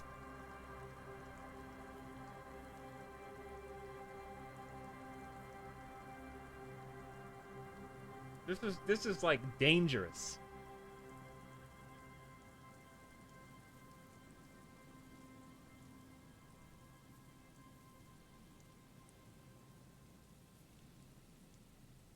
Drama cop's supposed to be an accidental monster, not an okay. Name one other thing that I've intentionally done to hurt or endanger another character so far in this game. And if you can cite at least one example, I'll pick it.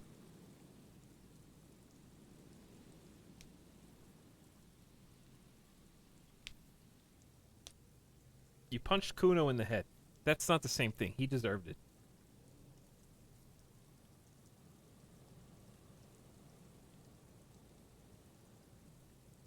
Pointed a gun at a 12-year-old. There was a reason for that, though. She was trying to interrupt a police matter when we were trying to get a body down from the tree. And she used bad words and language.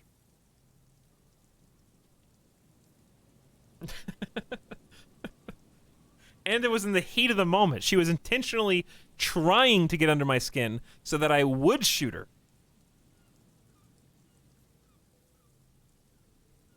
Also, that was like day 1. This is day 3, chat. Character development.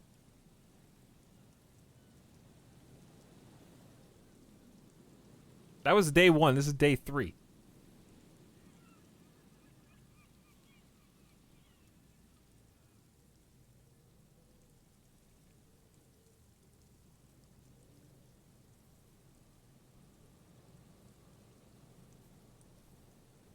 Hold on. It's just so we can farm Omega Lulz. Yeah, exactly. I'm sorry. I shouldn't have done this. Just tell me what's going on here. Bien, come here. Now you hear fear too. The voice gets further away from the microphone. The sounds are muffled. You can make out 2 people, a man and a woman called Bien. They're talking to each other in agitated voices. There's a shuffle of feet. Children, maybe. Amid the howling in the wire, you make out a woman's voice with a thick Samaran accent. Girard, this is a joke. Someone is making a joke. More shouting. You're pretty sure you hear a man saying fuck several times. Then the crackle in the phone line gets violently louder, like the surf breaking. You hear a faint thud. You could swear you're hearing furniture falling over. I told you guys, chat. I told you, dude. Oh no. Oops. Oh no. Well, yeah. See? I told you. You wanted me to push it even further. And it's already this bad.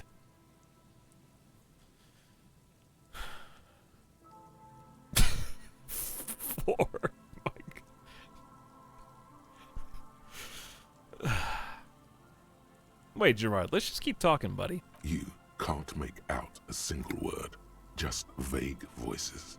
One more, a child has joined. Something breaks or falls over. Footsteps approaching. Something hits the phone with a loud crack of plastic and microphone hiss. After that, you are left with the disconnect tone. What the hell are you doing? I don't understand what I did wrong. Hey, Kim, I don't understand what I did wrong.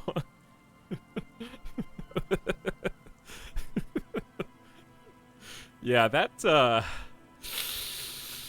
family wasn't. Listen, listen. I can't help it. My character's a police officer. They typically do entrapment. That guy was unstable mess already. I was just revealing his inadequacies with a simple, harmless prank. All I did was ask for him to put his wife on the phone. I didn't even say the sassy remarks.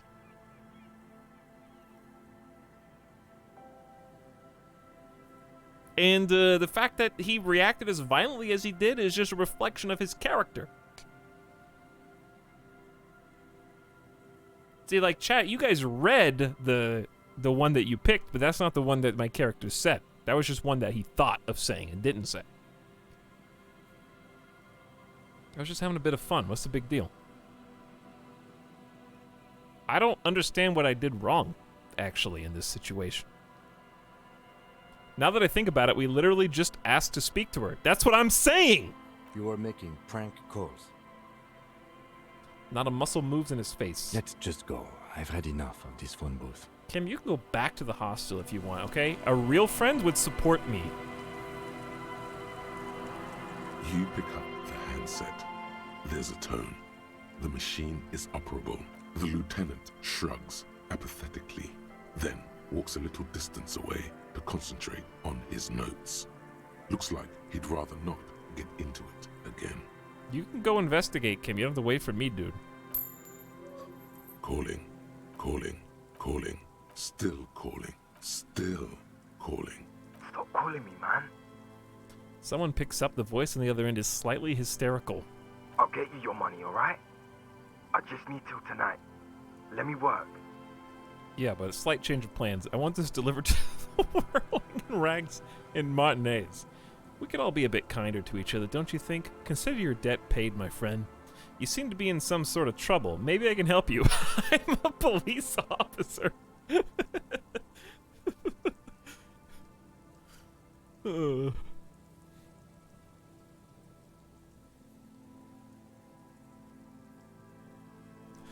Listen, this is a possible case I could solve.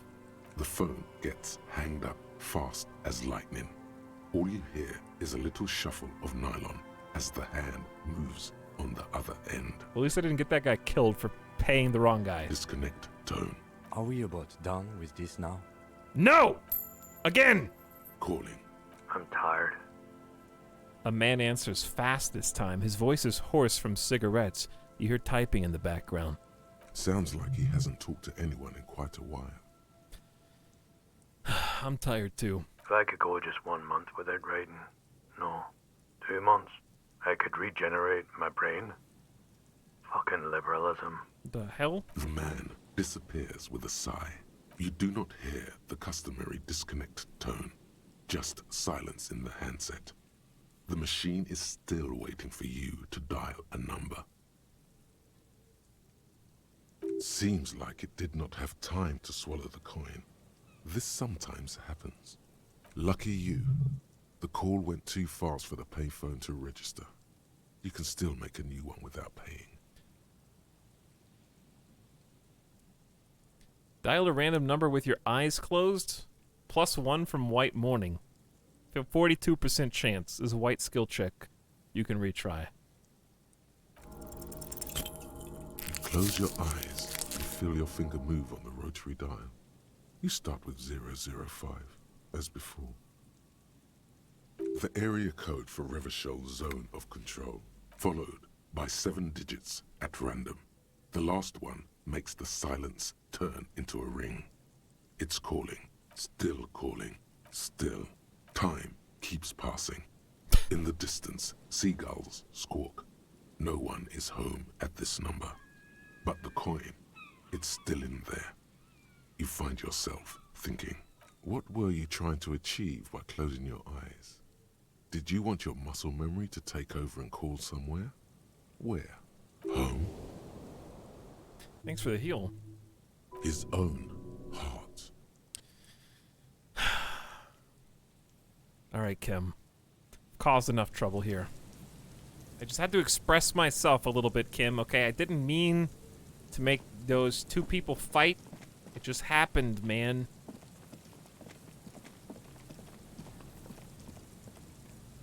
That one wasn't me. That was all that bad guy. That guy sucked. Bars cover these long, dusty windows. And be honest, Kim, prank calling's not even the craziest thing you've seen while following me around, okay? So don't act all surprised.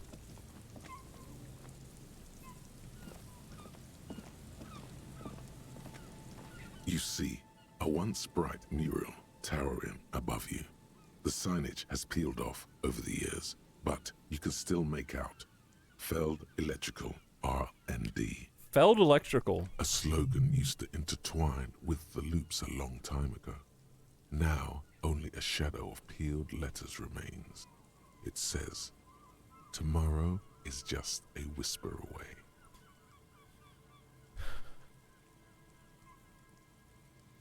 Tomorrow is just a whisper away. Looks like tomorrow never came. The lieutenant raises the collar of his bomber jacket. I want to act wild in this game, but I also want Kim's approval. Do you, Big Tony, alright? Don't conform. Just because you're worried about what your partner will think of you, okay? They should want you to live your best life. Right, guys? They should support you.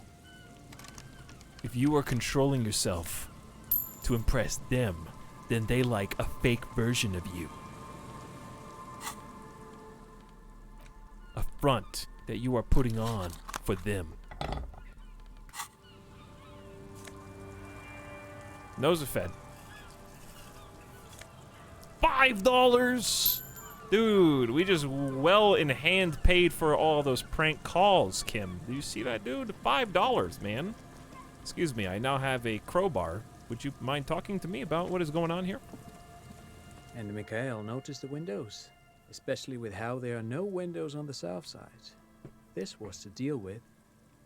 A blonde man stands next to his son, pointing to the weather-worn ruins. He sees you approaching and smiles. You officers, come to investigate the historic subtext of West Martinez? I'm Tran Heilostam. You must be Kim Kituragi, right? I was just telling my son about this building.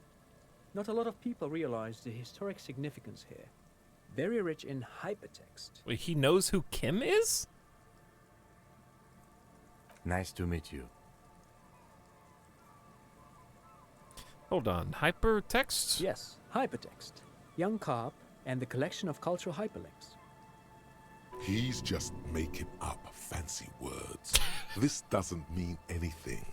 Wait, what was that about the windows before? Oh yes, so Mikhail. They had to deal with monitor glare, especially in the summer. They still had vector monitors back then. That was 49 years ago. So they didn't have windows on the south wall. I feel like this dude knows something about what's going on in the church, to be honest. You and Kim know each other? No, I can't say that we've met before, but I've heard of Kim, of course. Mikhail, say hi to the officers.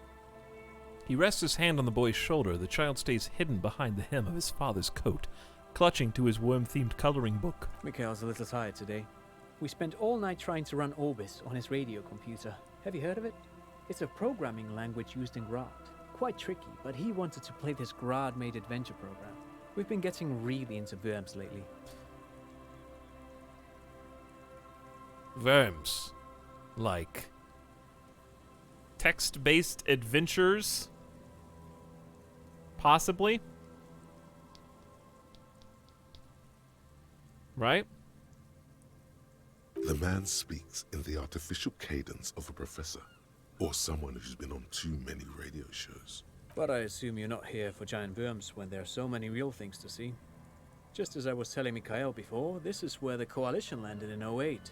We could be standing on what is the most interesting landmark in Revachol West. He points to the building again. Wow, get a load of this guy. He really enjoys his trip. The Orbis programming language was named after its inventor, Victor Orbis, a cybernetician from Grad.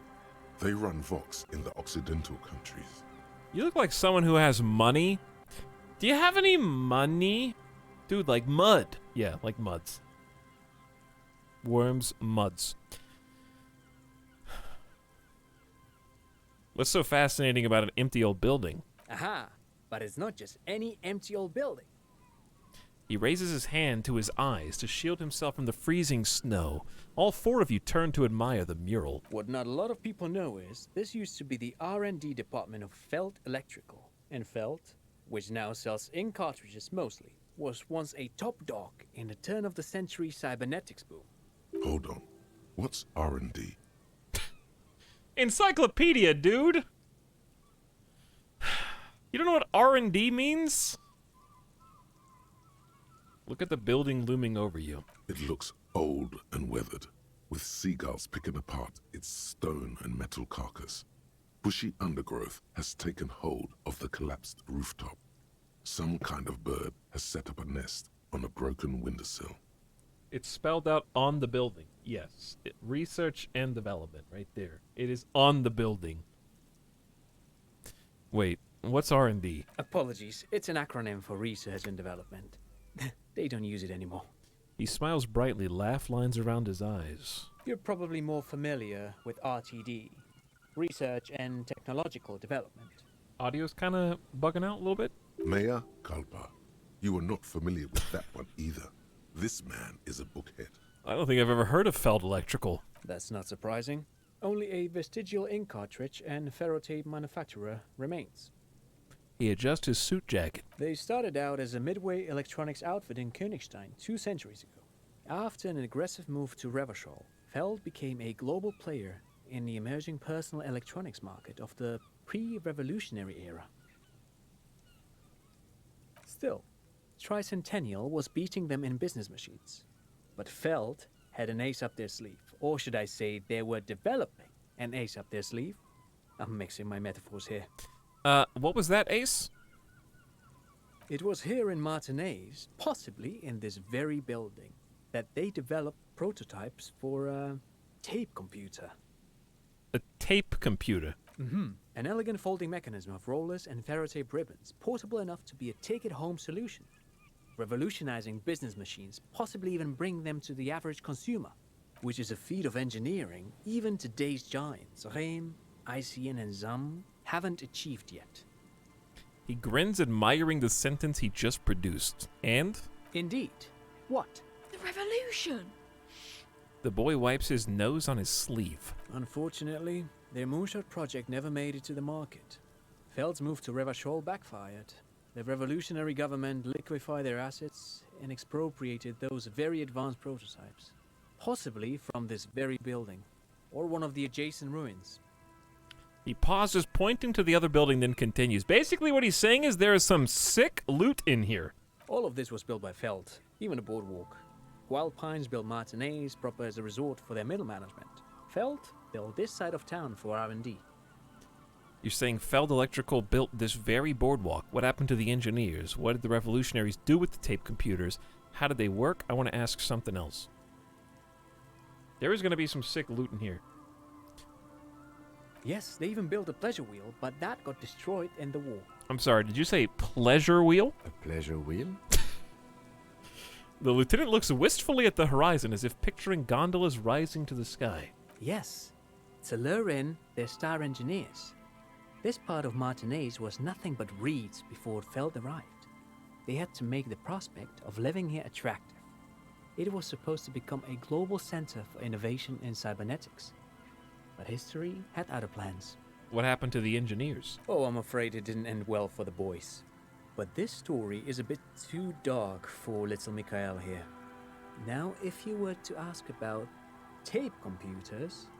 He smiles as if he's somehow personally responsible for this bleak turn of events. Wait, is he saying that we should just bypass the excesses of the revolution? Turn to Mikhail. He means they all died at the hands of the communists. Tape computers. Right. This is too dark for young Mikhail. I know what chat would pick. He means they all died. Officer, I told you this chapter of history wasn't on Mikhail's curriculum yet. Let's keep this kid friendly. The boy looks first at you, then back at his father, confused. What did the revolutionaries do with those advanced tape computers? They used them for military communications, but also to write and send out press releases. The most notorious example being Le Décret de Mars. What's the Mars Decree?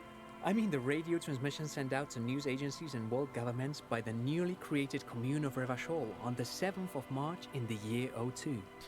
Dude, are you sure you weren't a history professor?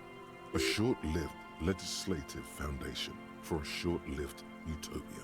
It's a beautiful piece of text, actually. A singer-songwriter I know, Charette, called it a love poem to Revachol on her political concept album, Bon Baiser dans ce Lind.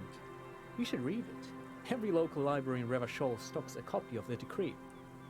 How many libraries do you think are in Martinez, by the way? This dude is, like, so proud of himself. His knowledge, whatever he's supposed to do, his kid is very sheltered. He's coming here to, like, kind of look down on the Feld Electrical Company and Martinez itself as some kind of history lesson. And he knows people. I tried to get Mikhail to memorize it. Tried to. Someone was much too interested in worms to be paying any attention. The kid takes a peek at the green and silver worm on the cover of the book, already forgetting about this part of the discussion. Chat, we're kind of like, as far as the game devs and the writers are concerned, we're the little kid, basically. Spoiled. Playing our computer games instead of engaging with history. Playing our little disco Elysiums. Sheltered away from the actual hard lives of the people who live in these conditions. How did those tape computers work? Did they work like radio computers? Actually, no one knows. No one even knows what a computer made entirely of tape would look like. But word has it, they were very elegant, exquisite, alien-looking turn-of-the-century hardware. He raises his finger, remembering something. Buckle up. 10 years ago, I did a little freelancing, I guess you could say. I was a special consultant for an exhibition at the Wompty Dumpty Dum Center in Vredefort. Wompty Dumpty Dum. It raised the same questions, and we had lengthy discussions with Paul Ockerman, who was head curator at the time. This was before the twins Keith and Guy Jews joined the team. Trying to... He did it. He said, Wompty Dumpty Dum Center, like it's the most natural thing in the world. What the hell is a Wompty Dumpty Dum Center? And who the hell are Keith and Guy Yost? This is all ninsy-pinsy garbage for sissy people. Okay. The Wumpty Dumpty Dum Center, Paul Ackerman, Keith and Guy, what are you talking about? The Wumpty Dumpty Dum Center for Contemporary Arts. The exhibition itself drew on Lagerman's notion of memory, and so there were some parallels. That's why the head curator, Paul Ackerman, chose to... Those words again. You're making this up. Turn to Lieutenant Kim. Is he making this up? In fact, I'm not. The Wumpty Dumpty Dum Center is a place you can visit if you're ever in Vredefort and are ever in the market for an exhibition space / contemporary art research center. Wumpty Dumpty Dum Center, the internalized thought. Temporary research bonus -1 suggestion as an outsider. It's Wednesday evening, and something heinously exciting is underway. People have gathered beneath the billowing roof of an oddly shaped trophy building, sipping wine and exchanging opinions. 29-year-old Wonder twins Guy and Keith Yost are the star of the show, with their bomber jackets and white sneakers. Head curators of this art exhibition. It's the Vumpty Dum De Dummiest event of the year, and all the cool kids have RSVP'd. Where are you? If you are not there. You really challenging my art cop? This is a 42-minute research? That can't be a very good reward then. But what do I know? I can't don't tell me. We're basically done with the precarious world. We just gotta get out of this convo and then we can see what we get. But perhaps I should return to the tape computers. As I was saying, the device itself was very elegant, fragile even. One could write directly on the tape using a special chemical solution. The machine would then analyze the handwriting, perform operations, and project output onto a white screen. It was a beautiful, delicate thing. Made of black film and folding tape structures. Pog. Not cool. Very, very cool. Though I understand the socio-economic causes of the revolution, it pains me to imagine the revolutionaries setting fire to this precious device. But so they did. The felt playback experiment vanished into the fires of '07. Wait, the playback experiment? Yes, the official name of the prototype. Some sources report it as the felt playback experience, but those are incorrect. Why was it destroyed? Who knows? Maybe it was an accident, or maybe they didn't want the technology to end up in the wrong hands. Either way, they're all gone now. All 3 versions of the prototype. Nothing but debris and ashes remain inside that building. I'll see about that.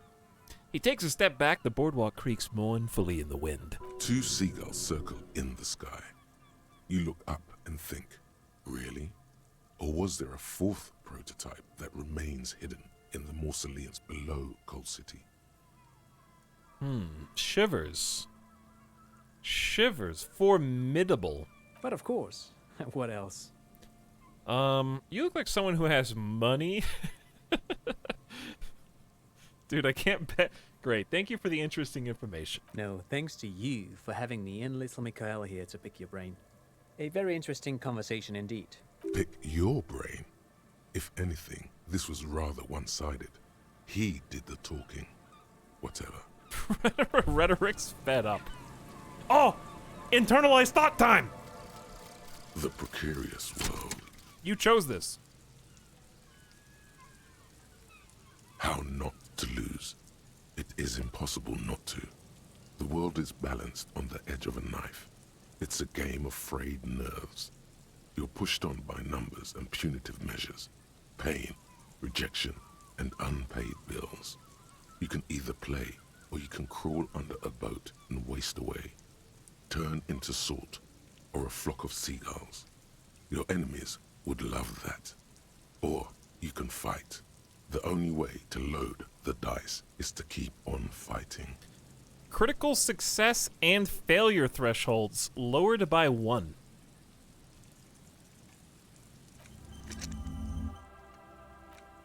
I got 2 skill points.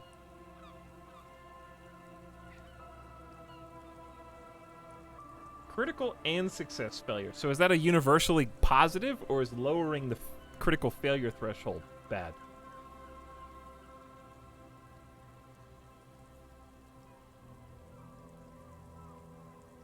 It's dramatic either way. It is pretty dramatic either way, yeah.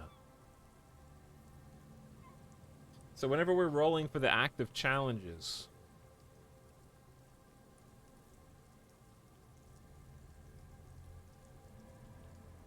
it means crit fail on a roll of 2 or 3 and critical success on a roll of 11 or 12. Yeah, because you can roll snake eyes. Now you can roll a 1 and a 2 instead of just a 1. And wait. You can't roll lower than a 2, though.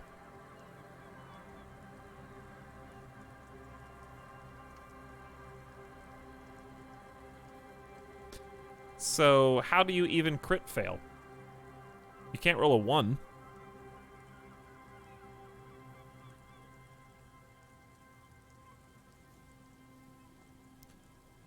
I don't know, actually. The success makes sense.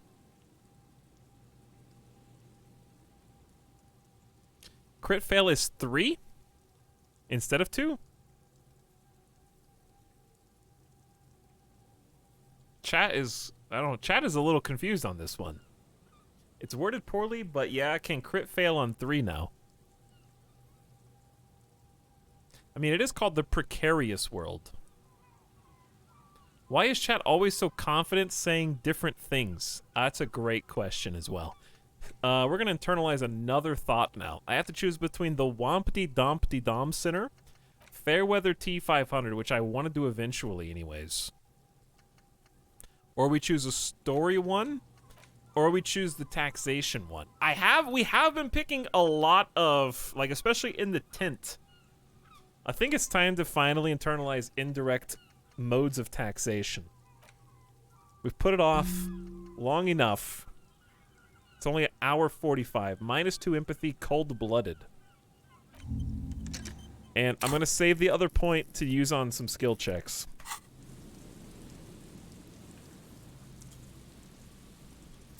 What am my empathy at? 0.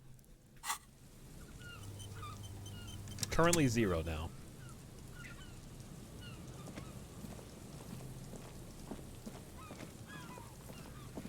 At least for a little while. 0 empathy is back, at least temporarily. For a little while. I should have done that with the phone call. Well, I had 2 empathy at the time, now I've got 0. No boat in the boathouse. This section of the coast hasn't been used in decades.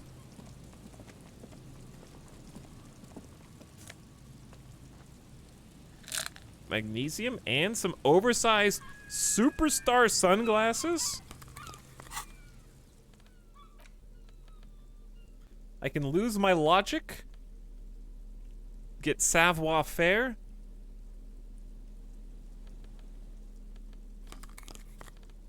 Also lose a visual calculus? 5 visual calculus is still decent, though. Plus we get authority back, which isn't a wait, -3?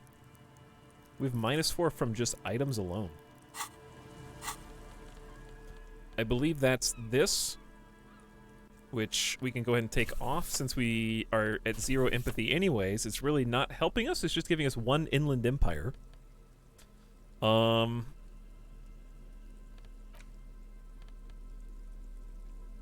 Where else is that coming from? -2 authority from T-shirt. This gives us physical instrument and shivers. I say we just take this off. We just lose 1 shivers. And don't get me wrong, I like shivers. I think it's really cool.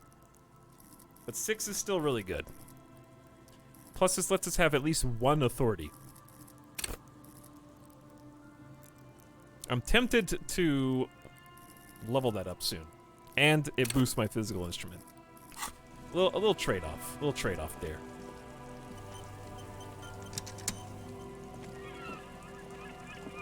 Where am I? In the doghouse. The boathouse is shoddily constructed. A strong breeze may blow it over. Money is like actually all over the place here, dude.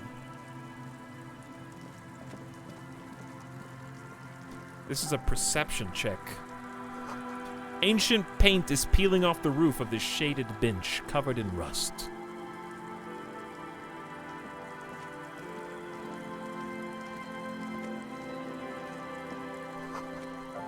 Entree something. An old ticket taker booth. No longer in operation. Alright, what's this? A scattering of bullet holes is spread across the cracked wall, reaching from one corner to the other. Of course, now I need visual calculus as soon as I take off my visual calculus glasses. Look, Kim, even more bullet holes. Something's definitely gone down here. Correct. The density of the bullet holes is unusual. Even in a general average bullet hole frequency in Martinez sense. Grim affairs. Meaning, this is a lot of bullet holes. Looks like fully automatic rifle fire. Something you don't see these days. Why not? Because there's a firing squad in the past. The manufacturing and sale of automatic rifles was curtailed after the revolution. The destructive power of such tools proved to be too much. We do need to retain some humanity in this world.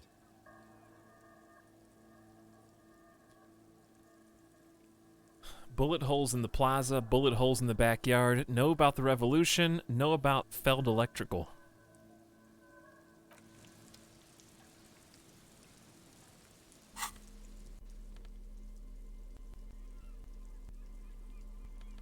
Give me my visual calculus glasses. That boosts me up to a 7. A scattering of bullet holes is spread across the cracked wall, reaching from one corner to the other. 92%. Listen, I don't need to take a smoke for this. I got a 92% chance to get this here. A row of ghostly shades stand facing the wall. There are many of them, a dozen at least. Their heads lowered and eyes blindfolded. It's quiet. No sound. No movement. 10 meters away, other shades are lined up in an orderly manner. Automatic rifles primed. A gust of wind blows by. The coats of the firing squad flap slowly in the breeze. A single person stands on the side. This person looks very dramatic. Snowflakes fall on the wooden planks and the surrounding sand dunes, covering the land with the white of innocence. A long time has passed since the moment of this fusillading. Rain and brine have since washed all the blood away. Not a trace remains. What is this? The abundance of bullet holes leads to two options. Either an inordinate amount of executions were performed here, or they did not use a conscience round, where only one soldier has the loaded rifle. Looks like this was a mass execution with everyone fully armed.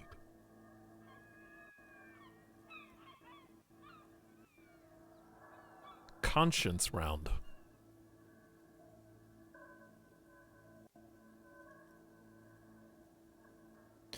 Look at the people against the wall. Look at the line of soldiers. Look at the person standing on the side. Kim, who was in this execution? I was. Look at the people. A host of men, probably in everyday clothes, ragged from the conflict and covered in dust. They were not sitting, a common practice for executions in some nations, as demonstrated by the height level of the bullet holes. They stand, facing the wall. It's impossible to discern any details about their personality or background. Yeah, because we're literally using our imagination.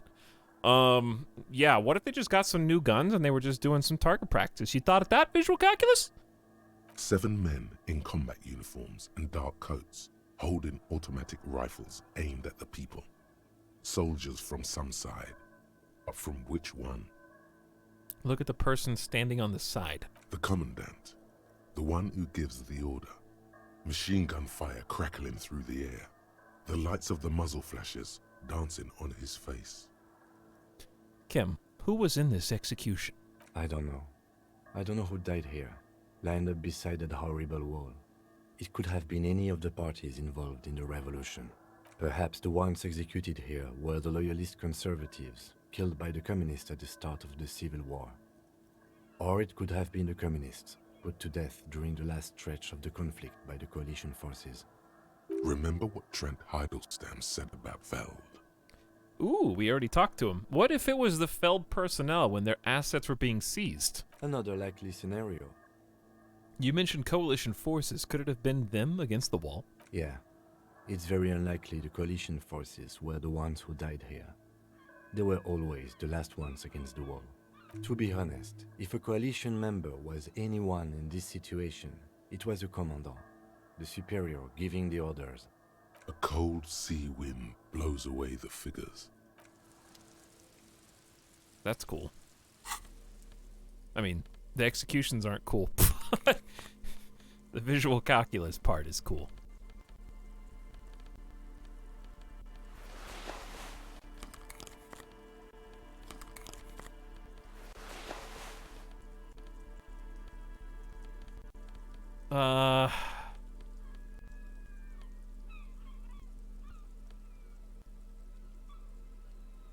+1 savoir faire.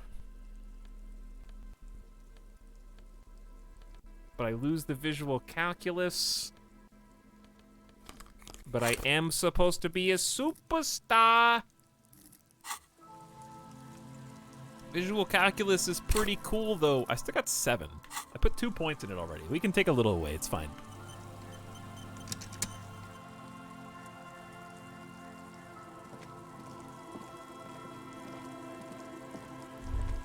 What was that? That was... The boards crack dangerously as you run. Be careful here. You just fall in and die. Game over. I'm gonna quick save.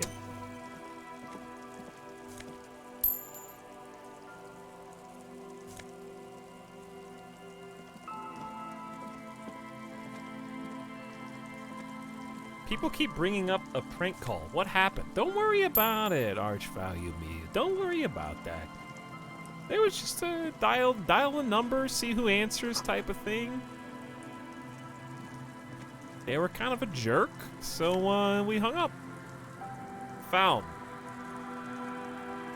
What is this? It's the small wire framing inside this futuristic-looking found peepo hat gives it the aerodynamic shape of swoop skier's helmet, but none of its protective qualities. Cover the wearer's ears and eyebrows to bring down the drag coefficient. I'm getting some audio stuttering in the game. Is anyone else hearing that, or is it just local on my end?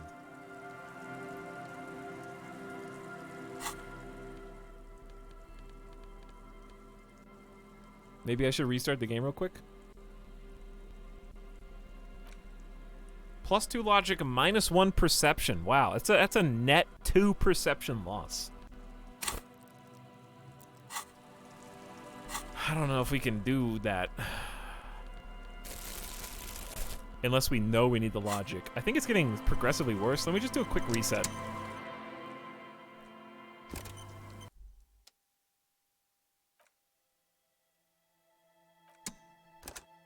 This will take 2 seconds.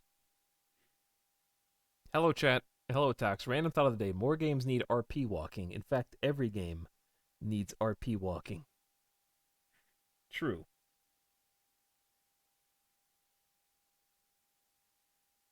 I agree. Hello, War of the Worlds, and welcome. By the way, KTA Chuck. Dude, I missed a couple big subs. KTA Chuck subbed an hour ago? Thank you, KTA Chuck. Sorry I missed you. And the Parkside is back for 30 months. That was 2 hours ago?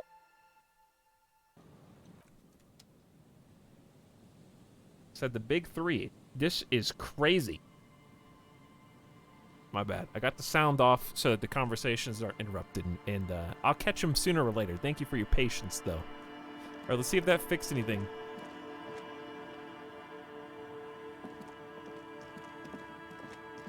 But thank you, Parkside and KTA Chuck, for your generosity and your patience.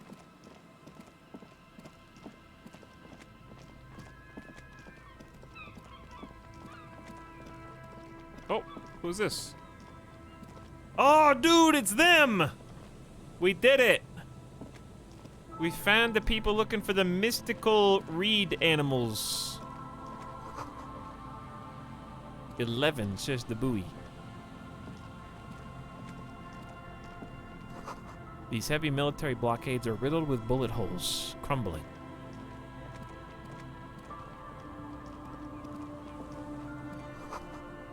These soggy logs smell of ignition fluid. Still, they won't light up. Tiny cages carefully constructed. It's them! Stickbug. Here we go. Nice and easy. No way out, little guys. Not out of this jam. There's a cylinder on the ground in which the man is arranging some netting. It looks like some kind of trap. He notices you. Who's there? Oh, the police. Hello, officers. Is that the police? Why are the police here? Gary! Gary, is that you, Gary? Don't worry, Gary. I'll handle it. You must be Moral, the cryptozoologist? To what do I owe the pleasure? That's sarcasm.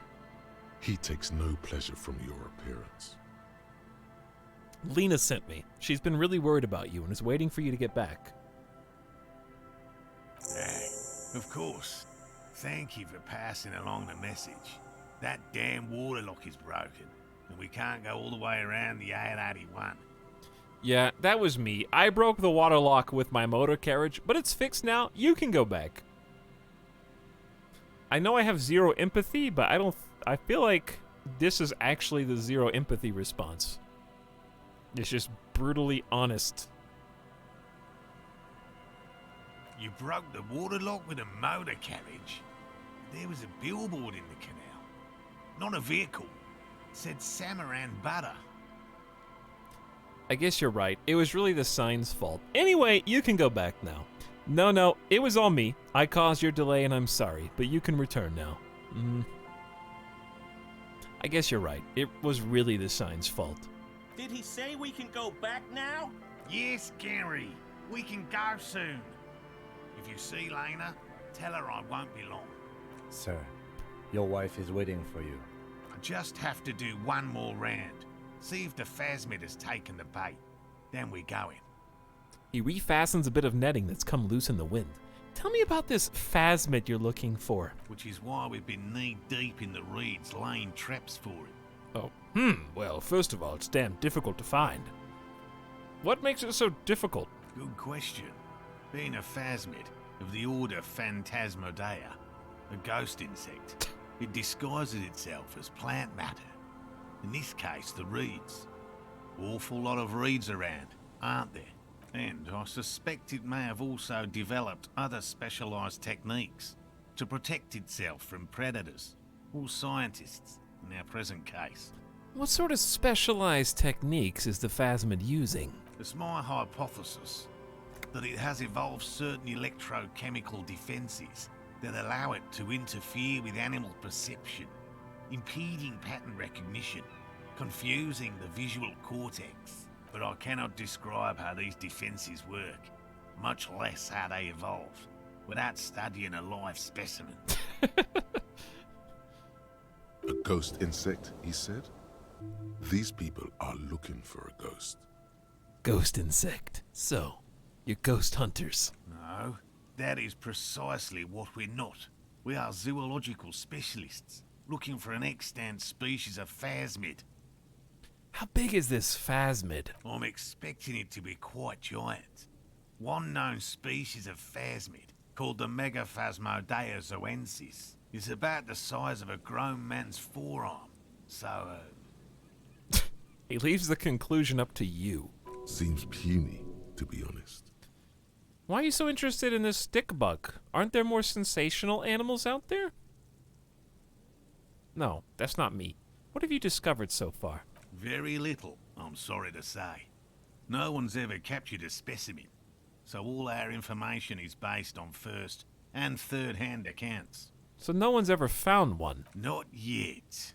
That's what makes it a cryptid. Just out of curiosity, if there's no proof of its existence, how do you know it's real? I know it's real. The cryptozoologist says brusquely enough that even he seems taken aback. It's clear that his obsession with the phasmid is driven by something more than the pure pursuit of scientific advancement. By which I mean, I've heard enough first-hand accounts to believe quite firmly that the Insulindian phasmid is more than mere superstition. Lena said there's been a sighting of it here in Martinez. Yes, the most recent sighting was by a couple of teenagers along the coast here. That's what brought us to Martinez specifically. It's the first credible sighting in several decades. Admittedly, it's an unusual location for this species, but with all the sewage runoff upstream, it probably doesn't matter much anymore. It's an unusual location for this species of bug we have never found before. Okay, anyway, maybe the Insulindian phasmid has died out? I have to resist the thought. Such an extraordinary creature is doubtlessly highly resilient. After all, it's generally thought to be capable of parthenogenesis. Dude, Encyclopedia's been getting less and less reliable of late. I'm almost tempted to just put a point in Encyclopedia. Parthenogenesis? Yes. The females don't need males to reproduce. Makes it easier for a species to survive in adverse conditions. That's pretty clever. A travesty, a crime against passion.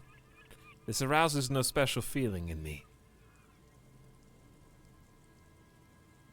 That's pretty clever. Yes. The Insulindian phasmid is a very clever insect. That's why it's so damn difficult to catch. But as a scientist, I'll try my best to remain dispassionate. Tell me more about these. Lena seems pretty eager for you to return. Tell me more about your cryptid traps. Well, they may not look impressive, but Lena designed them quite cleverly, so I'm sure they'll do the trick. She designed them? Yes. How do the traps even work? Simple. Attracted by the locusts, the phasmid crawls down the funnel and, having eaten its fill, can't get back out. At least, that's the intention. The net isn't a perfect solution, but we didn't want to use anything that might damage the specimen's delicate exoskeleton. Didn't you just say it was so Anyway, what are you using as the bait? Locusts. Nearly all known phasmids are herbivores, of course. But we've hypothesized that the Insulindian phasmid might occasionally prey on other insects. Inside the traps, a number of locusts crawl and tumble over one another in a tiny, chittering swarm. A meat-eating stick insect? Does it pretend to be the reeds as part of its ambush behavior? This seems unlikely. A carnivorous stick insect seems unlikely. What will you do if the traps don't work? They'll work, I assure you. The predatory hypothesis, using locusts as bait, accounts for the failure of previous efforts by other teams, which use plants. We have given this some thought. Alright, let me ask you about something else. Yes. What? How did you become a cryptozoologist? I've just always liked animals and puzzles. Searching for cryptids is a bit of both. You ever discovered a cryptid? No. Very few cryptids are ever discovered, and not for a lack of trying. To stay hidden is a cryptid's primary quality. It's even in the name, cryptid. So how many have even been found? Of the list of cryptids kept by the Cryptozoological Society of Chemnee, which is 4,082 items long, about 2,000 have been confirmed as hoaxes. 2 are categorized as confirmed discoveries. The rest are in differing stages of discovery, refutation, and data collection. Only 2 have proven to be real? Yes. The Chateau Quan forest pygmy, who turned out to be an extinct species of primate, and a cave salamander from Yugograd, who is, honestly, quite unremarkable. It's in a zoo somewhere. We cryptozoologists are brutally honest with ourselves, more so even than the public. With cryptids, most cryptids are hoaxes or they are never found. That does not mean we should stop searching. 2 out of 4,000 is not even 1%. Not approvingly, then the Insulindian phasmid will be the 3rd. I don't even know what to say. That's a small number of discoveries. Also, oh, I restarted the game.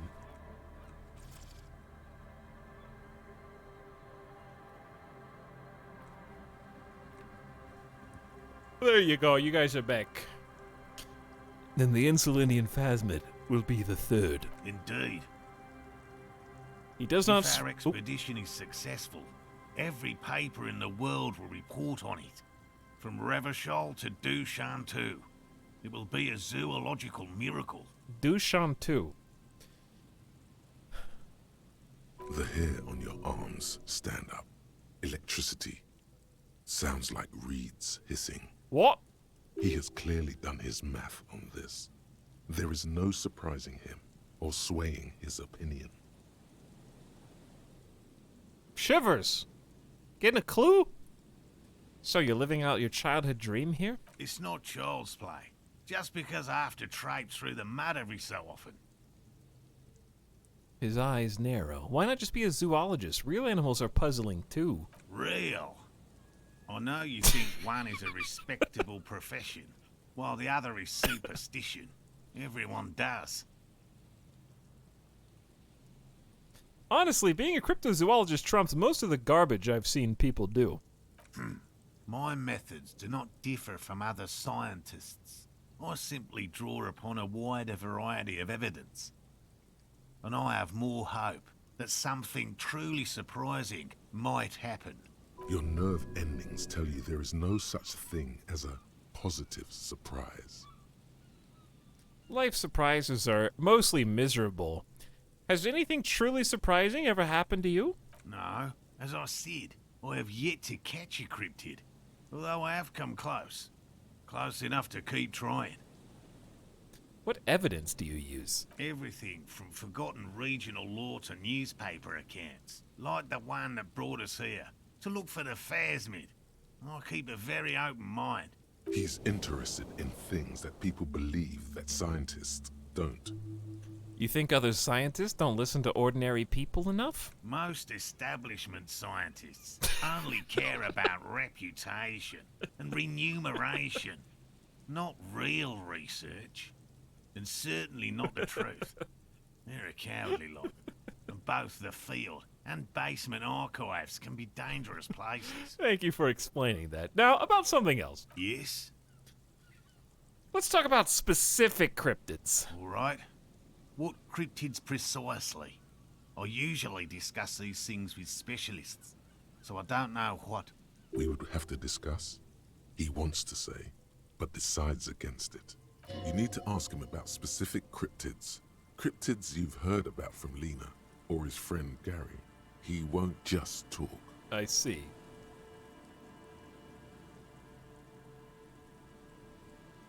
Which cryptid did you almost catch? You said before you almost caught one. A willow person. It's a long story. One non-specialist would find rather dull. Willow people? Not at all. What are willow people? They're not people, really. Some argue they aren't really animals, as they seem to have evolved directly from trees. He says in a self-explanatory, everyday manner. They're very, very thin, almost flat in fact, and can camouflage themselves easily, wrapping themselves around trees and blending in with the tree bark. In that way, they're not too dissimilar from the phasmid we're looking for here. Wait, so I may have seen these willow people without knowing it? You probably have. How did you almost catch one? Gary and I painted an entire grove's worth of trees in slow-drying paint. It was a bright lavender colour. I was hoping one of the willow people would get paint on it and not be able to camouflage itself. After waiting in hiding for hours, I saw a figure slip from one of the trees, a lavender shadow, dashing through the grove. And then? I chased it with a net. Not very elegant. You can't be elegant in the field. And, well, it was faster than me. A lavender shadow. I know you think we were snacking on funny mushrooms. It's easier to mock someone than to admit that the world might be more interesting than you've imagined. Furthermore, I'm not saying it was a confirmed sighting. I'm painfully aware of what goes into verifying such things. There is a serious possibility that I saw a squirrel or a trick of the light. Squirrel. I am my own harshest critic. He makes it a real point here to sound falsifiable. All right, let's change the subject. By all means. I'll get going.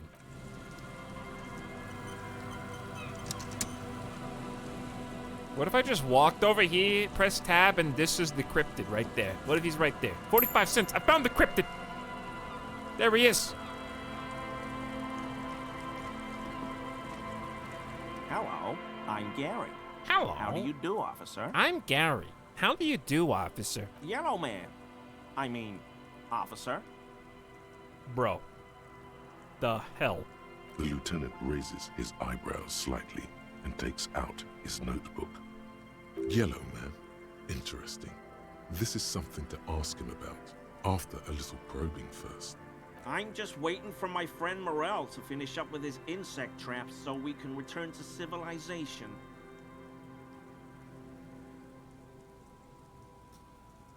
Not a lover of the great outdoors? I like nature, just not this bloody coast. It's mostly drunks and degenerates that come here. Wait, I just noticed his name is Gary the Crypto-Fascist. Degenerates. This man respects authority too much. To see the truth inscribed upon thine own visage. Pretend thou art a paragon of virtue. Hey, what's up, Zajo? How's it going, dude? A sim hi to you as well. Courtesy of Ottercog. And also... myself. I'm neither of those things, I can assure you. I'm a by-the-books, clean-as-a-whistle officer of the law. I'm not even tempted to touch the intoxicants. Drunks and degenerates, that's my crew. Sadly, I think I may be a drunk or degenerate. Maybe even both. Nobody's perfect. I'm sure you've been tempted to drink.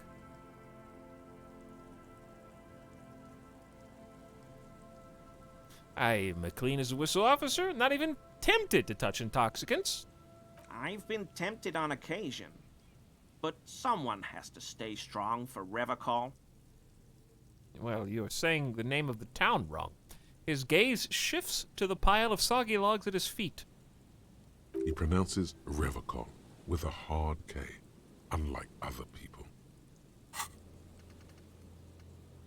What did we just finish? Oh, we found moral. We have 2 skill points again, Chad. Dude, what would I do if we didn't take art degree? Art degree is single-handedly carrying me through this game. That plus 10 XP on every conceptualization check is, like, by itself making us level up.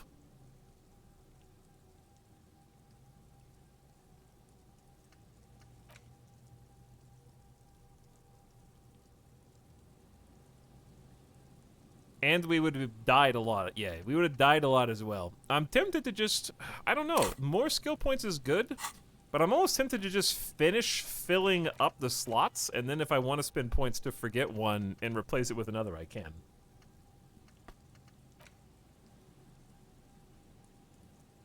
I know for sure I want Fairweather T500 at some point. Like, I know with absolute certainty that I want this. So I'm going to go ahead and take it.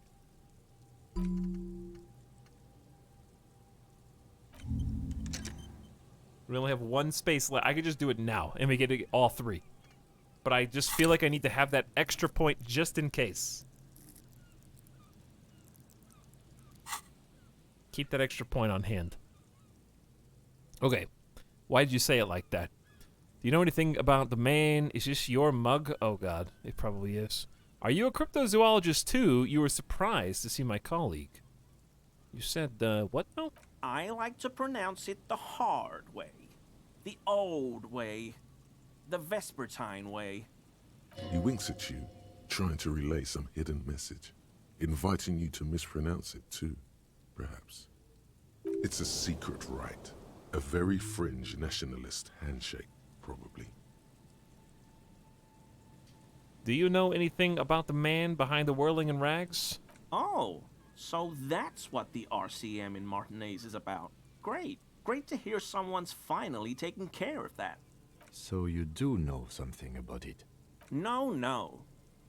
Nothing. He was some kind of mercenary.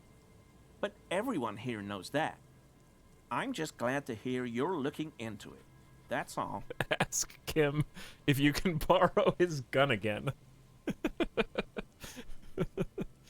He didn't kill him or anything, but there's something going on here. Hey, is this your mug we've been hanging on to for no reason for like the whole game? My mug? Why would you think that? It seemed as if you were calling to it longingly when you cried out, Yellow Man. I can see you recognize it in your eyes. You were calling to it longingly. Oh, no, that's not... Why would I be calling to a broken mug? Did I mention the mug was found at the scene of a lynching? Okay, I admit it. I threw the mug away in the trash container behind the hostel. I know I shouldn't have, and I am very sorry, officer. Wait, is he apologizing for throwing the mug away? You're not going to find me, are you? I am. 250 real. The maximum.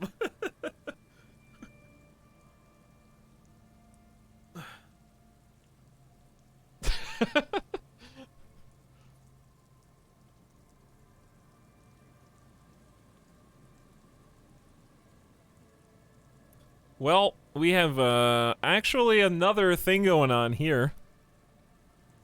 This is the mug that came from the scene of the lynching in the locked trash that only the hotel owner and the trash company is supposed to have access to.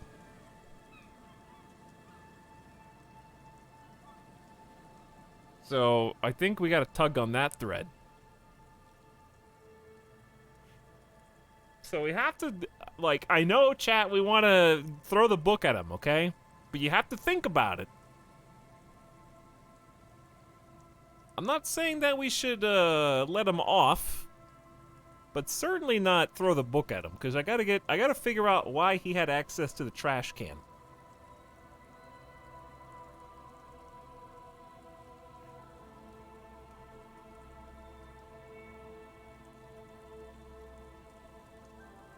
But it seems like I'm going to be caught in a situation where if I find him at all, I'm not... Dude, this game is so good at this. This is what's so good. They question a few things. Let's just pause and talk for a second. The game makes you question not just your own moral code, but also how you transcribe that moral code into, like, tangible action. Right? Because it's one thing to, like, have a belief, or say you have a belief, i.e., Gary, you are a bad person because of what you said to us at the beginning of the conversation, and for being an unapologetic owner of this racist paraphernalia, right? Obviously, we can all agree on that. But how do you put that into action? Okay? And what I mean is, if you throw the book and say, well, 250 real, the absolute maximum, are you not also guilty of some of the things that your moral code is normally opposed to? If someone else does something that is wrong or against the law, and the law allows them to fine up to 250 real for, say, pirating a game or something like that, that's technically illegal, you're abusing your power somewhat. Like, what is the actual cost of his crime? That's the question you have to ask yourself. And you have to go even further beyond that. Because there's another mystery where someone is actually dead, hanging from the tree behind the hostel. Someone is dead. If this guy could tell you who did it and why, and who was there, as long as you didn't fine him, would you do that? Would you give up your moral code to get the actual answer to the other crime? That's what the game challenges. And that's why the game is so interesting. Because it makes you ask yourself, what would you really be willing to do to get what you want? Maybe you want to punish people like this guy. Maybe you want to really solve the crime, the murder, the possible civil war that's going to unfold. That's the real genius of the game is it walks a interesting line where you will push the boundaries of your own belief system without even realizing that you're doing it, or maybe even catch yourself doing things hypocritically because you have the power of a police investigator in this game. And you get to see what it's like to have that power and go on like a power trip and how easy it is to do.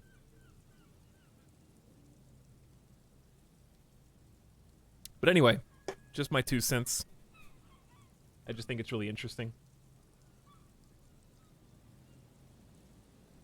I would only bend my moral code to prank call someone or point a gun at a child. It was under duress, okay? It was under duress. It was night. It was raining. It was late. I was okay. Listen, I wasn't even aiming at her. I was pointing at the buckle, and she was like screaming F words at me, and I was like, "What do you say? What were you saying to say?" Like, it was like that, okay? I wasn't actually gonna shoot. I was just looking down the sights, and I had to see what she was doing.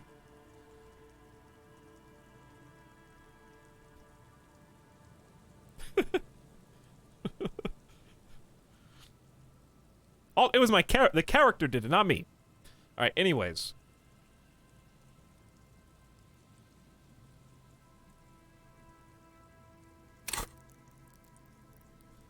Chad, I don't want to... Speaking of things my character did. My character has -1 empathy right now. The only saving grace is that he actually does have 3 esprit de corps, which is the understanding cop culture.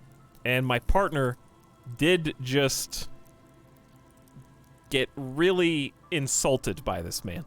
So on the one hand, absolutely no empathy whatsoever, literally negative.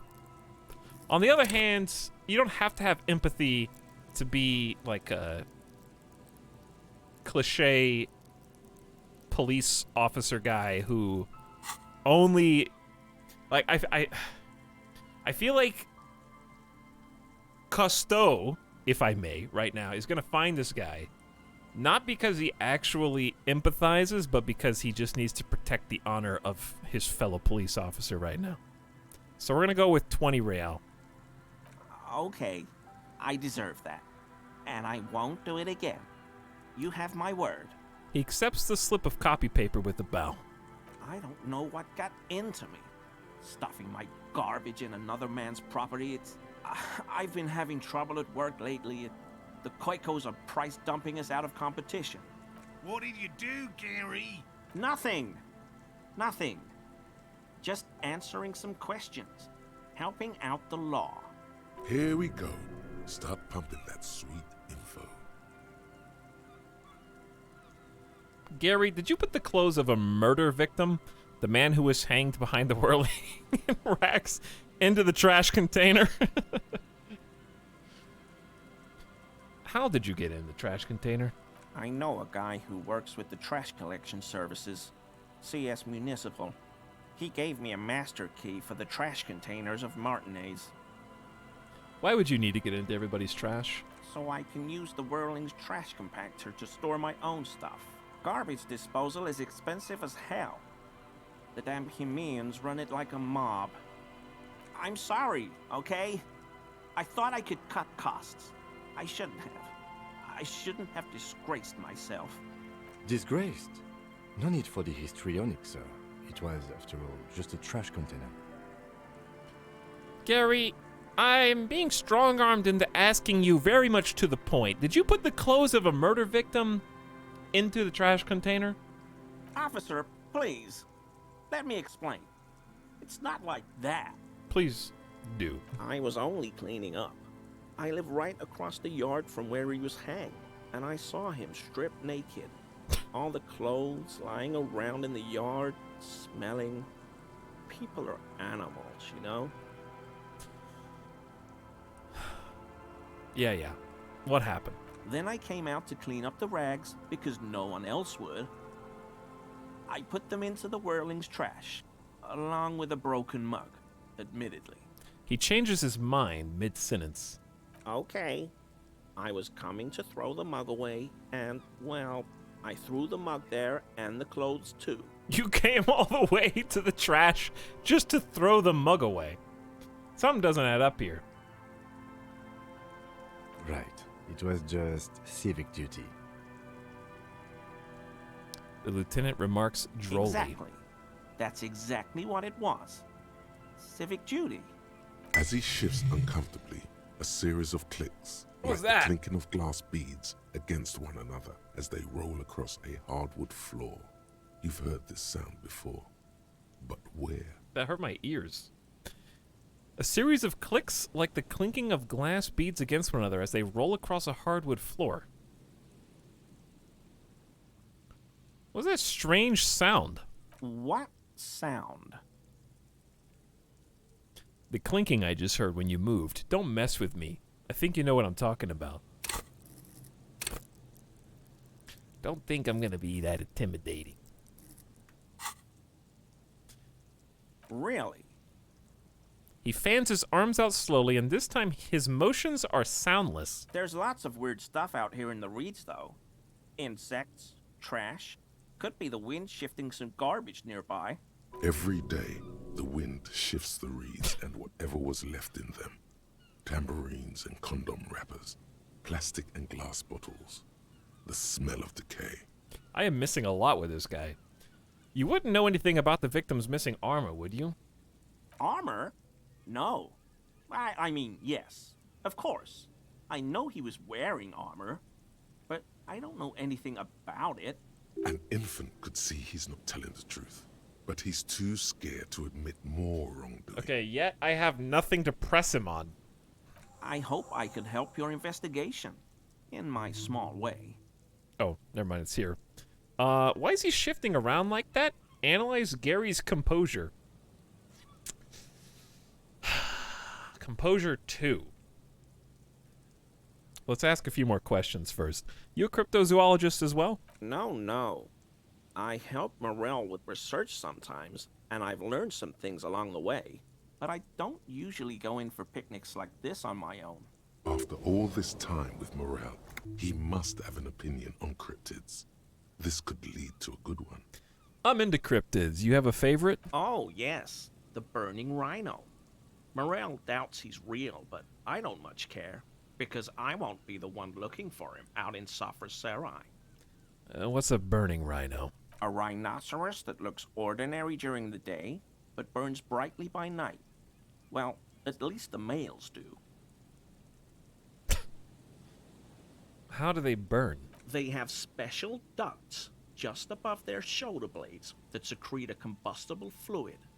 When the rhino is just beginning to light itself, it looks as though it has wings of fire. But how is this combustible fluid lit? How does it work? The rhino starts running very fast to build heat, then stops, raises its head, and sparks fly from its neck, setting its back ablaze.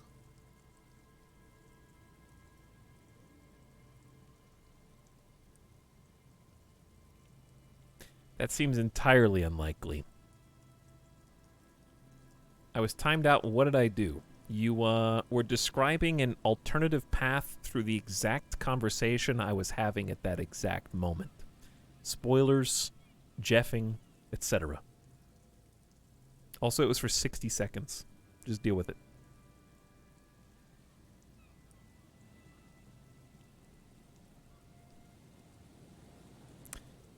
I can buy into that. A flaming rhino. I want to be just like that rhino.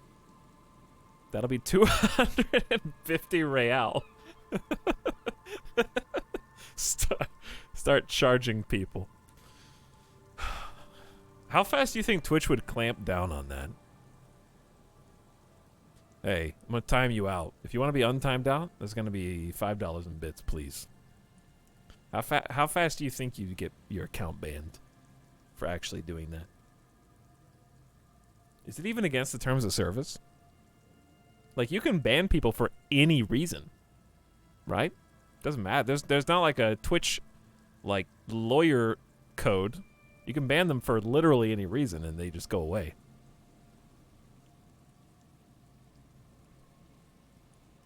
Sub for unbanned. That's true. I've seen that before in Uakuri. That's true. People do sub go, hey, can you please look at my ban? And then the streamer goes, yeah, you're good. Can we unban that guy? I have seen that, just not, they don't say that you have to do it, but it's like an unspoken code. Anyway.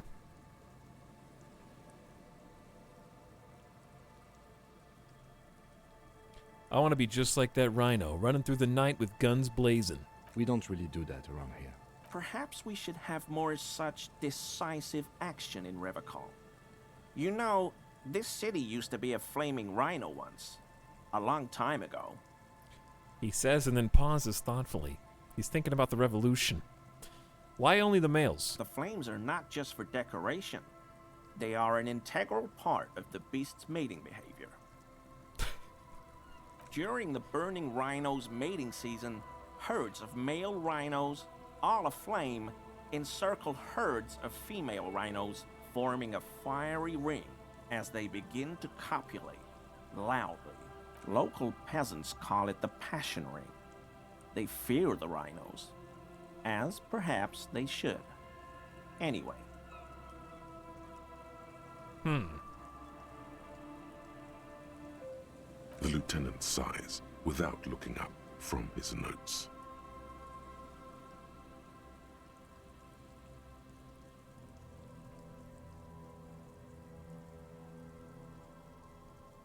Still 42%. You were so surprised to see my colleague, Lieutenant Kitsuragi. Not many Sealites here, or anywhere, other than Sail. I meant no offense, truly. Really backtracking here, Gary. Do you remember how, when we met Measurehead and I said the next races will be a really good one?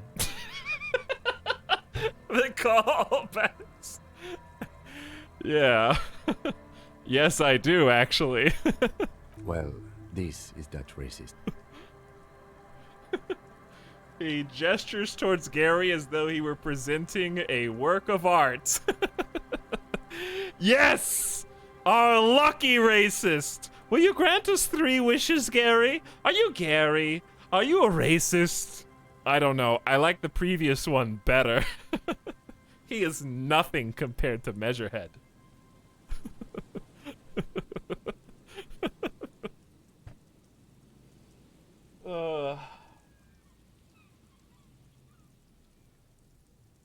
Chat, is he our lucky racist, or is he nothing compared to Measurehead?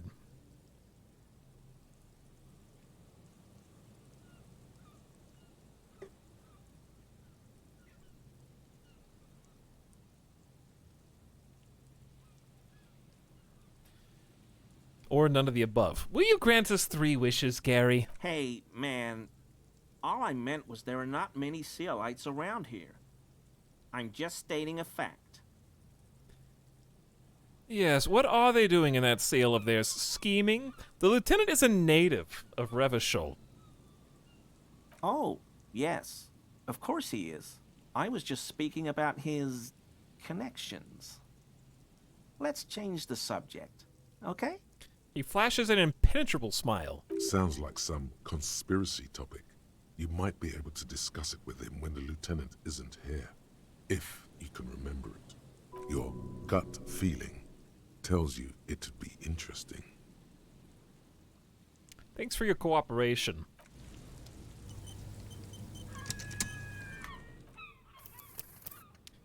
I feel like we should hold off on that composure check until we get the rest of that story.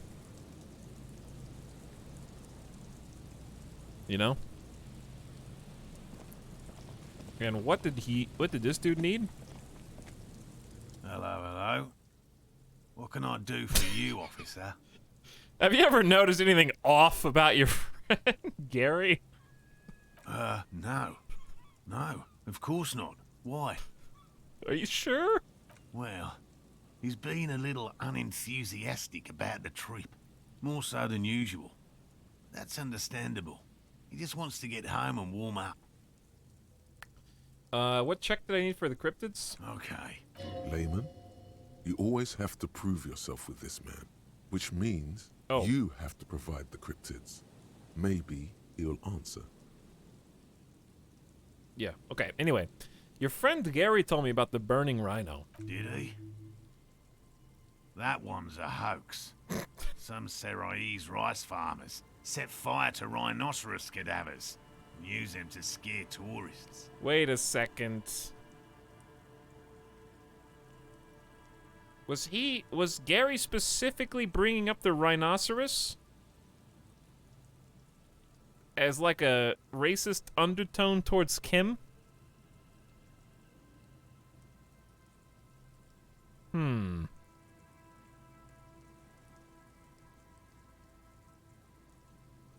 Have you told Gary this? Many times. It always turns into an argument. Okay, well, I don't want to repeat it. The rhino holds a special place in his heart. Let it. Myths are part of my field. It's a gut feeling. He knows it exists. Fuck the so-called specialists. See, Kim, one of them is a hoax. Which one? The burning rhinoceros. The burning rhino is where they draw the line. What if the other cryptids are hoaxes too? Many of them probably are. Statistically speaking, about 20% of all cryptids are verified hoaxes. Uncovering falsehoods deliberately fabricated to fool the public is just as much my calling as finding new species. If perhaps slightly less enjoyable. What if you're wrong? What if it's real? I knew it can't be real. I feel like I want to believe everything. What if it's real? I doubt that. Once confirmed a hoax, so-called sightings of the rhino stopped. Is there anything else? By all means. The more that could be real, the more you could be famous. It's possible. Chat, it's already almost 7 at night in the game, dude.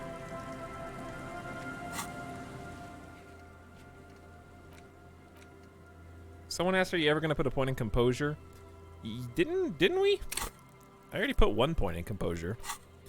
I need composure for the pile of clothes. That's it. And Gary the Crypto Fascist. Yellow on the white background. I can't even read that. Yeah.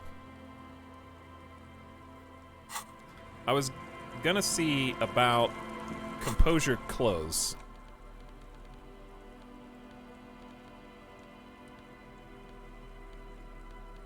The shoes.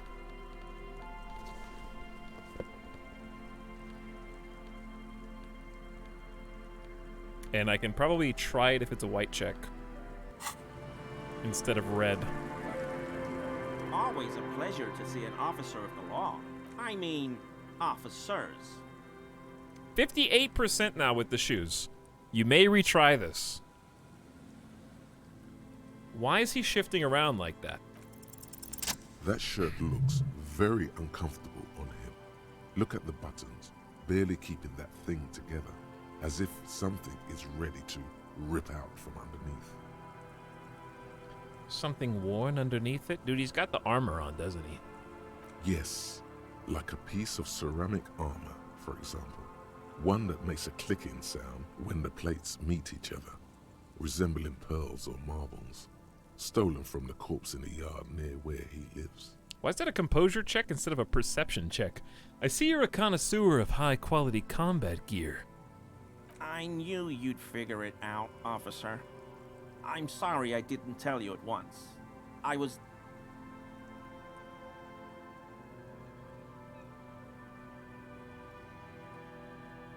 ashamed of what I did. And I didn't want you to know. Mm-hmm. You see gleaming white ceramic shine underneath. A thin layer of interlocking plates cover his gaunt torso. We're not detecting falsehoods, sire. He's gearing up to admit the truth. Here we go. Gary, what's going on?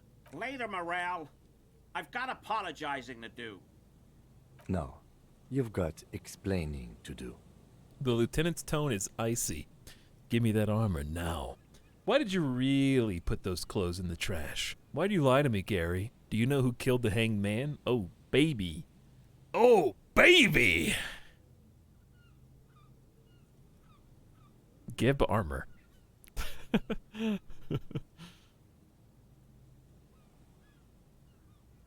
Chat, what do you think?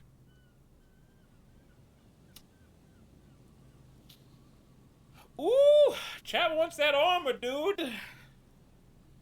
It is evidence, to be fair.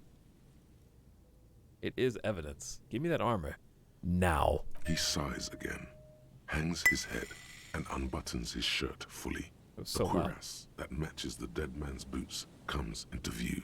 Soon it is in your hands, smelling of his sweat. This is it. This will protect your mortal shell. Don it and live. Ah, Gary.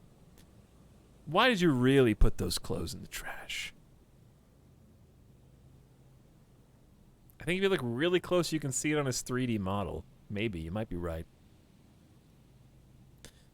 Chat, I'm ready to grill Gary, but first, I'm gonna take a quick pee break, okay? We're about to get some answers. But I gotta to enjoy it. Quick pee break.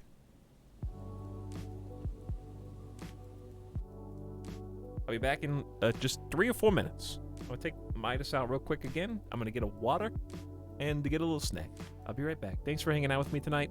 Roof and Burnt Muffins, howdy. Thanks for 2 years of the tier 2 sub Burnt Muffins. Thanks a ton, man. And Roof with the Alien Disco for 16 months. Howdy to both of you again. Welcome back, and I'll be back momentarily.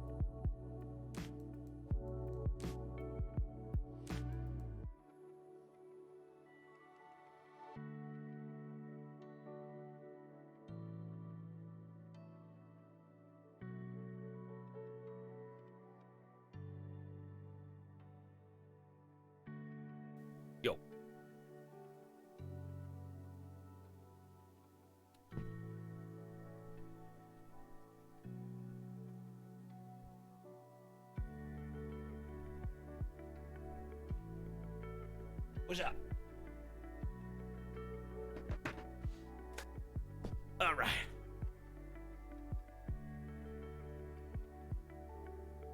Thanks for waiting.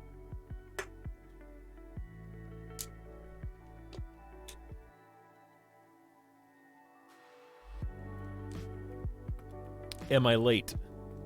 You are indeed, Wild Omelet. Your lateness has been noted. You guys want some cheese crackers?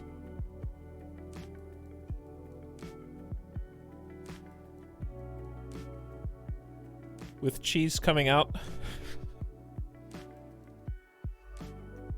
Mmm.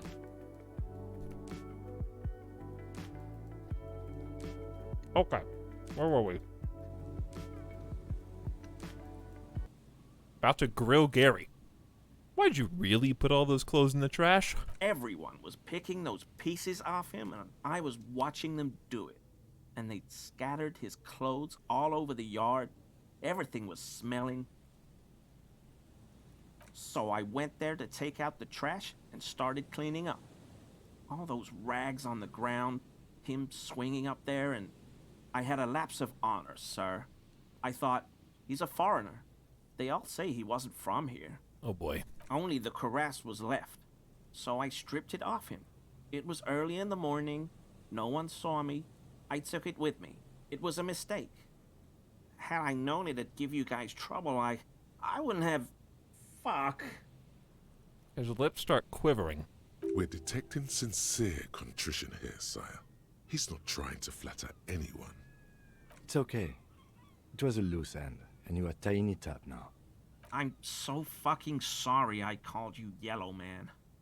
Sealite officers commanded the suzerain's navy. Most of them sided with the king when... He shakes his head. They were thoroughly conservative men, he realizes suddenly.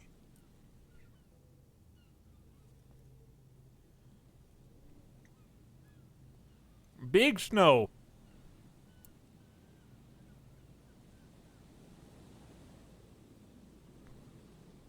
Gary. Listen. Why did you lie to me? Because I was weak. I should have told you the moment I saw you, but... The hell, Gary?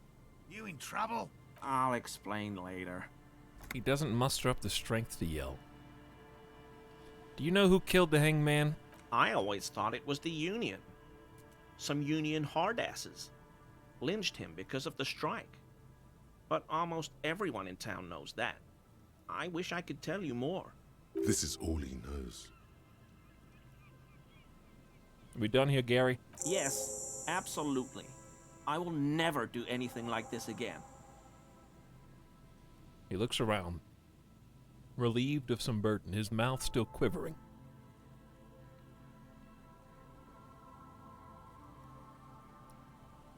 For what it's worth, it's interesting to see 3 different races, all races for different reasons. Gary is the type of racist who plays the forbidden total conversion mods for certain grand strategy games.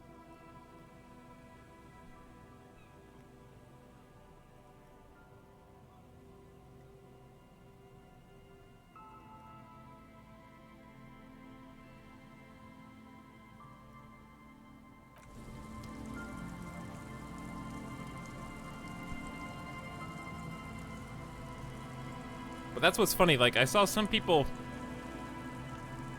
a few days ago being like, why is some of this so on the nose? And it's like, I don't know, because people in real life, people in real life are on the nose. I think a lot of people who fit the archetypes and stereotypes that the game presents think they're a lot more subtle than they are.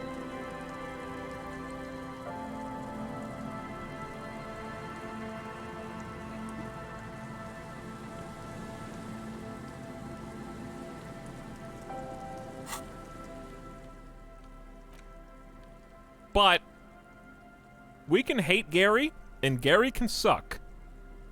But we did not detect that he was lying with drama when he it does take at least a modicum of courage to apologize to the person that you were just offensive to their face. That's better than Measurehead can say, I think. That's at least like one baby step in front.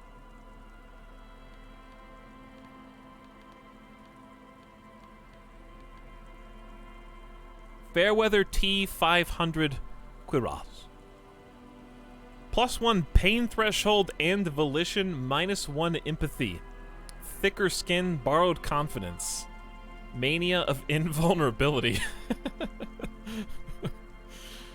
This vitreous enamel cuirass fits snugly and redistributes kinetic energy across its countless white plates. Amazingly, it fits under your coat, and it also makes pretty porcelain sounds when shaken.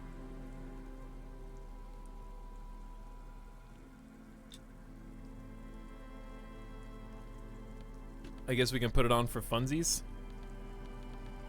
I heard a ding.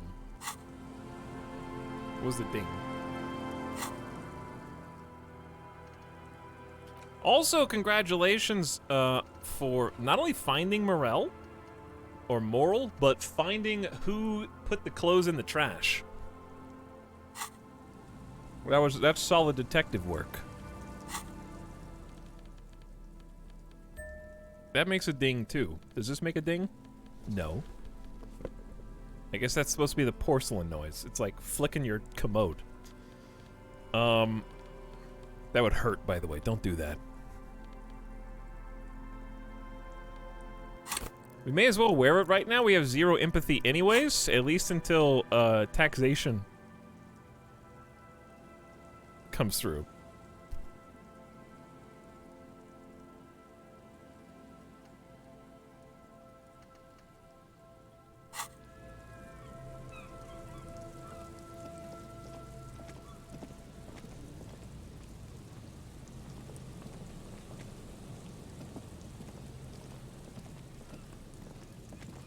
Okay.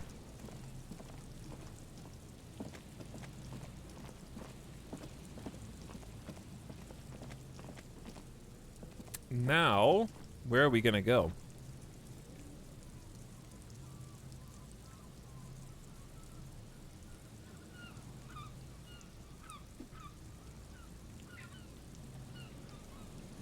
What should we do next? It's 7 o'clock. But yeah, I think we... It's a complex issue, what chat's talking about right now.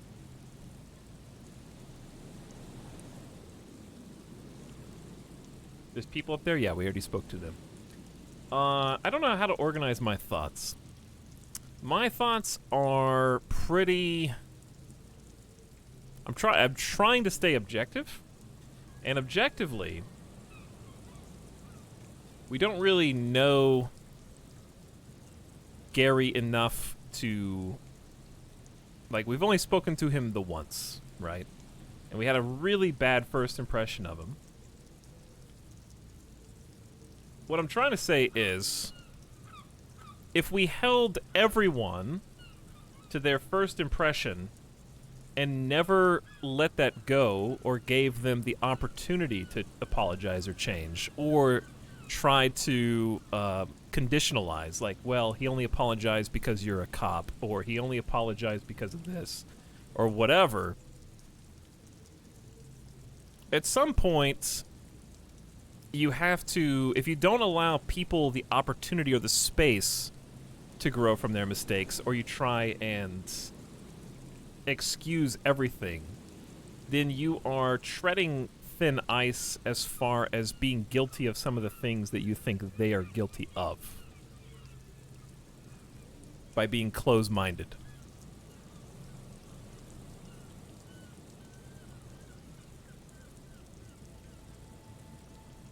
Why not meet him again later after Kim goes to bed? That's exactly what I plan on doing. And that is where you're going to get a real measure of his character. Now, that being said, I'm speaking as someone who hasn't played the rest of the game yet. And maybe there's people in chat who have already played beyond me who are giving their opinions on characters based on conversations I haven't had yet. So you have to account for that as well.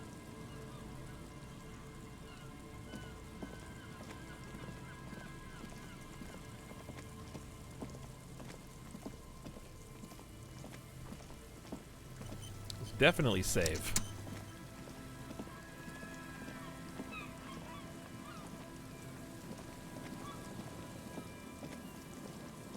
Okay, we have a thought bubble. Winter, slow to let go of Revachol. Flex some more wet snow from above. They told me to come back when it was snowing, basically my internal monologue. Have a look around. The snow falls lazily, making the beach sand paler still, mixing with the rust-colored sewage runoff. And to think, it seemed as though it were already spring. How does it feel? The melting snow seeps through your thin clothes. Grandmothers don't let their grandchildren out dressed so lightly in this weather. At least your hair is protected from getting wet and sticking together. You look around. I have like a froggy cap on. I don't think my hair is really protected in any meaningful way.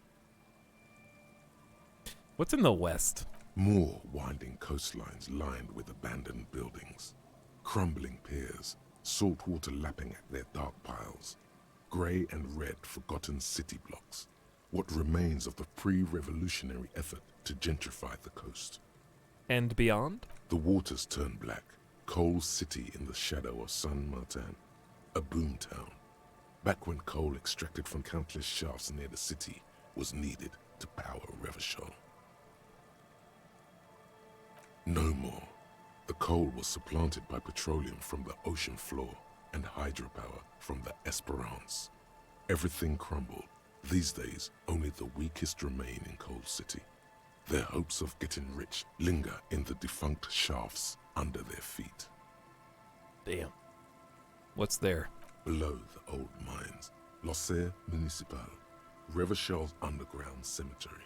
Le Petit Rat braved the underground passageways. Le Royaume.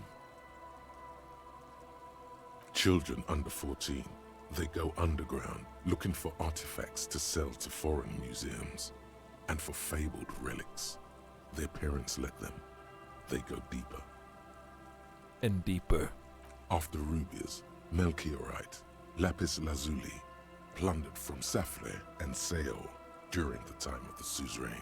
In the burial chambers of the kings, Grand Old Philip, Guillaume II, and even in the mausoleum of Philip the Opulent.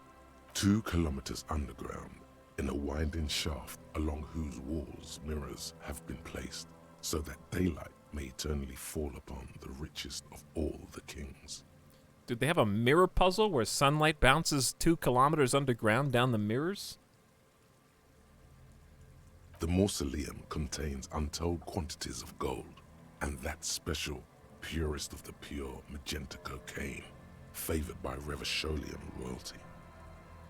The magenta cocaine. Did someone say untold quantities of cocaine? Drop everything immediately and go looking for this hoard. How can it be pure if it's magenta? How can it be pure if it's magenta? Snow falls, and there is no answer. Some things are not for mortals to know. Wipe the snow from your shoulder. Few Petit Rats return from the shafts. Even fewer find what they're looking for. A small child steps out of the black tunnel with silver trinkets in her pockets. All around her, white snow on the extinguished coke furnaces and on the weather-worn shacks where fathers beat their sons after drinking. The snow melts on your fingers, turning to water. Getting all Max Payne up in here.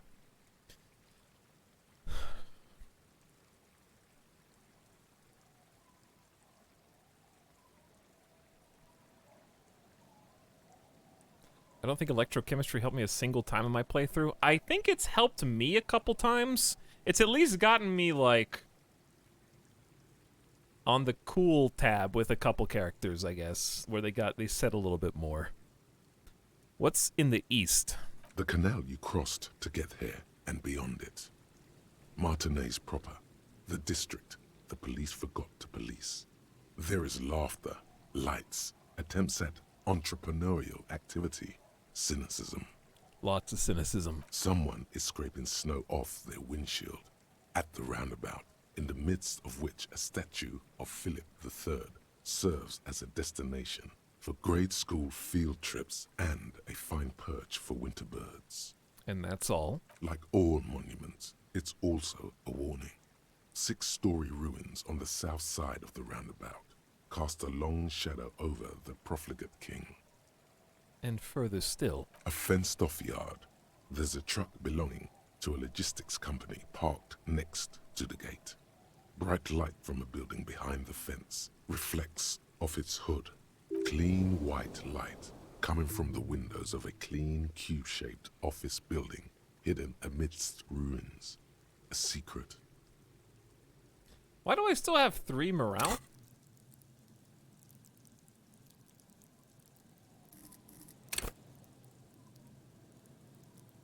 Psyche base +1, learn skill +1, bonus. Oh, bonus from items.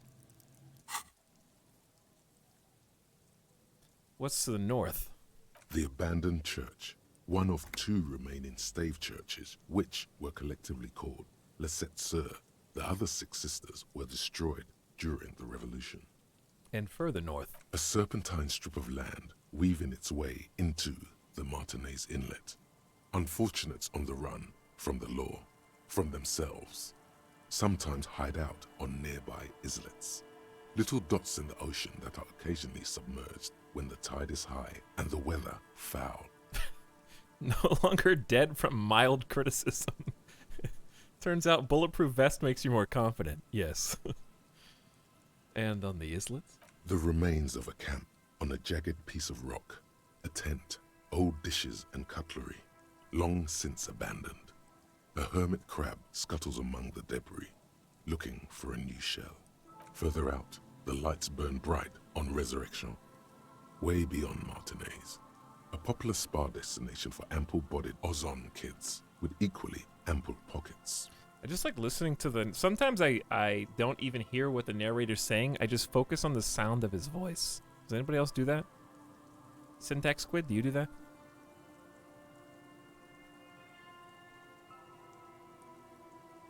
I want him to read me bedtime stories before I go to bed every night.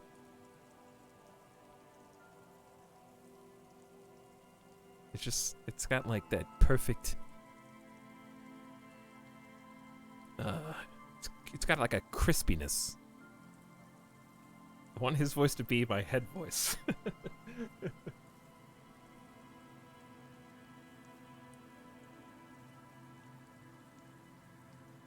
Sometimes you do just need to feel the words. Then there's Ozon, but the snow falls too thick. You cannot see that far. Before the curtains are drawn. The Bay of Revachol. Vastness, great depth. Over 1,200 meters at its deepest. Water, air brinier than here. It is crisscrossed by huge cargo ships bearing company logos. Wild pines. Zam. Morian. Zam.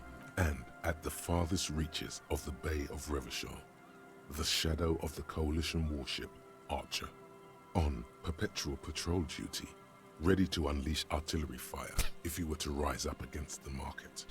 You shudder. Are we gonna get exploded by a warship? What's in the south? The raised motorway, 881, separating Martinez from Jamrock. Vehicles whoosh past one another day and night, while those who reside in the labyrinthine alleyways beneath the motorway attempt to carry on with their lives in the snow and the slush. And south of the 881 is the Pox. We heard about the Pox earlier, didn't we? Was once a park, a place for reflection and recuperation for the patients of the old military hospital. In the 20s, it was used as a quarantine center during a measles outbreak that killed many children. Most everyone has avoided the hospital and surrounding park ever since. Well, seems like, we probably already passed that. The pox is completely wild now. Evergreen thickets covered in snow and industrial dust. Feral dogs and even wolves roaming in packs. The police try to keep the deepest corners cordoned off. Heavy drug users do slip through and hole up in the old military hospital, hoping to find something to get high on among the hastily abandoned supplies. Or just to overdose in peace. Sounds like our friend selling the blue liquid, yeah? A line of motor garages with armored carapaces hunched in the cold. A mechanic is hard at work, patching up bullet holes in the side of a Capri 40. These are the garages of Precinct 41. Snow settles on the roof of the repurposed silk mill. It serves as your station. Shivering RCM personnel hurry in and out of the main entrance. That's us, dude. That's our precinct. Around you, the snow continues to fall. To the west, the ocean swells. No, it was home. I want more. Look around.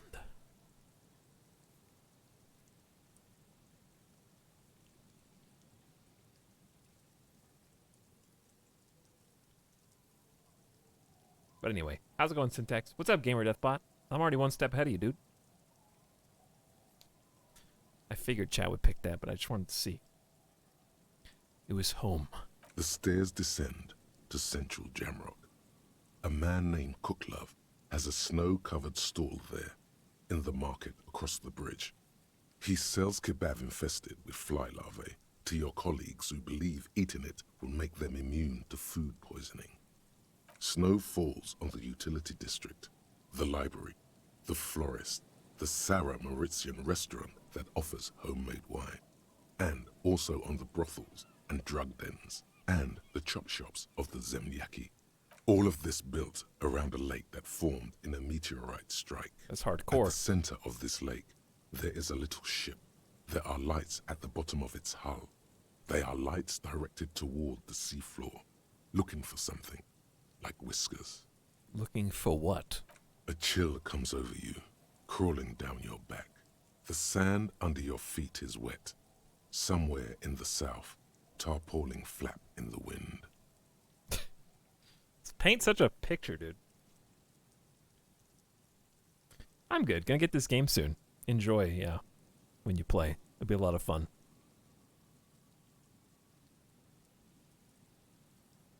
Disco's always worth replaying with a different skill setup. It's probably true as well, especially just for all the voice acting. And what's above me? More Coalition aerostatics. Occasionally, lights flash as they maneuver through the falling snow. One large airship carries crates in its belly. And below. Layer upon layer of sand, poisoned with industrial runoff. The storm drainage, hidden bunkers. Rats scuttle. Tell me a secret of the sands, Wind. Someone stuffed a big old polar anorak into a concrete pipe under the boardwalk. It would keep you warm. You would probably never happen across it, but who knows? Someone stuffed a big old polar anorak in a concrete pipe under the boardwalk. Well, remember that, I guess. Maybe Shivers knows something that can help us out in a minute. Stomp your feet for warmth, brushing off the snow. We should keep moving. Who knows when the snow will let up. So you want to know what's interesting about that? That only took 1 minute. That was just thoughts, like Shivers was just lightning all that through my brain. Only 1 minute passed as far as Kim knows.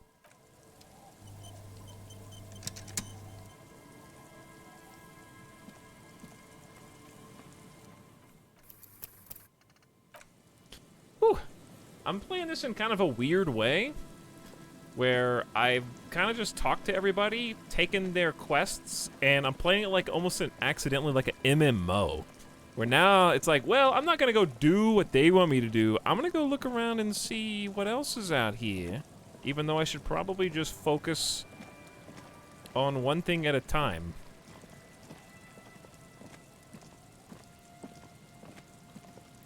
But also, it's just too much fun to just explore. Like, it's 7 o'clock. They can wait a little longer. We already went up here, right? We for sure already did the phone thing. This loops back around, but there's a little bit up here I think that we didn't do. Someone has left an unidentifiable article of clothing on this railing. It smells really bad. Hey, I bet chat wants to touch it. The cloth, if you can still call it that, makes a soft crunching sound as you thrust your finger into it. Take a look. It's streaked with dried seagull shit and tangled with pieces of seaweed. It's on my The hands. dangling arm suggests that there might be a jacket beneath the crust of filth. It seems likely that it was left in the surf until someone laid it out on this fence to dry out. Unfortunately, that just seems to have stiffened it into a shapeless mass. Please tell me you're not taking that with you. I think this is the jacket the idiot Doom Spiral guy wanted me to find. I'm sure he'll be thrilled to have it returned.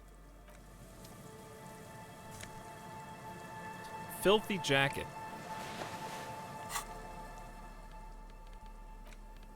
I can interact. It's been at the mercy of the elements for quite some time. It's streaked with seagull shit and abnormally stiff from God knows what natural processes. You can't even tell what brand it is. As you hold it in your hands, it makes an uncomfortable crunching sound. Man, how did this jacket get so disgusting? It's a sordid, filthy tale, not for the weak. Are you sure you can stomach it? Maybe we should think about it later. Good choice. The less you think about the jacket, the better.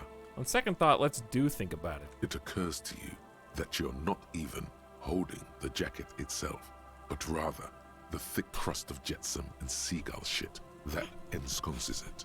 It smells like a dead sea creature, tangled in grey strands of seaweed. It must have spent quite some time in the water before the tide deposited it ashore. Okay, but what's the crust made of? Somehow, it was carried or dragged to the boardwalk. If not by human hands, then perhaps the feral dogs that prowl the beaches at night. Dude, there's feral dogs that prowl the beach at night? The faint impressions of many footprints are also present, though it's impossible to tell what kind or how many. Suffice to say, the jacket spent some time on the ground before someone draped it over the railing. Okay, but what happened once they put it on the railing, visual calculus? The crust is hard. This jacket spent at least a day baking in the sun. Who knows what happened to it then? Somewhere, high above the city, a pair of seagulls trace loops through the air. They are like the bombardiers of the aerostatic brigades, gliding above a target-rich environment. All of a sudden, the bomb bay doors open, and their white glittering payload rushes to the ground. Splat! An explosion of white on a man's shoe. A curse goes up, but the birds do not hear. Why did I just spend all this time thinking about seagull shit? I feel like I really understand this jacket now. Put the jacket away.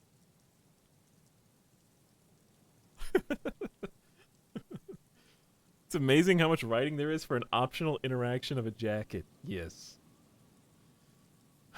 BC and Shivers are good friends now. I think so, yeah. Why did I spend all this time thinking about seagull shit? It's too late. You've already thought about it, and now your hands are covered in muck. Ew, ew, ew. Flick your hands. Maybe if I wipe my hands on my pants.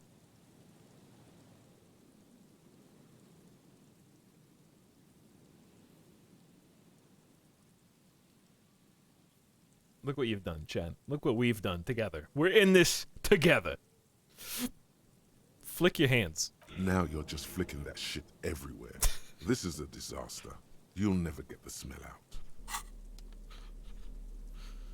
Good. Do I actually still smell like seagull shit now? Cool. Let's check this barrel for money.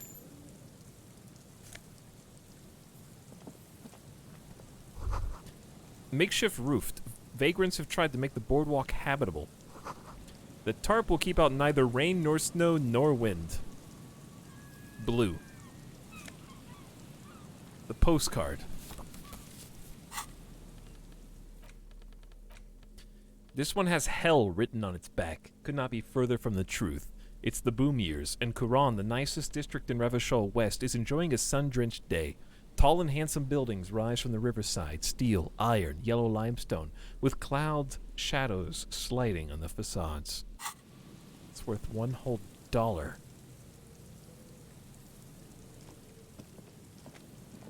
Getting a little dark. Sun's going down. Coin-operated weighing machine hasn't been used for a decade. Vagrants have recently painted the tarp red. Water drips from it. Megabino's prescription lenses. +2 encyclopedia. -1 perception. Whose idiotic idea were square and beige plastic frames anyway? Beige is a color that does not look good on anyone. Not to mention that seeing the world through these exceedingly thick lenses feels almost nauseating. -1 perception, actually, but 2, you're way smarter, dude. 6 encyclopedia. That's tempting. But you lose 1 perception. You can see the dictionary of life. But I have to give up savoir-faire, but I get a visual calculus back. I do have 0 savoir-faire now. At high levels, it will make you the king of cool, the most stylish douchebag in Revachol. Nobody will see you till you're ready to be seen, and then you'll get the full treatment whether they want it or not. At low levels, however, you'll be a bumbling, feckless cop, unable to catch a pair of keys, thrown by your partner without losing an eye. Yeah, that sounds about right.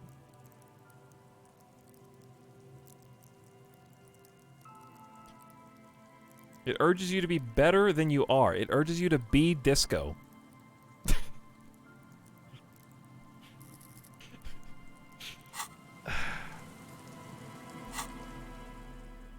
Should I just give up on... What's my perception at right now? 3 still? It's not great. I do like the encyclopedia bonus, though.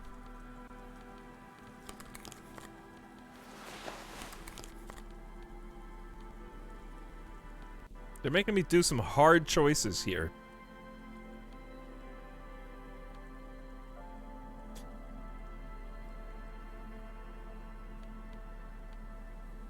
Chat, what do you guys think? Keep encyclopedia or keep savoir-faire? Encyclopedia lets me keep the visual calculus. Savoir-faire lets me keep the perception. I feel like the perception's so important for a detective. And just to see things in the world.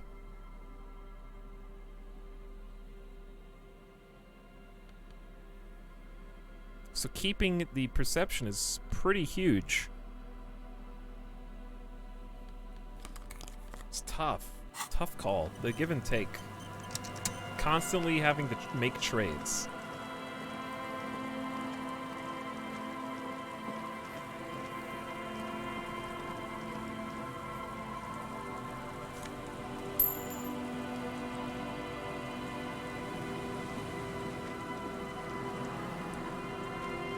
Constantly having to pick this or that. A big wine canister, open and empty. The smell. It's awful and familiar. Hold on, that is awful. What is it? Don't you recognize it? That hideous pungency. That faintly cloying sweetness. Only death smells like that. Something cold wakes in the pit of your stomach. Fear. Fear? Half-Life, what's the deal, dude? It is death. It must be. Heads up, Lieutenant. Something's not right here. What's my... I got 3 Esprit de Corps. The lieutenant has already brought a handkerchief to his nose. Careful there. These floorboards look rotten and weak.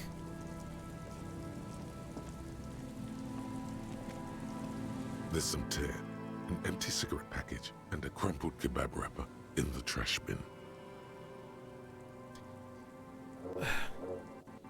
Honk honk. 2 empty bottles of Tallulah vodka and a can of black potent porter is all you find. No, there's more in there. Livis strawberry liquor, plus some Pilsner bottles too. Better not pick them up. They seem unhygienic. A tragedy. The lieutenant looks in the can, eyes watering from the smell.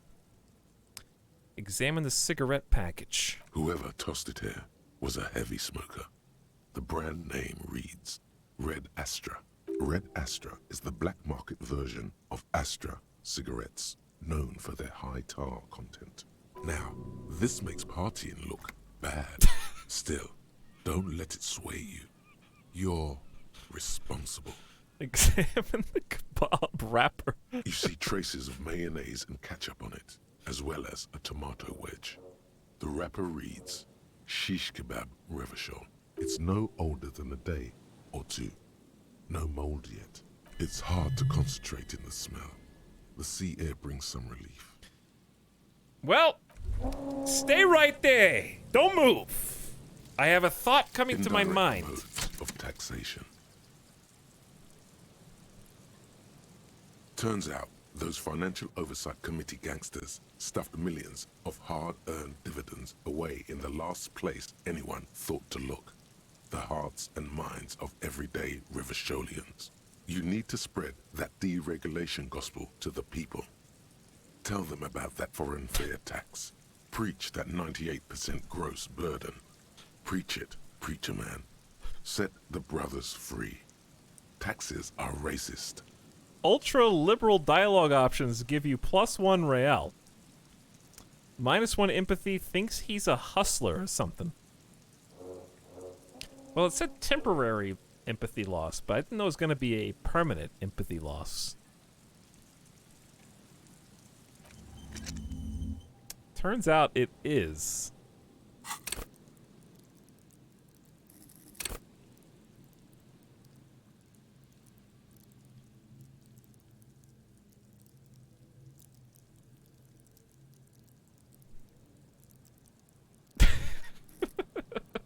We're about to level up again.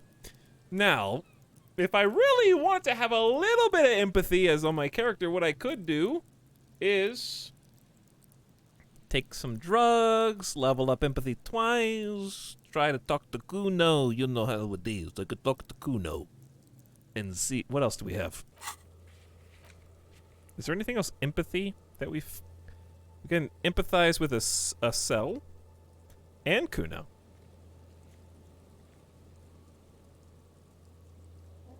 Could. And we got the Fairweather T500 coming. We got 2 pieces of the armor, third to come. I still got a skill point, and I'm 90 out of 100. Do you guys just want to do the final thought and just go all thoughts? Big time? Or do you want to just actually spend some points on getting some stuff done around the world?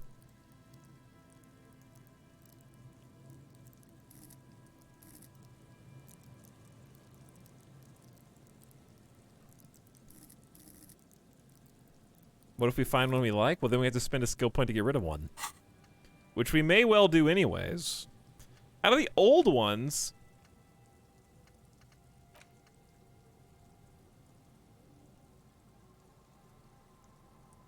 we could honestly probably get away with just forgetting Coach Physical Instrument. I mean, we have plus Physical Instrument shirt anyway. It's a +1. And we get an encyclopedia back.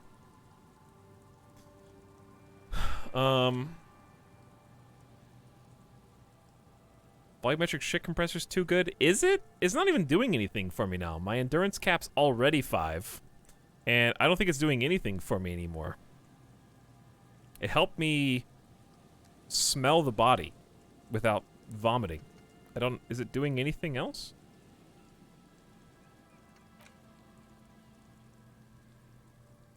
The motorics is good still, just for the motoric skill caps.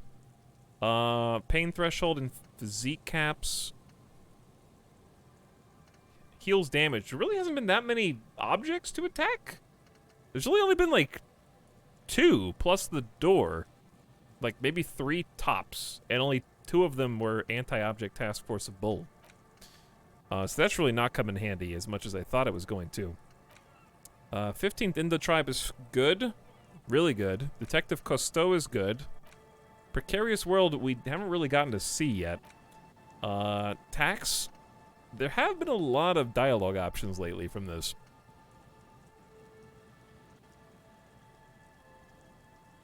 And we don't know what that is yet. I think we do need to solve some actual things in the world. Speaking of solving things in the world. Hold on. Let's take our clipboard out. I know we don't have any empathy, but we do now. We have 0. Which is more than -1. A man lies on the boardwalk, his limbs bent and neck turned at an unnatural angle. Right next to him is an empty bottle of spirits. In his cramped hand, a chewing gum wrapper. Half of his body has slipped between the cracked boardwalk, starting with the left leg. The fall is left right leg. broken, contorted like a sad puppet. They must have changed his angle. The smell is not as bad as a 2-week-old corpse, but it's definitely heading there. Hold on. The lieutenant squats next to the corpse and examines his face. 2 bulging eyes stare back at him, void of any signs of life. Lividity is faintly pronounced. Whoever this is has been dead for 2 days. No longer. We need to investigate. He stands up and shivers as a gust of wind blows through his bomber jacket. Dude, we got a second investigation now? Calm now. Carefully. Just another day. Just another dead body. Breathe. Study the man himself. The man has fallen through a crack in the boardwalk and hit his head against the metal bench. Coagulated blood covers his black hair. One of his feet is still dangling through the hole. You have to be quite inebriated to fall that bad. Well over a liter of pure ethanol. 3 bottles of wine or 1.5 of spirits. Or maybe it was just dark. Examine his face. His expression is dull, like the sea behind him. Drops of water shining on his mustache. His eyes, empty and wide, look frightening in their frozen gaze. Height, 170 to 175 centimeters. Curly hair, stout build. Age, approximately 50 to 60 years. Dude, we gotta open up another report, man. I'm gonna have to get some more of those sheets. Can you give us your best impression of the expression? I already did. That was like stream 1 or 2. I don't know if anybody clipped it, though. But they said it was pretty good. Maybe they were just sucking up. I don't know.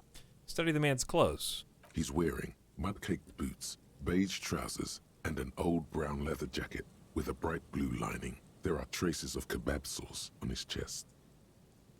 Kebab sauce. You find some sunflower seeds and a rain-soaked library card folded into 2. His jacket feels sodden and heavy under your hand. Good.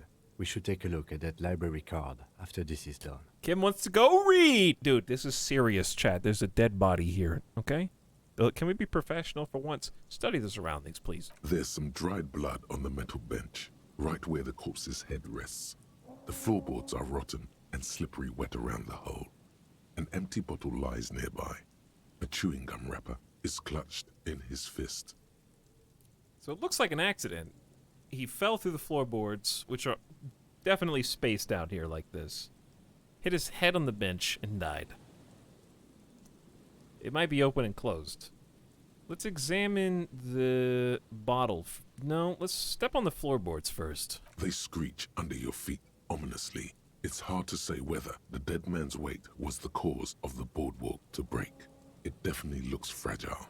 You see waves churning below. Something cracks beneath your feet. Am I gonna dump his body in the ocean on accident? He could have easily disappeared into the sea through that hole, and you would have never found him. Also, the audio thing is happening again. Examine his head. A dried chunk of blood covers the hair at the back of his head. An open wound. It's sticky and cold to your touch. I don't see any other major wounds, do you? Well, we haven't done anything yet. It's hard to say. Seems like the head wound was fatal. It's exactly the shape of the bench. The head wound is the shape of the bench, Kim?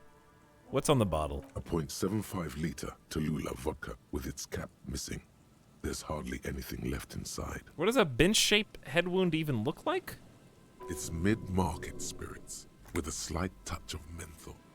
The man meant to enjoy himself, have a good time. Tear all around us. He looks at 2 other bottles forgotten near the coin-operated viewer. Examine the chewing gum wrapper. Rubowski spearmint chewing gum. Green leaves on the cover. The man's mouth is half agape from the terror of the fall. Time to look in his mouth. The blackness of death. Stench. You think you see white chewing gum too? He ate the whole pack, right? It's to cover the smell of alcohol before going home. The worst thing is, I've seen it before. Almost the same scenario. Even the chewing gum. It's always the same. Kem, you're telling me you've seen a lot of people who stepped through a crack on the pier and hit their head so hard they died? The entire boardwalk creaks in the wind as you take a step back. Who is this man? Looks like one of the locals. He'd have to know this spot to come here. You don't just walk over here. He looks south the way you came. But that's just a lazy assumption. What do you think? At least this man knew how to party. Imagine the same scene without the bottle. Now that would be just sad. What we're witnessing here is a demise of a great party beast. That leather jacket, an empty vodka bottle, chef's kiss. Mwah. Looks like another old drunkard to me. I think labeling him as an alcoholic is a bit premature. We don't know anything yet. I hate to do this to you, but I do be having zero empathy right now. What we're witnessing here is a demise of a great party beast. The wedding ring. The lieutenant points at the ring on the man's left hand. The flesh around it swollen and gray. But let's try to not run ahead. For now, all we know is that he's an unidentified middle-aged man found dead on the Martinez boardwalk. What do you think we should do with him? From where I stand, I can see 2 options. We either take the case and follow the leads to identify the body on our own, or we report back to the station and leave this for our colleagues to handle. See, like, I refuse to believe that this is the man, the husband from the woman on the pier. Because from what she was saying, it sounded like he'd been gone a long time. And this body's only 2 days old. So it'd be real odd. How about a field autopsy? We found them. We should finish this. Take the case. Let's leave this for the station. I still need some time to decide how I want to solve this. Let's ask one more question. No need to rush. What do you think happened here first? Death by misadventure. He slipped and fell through the boardwalk. A truly unfortunate accident. If it wouldn't have been for that bench, he'd be alive. Could it be related to the lynching? Do you think he was drunk? What about the kebab? Someone should be held responsible for this boardwalk. Do you think he was drunk? Oh, yes. What about alcohol poisoning and liver failure?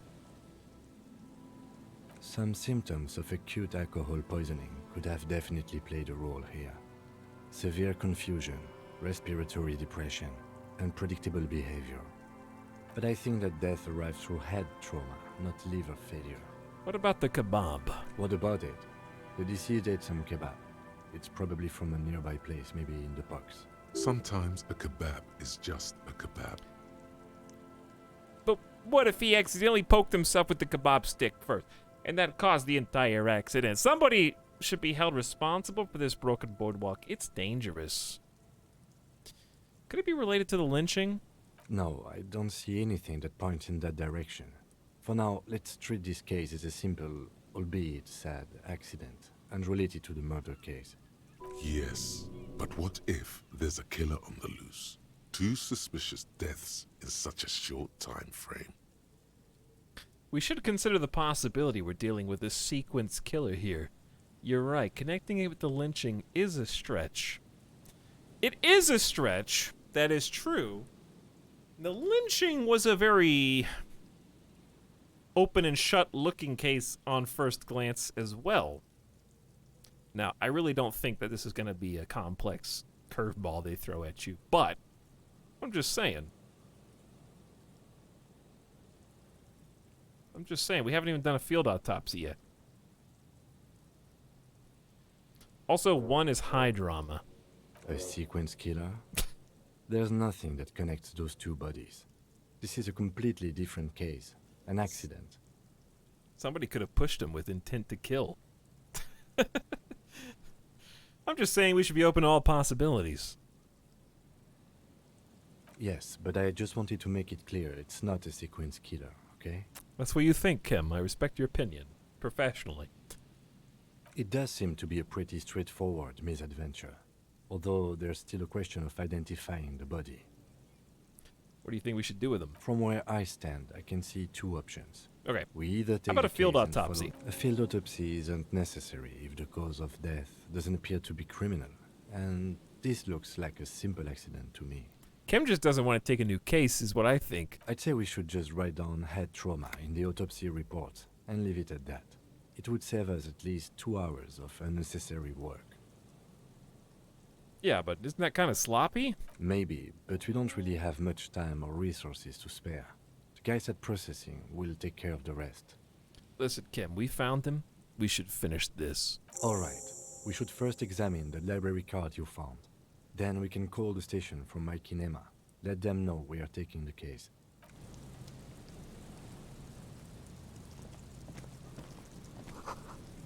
Yeah, that other body is like way more important than this body. You're right, Kim.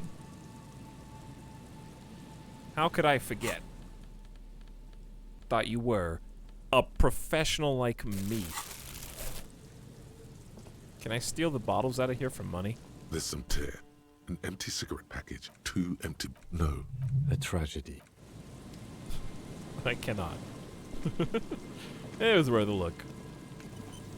Y'all are kind of on a time crunch here. A second body, dude. Moonshine smells like tasty fermentation. It's already almost 8 o'clock in the game.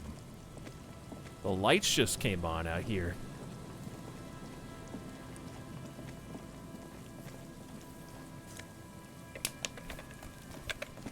This appears to be the end of the pier, though. We already got this, right? Bottles, dude. It's free money. I probably missed so many bottles because I didn't have the bag in my hand. Any bottles to sell on this dead dude? The hustle never stops. Yeah, the hustle does never stop. That's true. Okay, we kind of stopped short of coming up here. This is new. I remember the lady talking about this, though. These rusted gears used to turn the whole machine. I feel like I remember her talking about this bunker-looking place. The chain trails into the ocean to who knows where. This barrel's recently discarded. It smells of fuel. Oil. An old door, worn by elements, guards the depot. The wind has blown a sand dune in front of it. The door hasn't been opened in a long while. You see a handle.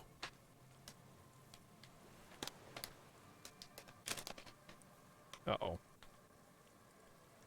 I just screwed up this. But I hope it's probably fine. What is this thing? It's military. A service depot of some sort. To serve as what? The washerwoman mentioned a depot at the coast. She said it was for moving ammo and cargo across the bay. This might be it. This is a red check? Dude! This is the one reward? The people who put all their points in interfacing in motorics and were like, I don't want to steal stuff. How come all my interfacing is to steal stuff? This is their, like, big reward for putting all the points into interfacing.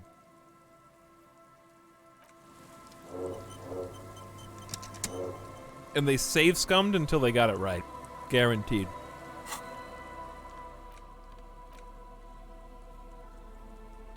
A library card found from a pocket of a dead man on the Martinez boardwalk. It's slightly damp to the touch. The cover bears the stamp of Jamrock Public Library. The library card is folded into 2 and still slightly wet to the touch. The front side reads, Central Jamrock Public Library card, issued to Billy Mejean, expires July 53. Billy is a unisex name. Could be the deceased, or his family member. Look, inside the library card, it unfolds. Whoever owns this card is an avid reader. You find a list of books written in blue pencil. Radio thriller. Stand a little less between me and the sun. The last one in the list is The Glinton Curve by M. Theobald. A library stamp indicates that the book has been returned. Stand a little less between me and the sun.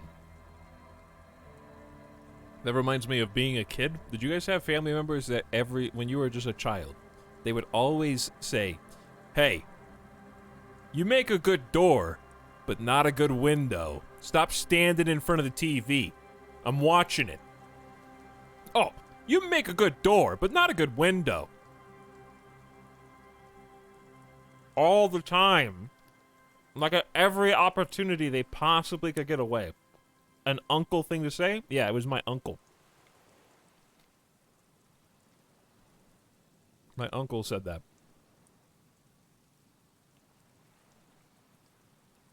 It means you can, like, the door, like, swing open, like, move. But I can't see through you.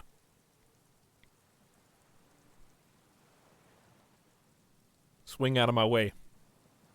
Most of these titles seem to be in the sci-fi genre. Some thrillers, too. Hey, thanks, conceptualization. I leveled up.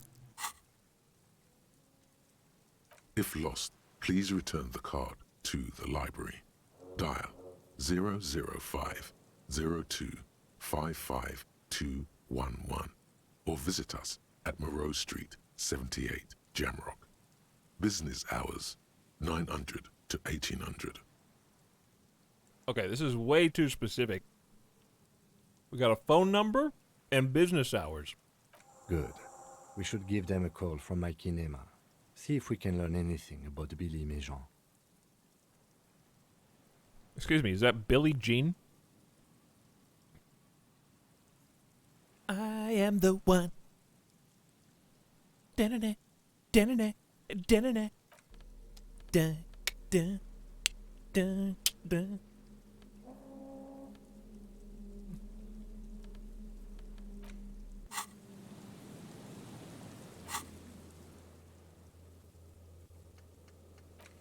Dead body on the boardwalk. Call Jamrock Public Library for info on the card's owner. Can do. Well, we ain't gonna be cracking that open anytime soon, if ever.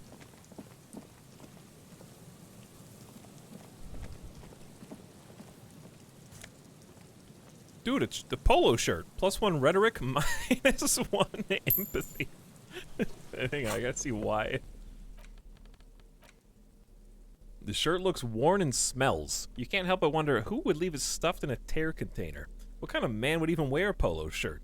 This might be one of life's mysteries that'll never be solved. What's polo anyway? No, really, what the hell is polo? I definitely wore polo shirts when I was in high school and college. That was just a 2000s thing. Now, if you still wear polos regularly, you might just be one of those golfing personalities.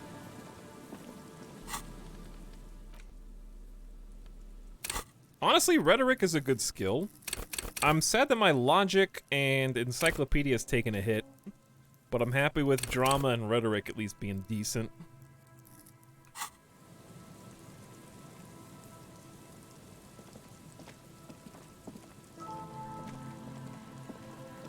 Can't have everything. That's kind of the fun part. You play to your strengths, pining for your weaknesses. And I got skill points. Like, I could make a choice right now. I can get that final slot. It is time to do a story thing. Or we could just do Wompty Dompty. Art cop, Wompty Dompty. Waste of a skill point, question mark? Who knows? It's only 42-minute research time.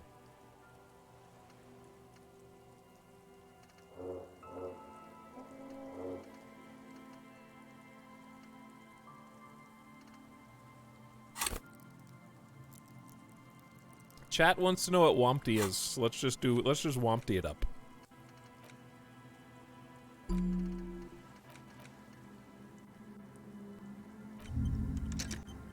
It's Wednesday evening and something heinously exciting is underway. People have gathered beneath the billowing roof of an oddly shaped trophy building, sipping wine, exchanging opinions. 29-year-old Wonder Twins Guy and Keith Yost are the stars of the show, with their bomber jackets and white sneakers, head curators of this art exhibition. It's the Wompty Dom Wompty Dom Didamiest event, Wompty Dom Didamiest, Wompty Dom Didamiest, Wompty Dom Didamiest, Wompty Dom Didamiest event of the year, and all the cool kids have RSVP'd. Where are you? If not there. We got 2 hours on that, 42 minutes on that. I'm gonna say it's fine because we've gotten so many extra skill points from our art degree. We may as well see the end of the art. And then if we get extra skill points and we want to swap some of these out, we can totally do that. I'm gonna save this other skill point though. I'm gonna do it soon for some of these checks. Cigarette butts cleaned away under a rock. Someone made a campfire a long time ago.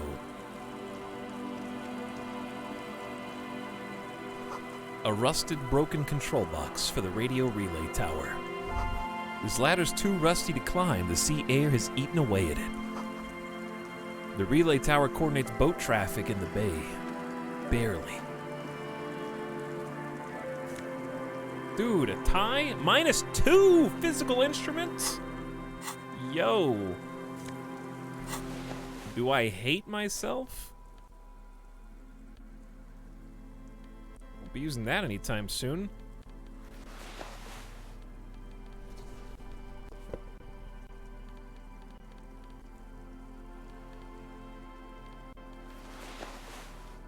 Get organized here.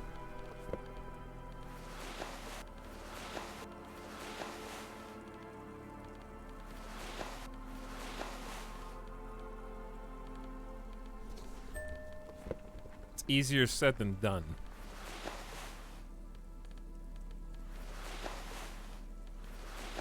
There we go. Yeah, it seems like a big ask. -2 shivers. What? Okay, we'll never know what that one said. It jumped off the screen, but I got 10 cents. Oh, tiny inlets there. Where the post trail towards in the far distance. Interesting.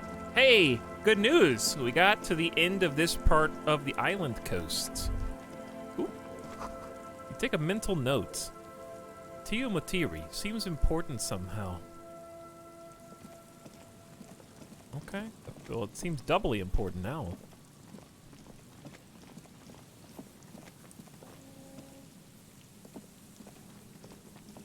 We got a lot of things we can do with our remaining time. It is 8 o'clock p.m. almost. And we could jump on some of these. I think the easiest one is taking the stuffed bird to Gart. Take the Doom Spiral jacket back.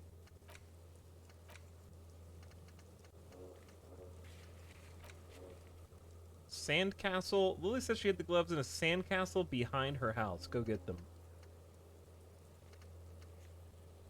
We also need to talk to the smoker on the balcony tonight.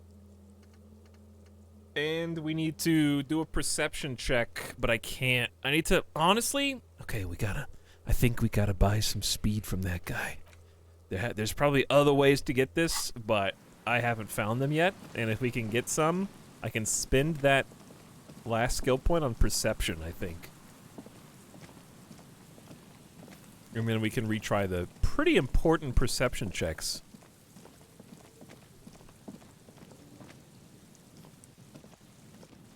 I think that's probably our best bet. What? We just kind of spin our... Yeah, we have no more XP.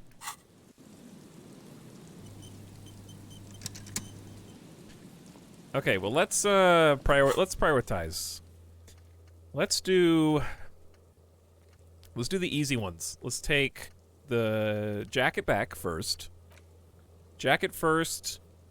Speed second. Stuffed bird to Gart 3rd. And go... Oh, dude, we could go talk to the person in the bookstore. We completed that. Bookstore.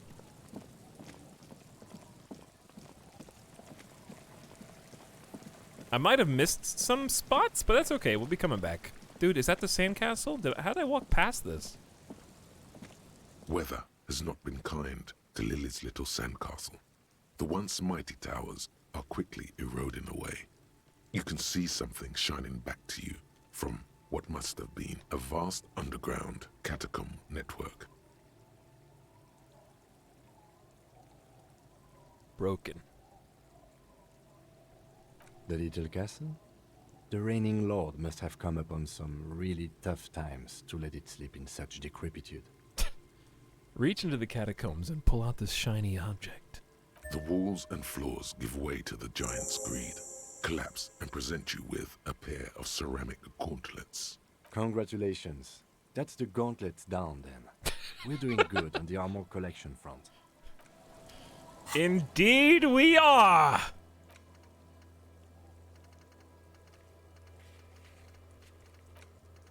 Who put the clothes in the trash? Solved, baby. The gauntlets! Clenching and unclenching your fist has never been so fun. The tiny ceramic plates make a lovely clicking sound when your fingers move. The gloves are a bit sandy, but the grip is phenomenal. We could ditch a half-light for +2 interfacing.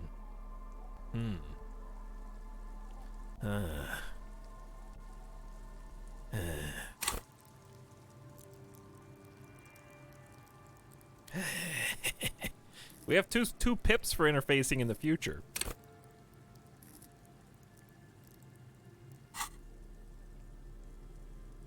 Let's see what he says.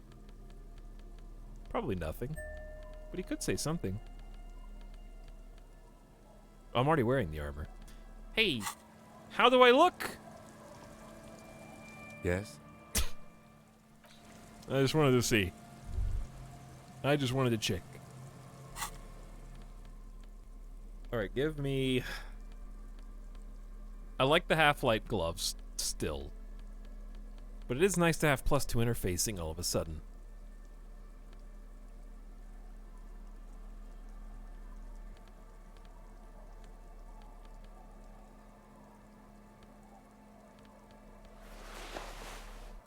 That pushes my half-light up to 8. That might... Is that too much half-light, chat, or just the right amount?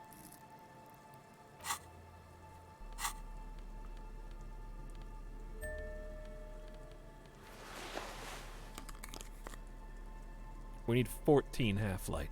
Probably. Alright, boots. Lose a composure for 2 authority.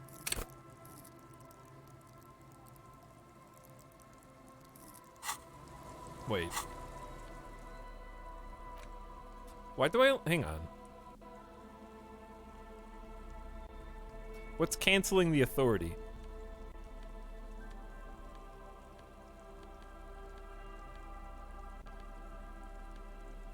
This. I guess I could ditch this. I don't like having negative empathy. It's opposite of character growth. But also, we've kind of been doing that. We've kind of been doubling down, chat.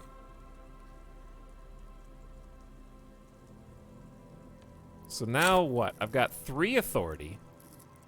Negative empathy.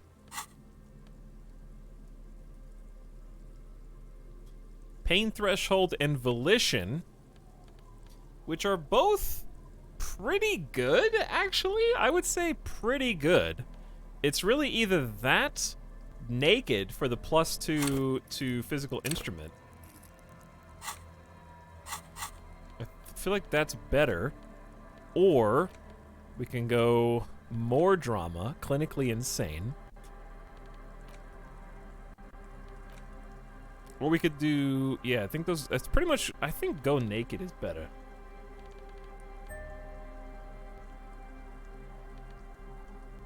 Because then we have, I like having high physical instrument.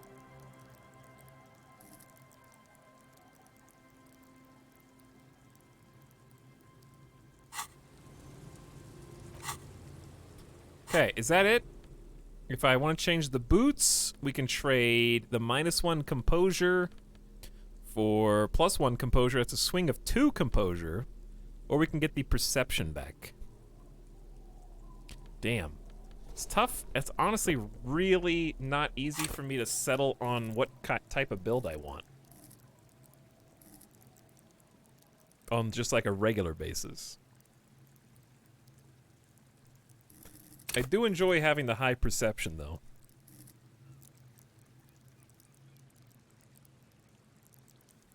The audio stutters drove me insane playing this, and now I'm here again. Yeah, it's starting to stutter for me a little. But I also want savoir-faire. I want composure. I want everything, dude. I want authority. I want perception. I don't know how to pick. My guy is, like, all over the place. Hey, what's up, Castro? How's it going? Let's go talk to the little girl, because we found the sandcastle. See if they say anything.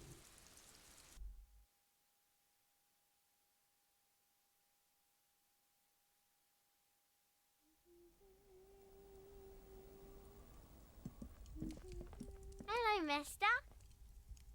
Bye. Well, I found the armor gloves. Thanks for the tip.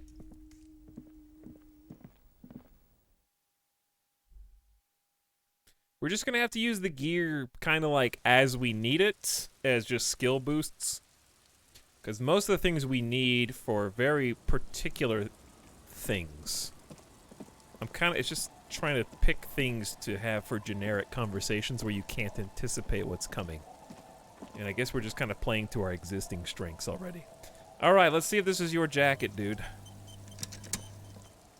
Tequila Sunset. I found your jacket. Ah, tequila. I knew you'd come through. That's fucking great, man. What is 2 suggesting? I found a little more than I bargained for with the, like, bird shit on it. Maybe I should just give it to him. Chat? What do you think?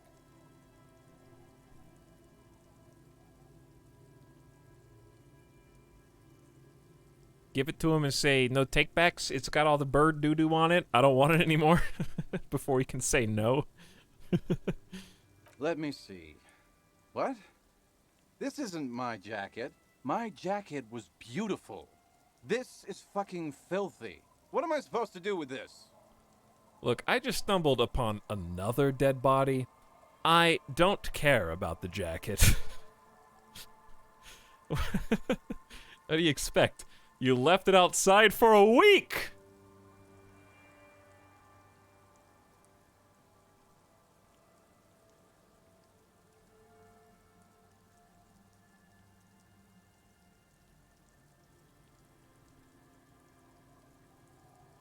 Dude, I love this game. It's really good, yeah. I'm having a great time. What do you expect? You left it outside for a week. I'm not taking a disgusting pile of hobo rags. I may be in an irrecoverably decaying orbit, but I've still got standards. Either bring it back the way it was before, or find a dumpster to burn it in. He hands it to you. You know, despite the guano, it looks like the jacket itself is stain resistant. It may just need a good scrubbing. Do I even have any, like, booze that I could give him that's not going to give him a full stack? I could give him the Commodore Red. It's only got 2 uses left. Keep the potent Pilsner for myself.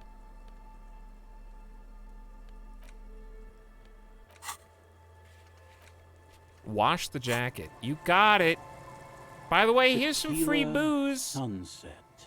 Wonderful. I got some sweet Commodore Red. Classy. He snatches the bottle and pushes the cork through the bottleneck. The tale I'm about to tell you is an urban legend particular to Martinez. That said, I first heard it from a former bicycle courier in Coran. He lifts the bottle to his lips and takes a long, luxuriant sip. There are many variations on the basic story, and the details often conflict. What everyone agrees on is that nobody knows the exact nature or identity of the phenomenon. Are you telling the story of the headless... Shut the fuck up, Rosemary. Summer of 44. 17-year-old Gertrude Het is walking home from a late shift at the harbor. It's almost midnight. She stops for a cigarette near the canal. The streets are warmed by a southerly breeze. The lights of a passing motor carriage bloom and fade in the distance. Shivers, you're not telling the story, dude. You're like the Cliff's Notes. In the harbor's dark, her cigarette is a beacon, dancing alone. The image comes to you effortlessly, as though you'd walked the same streets yourself 1,000 times. Our heroine finds herself enjoying the peace and quiet the canal provides.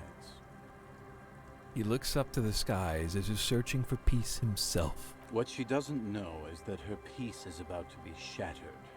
From behind her comes the clattering of hooves. Startled, she turns around, and what does she see?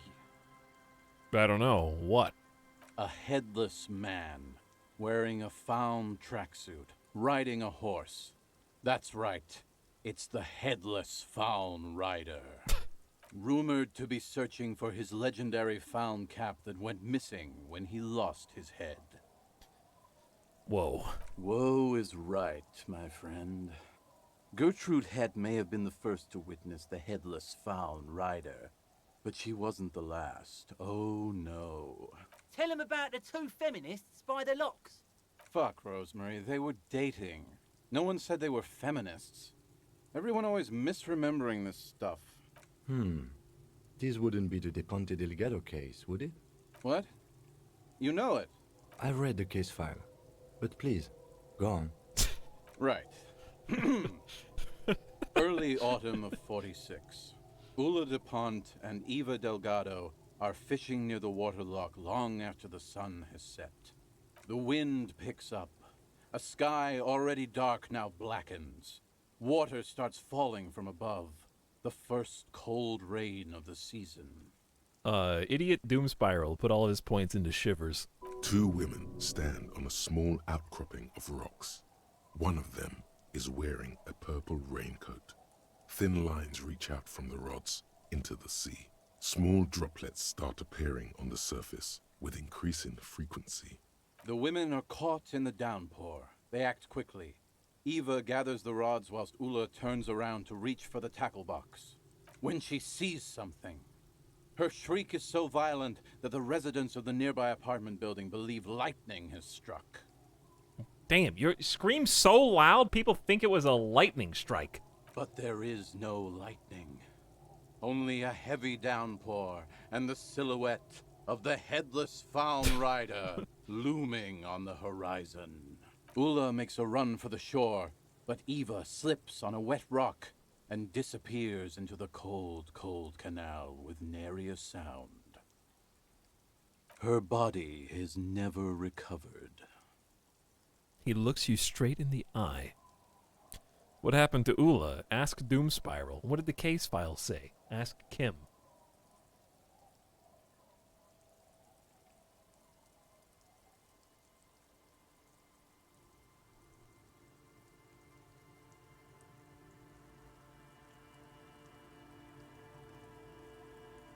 Too bad, chat. Stop sucking up to Kim. What happened to Ulla? Word on the street is that she... you know... He makes a finger pistol with his right hand and lifts it up to his chin. gave herself facial deconstruction surgery. Real grisly stuff. That part, at least more or less, corresponds to the case file. See? Told you. The man takes a long, self-satisfied sip. Anyway, that's the story of the headless fawn rider. Pretty crazy, huh? I've already seen some weird shit on this case. A headless jockey in a tracksuit fits right in. Who was the headless rider before he died? Well, Tequila, that's part of the legend. No one knows for sure. There are a couple of possibilities, though. Some say he was an undercover cop who blew his cover and got beheaded by the vicious gang he had infiltrated. Now he rides, searching for his lost-found cap, plotting revenge. Others claim he was a professional jockey who veered off course during a steeplechase, ended up in somebody's backyard, and got decapitated by an exceptionally taut clothesline. Even decapitation couldn't stop his commitment to the sport. Are you that committed? Oh my, yeah. Personally, I think he was just some guy who hanged himself from a really tall tree, and the fall was so violent that his head came clean off. Coincidentally, at that exact moment, a horse happened to pass under him, and his beheaded corpse mounted it, where it remains to this day. But then, no one really knows. I got a hunch it was the undercover cop. I'd want revenge too. I bet he was the jockey. He seems super committed to his sport.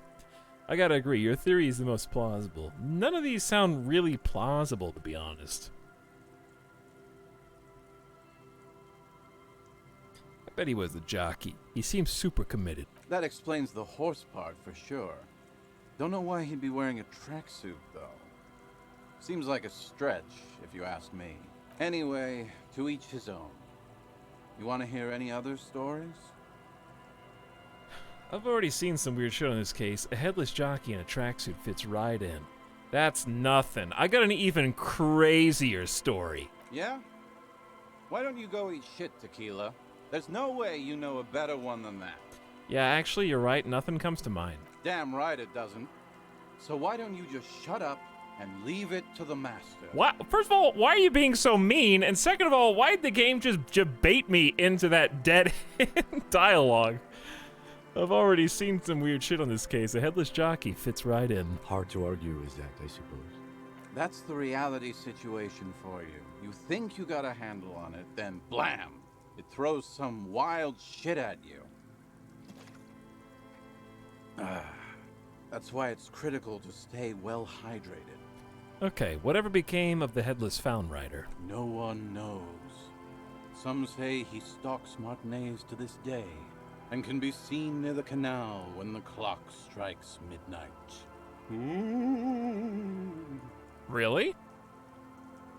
It's gonna be midnight in less than 4 hours. He won't, though, because it's just a stupid legend. Aye, I saw him one night when I was right shit-faced. Chad, I gotta be drunk. I gotta take a drink at midnight and stand near the canal. You got any more urban myths? I actually do have one.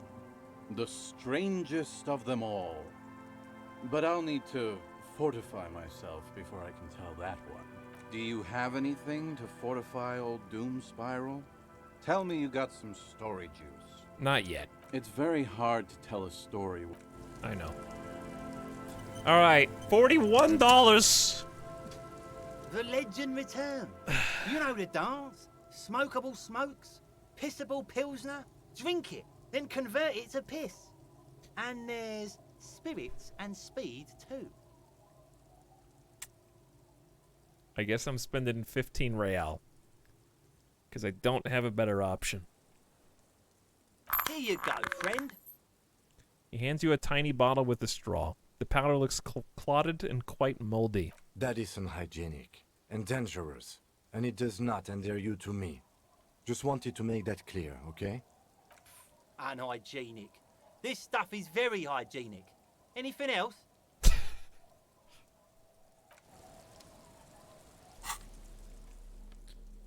Well, I got 5 uses left on this. How convenient. Someone equipped this tiny bottle of amphetamine with a straw. It's the Lorryman's speed on the go. Now that you've acquired some stimulants, it's time for a little pick-me-up. Time to detect. I should have bought this when Kim wasn't here. Then again, I can't guarantee that these guys are still here late at night, because I haven't seen this area yet. Will this make me a super cop? It'll make you into more than that. A mega cop. This is your modus operandi. This is how you've done it for years. Let's go. But Kim is here. He'll be disappointed. See? That's your problem. A lack of confidence. Speed can help you with that, And, Kim, it can help you with everything. This is gonna be really bad for my health, isn't it? It's not ideal, no. But you need the zeal. Let's face it, you're never going to finish this case without cheating. Why is he right? I'm never gonna finish this case without cheating. He's actually right, because I literally can't increase my perception again without taking this drug.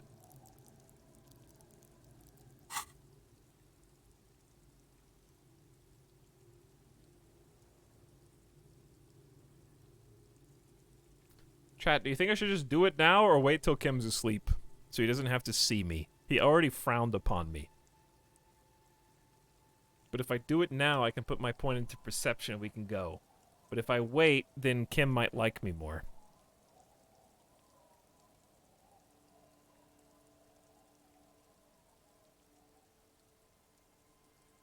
Chat said not do this now.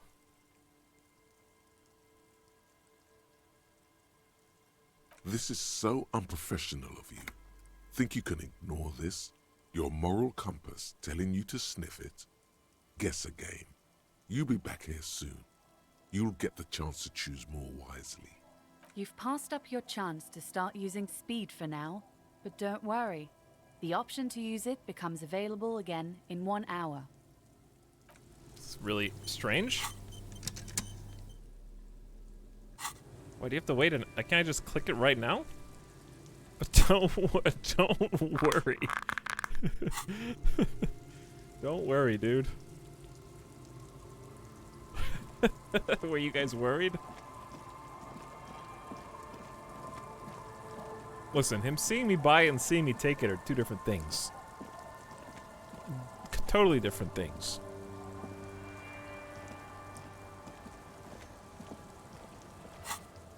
What challenge is this? Suggestion.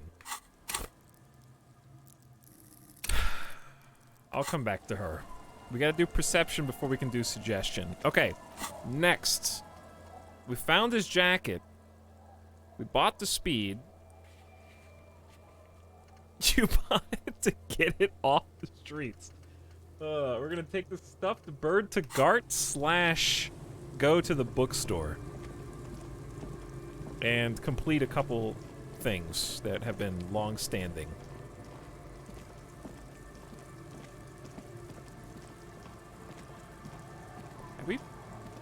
Did we go in here? I think we did, but I don't remember. Better to check than overlook it.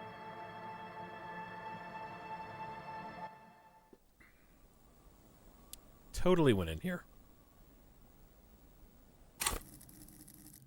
And I got 5 perceptions, so don't see anything.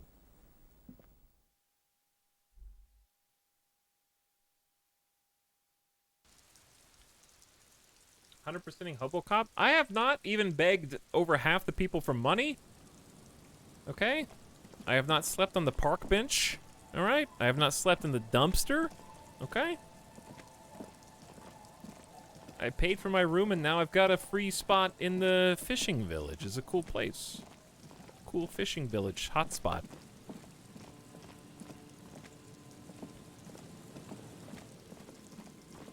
It's a really neat place.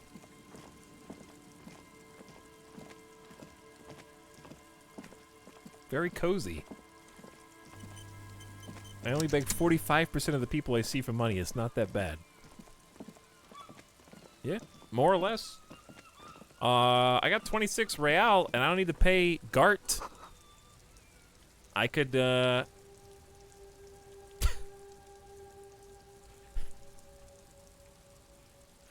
buy jukebox, buy boombox, put tape in boombox, sing karaoke while on speed.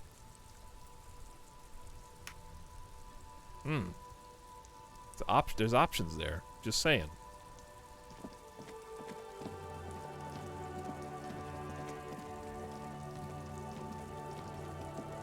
What is this?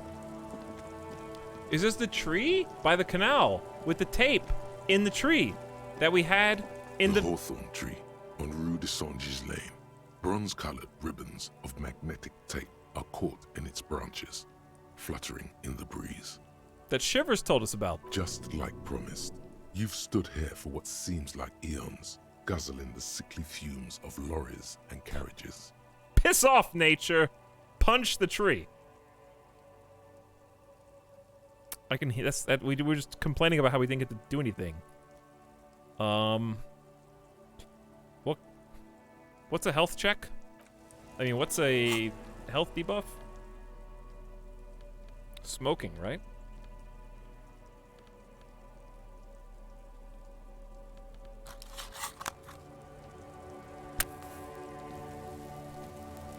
I don't think he's even had a... Have you even smoked all day? The gnarled hawthorn tree on Rue de Songes Lane. A wintry breeze blows by, making the magnetic tape flutter. The hawthorn tree is not an inanimate object. It is a living thing.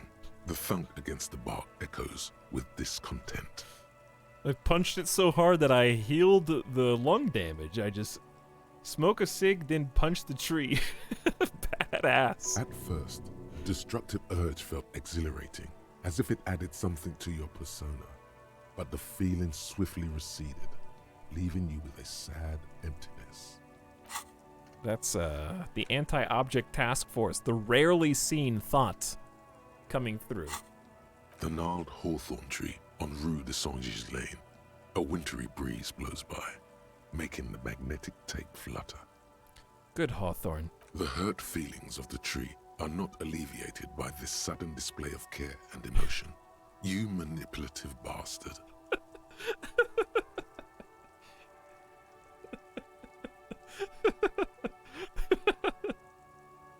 The younger stems and branches are adorned with sharp thorns that scratch your hand. Dude, it scratched me for petting it? Oh my god. Oh, whatever. This barely registers as damage. Dude, come on. Punished. Revenge. Alright, hang on.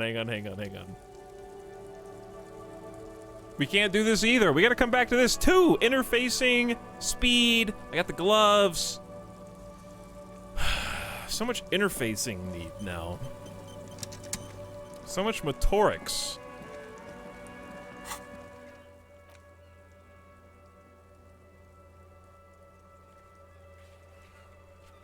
We need godly logic for Andre.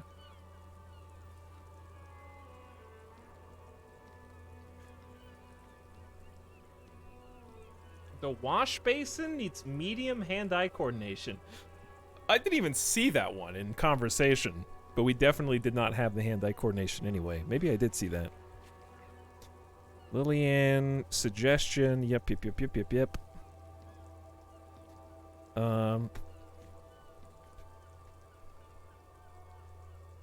Interfacing for the payphone. Interfacing for the mirror.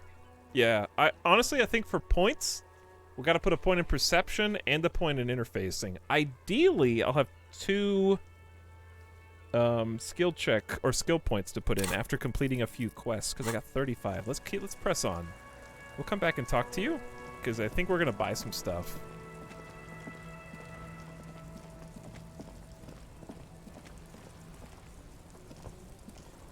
We haven't been up here in a while. It feels oddly familiar, but also weird to come back. We need to call with the radio. Dude, we got so many things. What first? Let's do the library thing first. Please be open. You open at 8:30? Okay. Spending time on the coast feels like another game. It really does. Yes, it really does. I'm here to talk to you. What have you found? And also, do buy the books. There may be teachings in them. We have been needing to wrap this thread up for a while. I talked to the entity you told me about. Her name is Neha, and she's a novelty dice maker. A novelty dice maker? Well, spit it out. Why does she need the dice? For some kind of sorcery? Sometimes they use the ankle bones of sheep. She's not a sorceress or some malicious entity. She's a businesswoman like you. No, ma'am. I have felt her aura. She is not the one to blame for this curse. She may be involved, but I don't have a way to question the malignant entity further. We did get some weird curse energy, because we did hit the intercom button on the cursed building and apparently talk to an employee from a business that hasn't operated in 100 years, which we still haven't gotten to the bottom of. And also, we did logically deduce that her building in the dice shop was technically separate from the cursed, failed business plaza. So I'm going to stick to my drama guns and go with 2, while also absolving the dice maker of having anything to do with it. I don't understand. If it's not her, then where is the source of the doom? How did she explain the curse? She looks perplexed. Before you say anything, ask yourself, is the woman really able to withstand the truth? The narrative she's built herself, it does need tearing down. You guys are one to talk. Just don't say you don't have any answer yet. The uncertainty is killing her. To hell with it. Perchance you ought to just lie, sire. She says there is no curse because there are too many inconsistencies. She said it's just capitalism. Bankruptcy is a quirk of our economic system. The source is in the taxidermist's shop. He became involved in arts darker than taxidermy and brought the void spirits down upon this place. Honestly, I don't have an answer. There are still leads to be followed, like that strange radio computer thing. That's actually true? We don't have the password for the damn, like, radio computer, nor do we know how to contact the outside without a skill upgrade. There is another entity, more malignant, pulling the strings in Martinez. Perhaps in my travels I will cross paths with it. That's the police answer that doesn't want to break... Dude, what? Which way do I go? Let's do process of elimination. We're obviously not going to tell her the blatant truth. I like how that's the first one I eliminate. So 1's out of the question. 2, as a newfound super capitalist, probably not 2 either.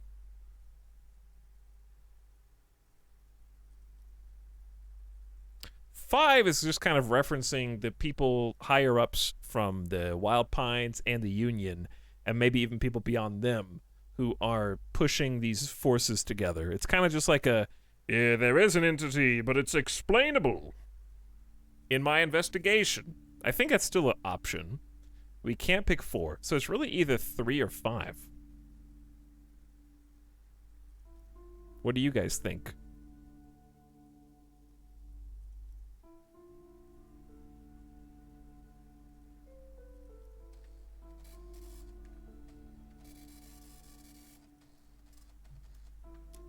So, first place, lie outright.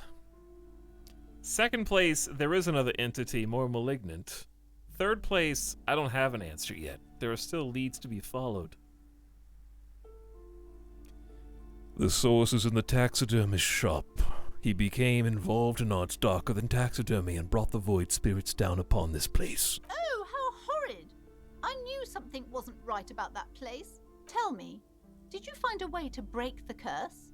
Yes, I performed the ancient Simone's dispelling rites. This commercial area is doomed no more. Yeah, I despooked it. I'm afraid I can only identify the source, but you have to call some other experts to lift the curse. Yes, I performed the ancient Simone's dispelling rites. The commercial area is doomed no more. Of course. I trust my Simone's wards and charms kept you safe while you perform the ancient rites. She looks at you with sudden admiration. All that matters is that the energies are retreating. I can already feel the curse lifting. It will be a long time until we're fully free of it, of course. But still, thank you, officer. Truly, you've brought a better psycho-emanation to this humble bookstore, and that's no small achievement. She so badly wants this to be over. She would have believed anything. All right, then. All's well that ends well. Should we return to our ordinary lives? The shop around you feels ancient suddenly, damp and saturated by the coastal air. The books are rotting. A great cold lives here, and there too. 1,200 meters away on the urban coast, the dark shape of a church is reflected on the water, calling.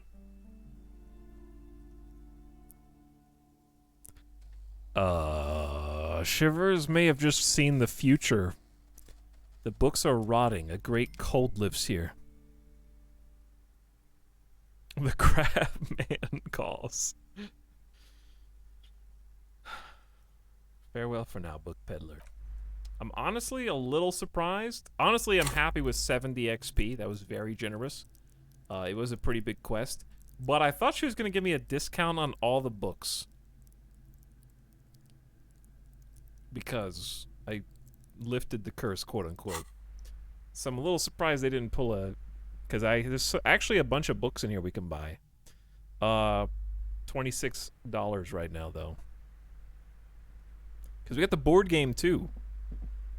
A small mountain of colorful board game boxes. It's There 25 are numerous bucks. types of games for all ages.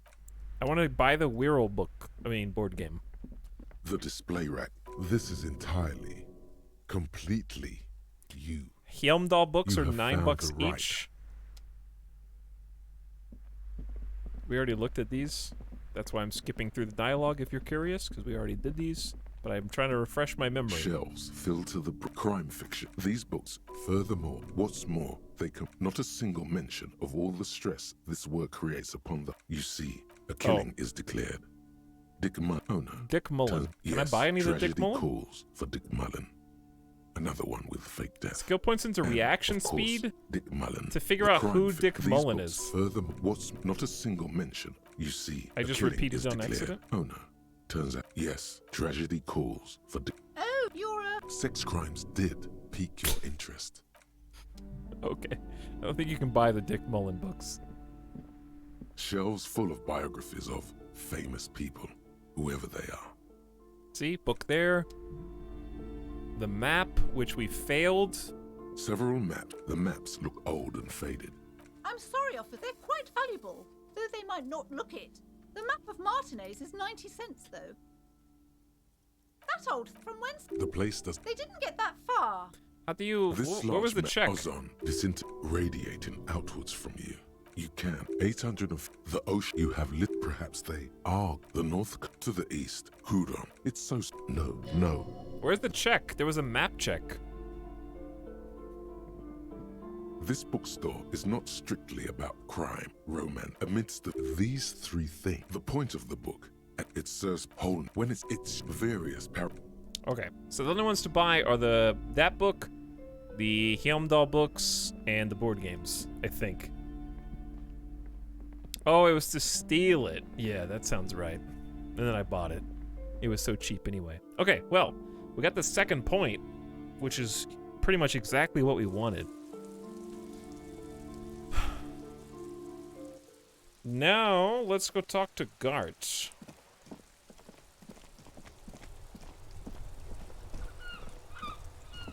I don't think he deserves the bird, but we might give it to him anyways.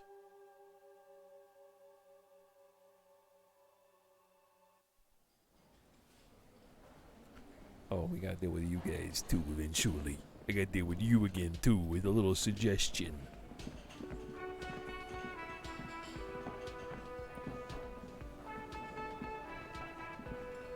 Can I help you? Hey Gart, I found the bird for the whirling. What is this thing? It's no biggie, I just thought it would look nice on the wall. I'm that kind of cop. This is the ruffed grouse. It symbolizes the might of male courtship rituals. May it serve as a reminder to keep an eye on the cuck carouseliers.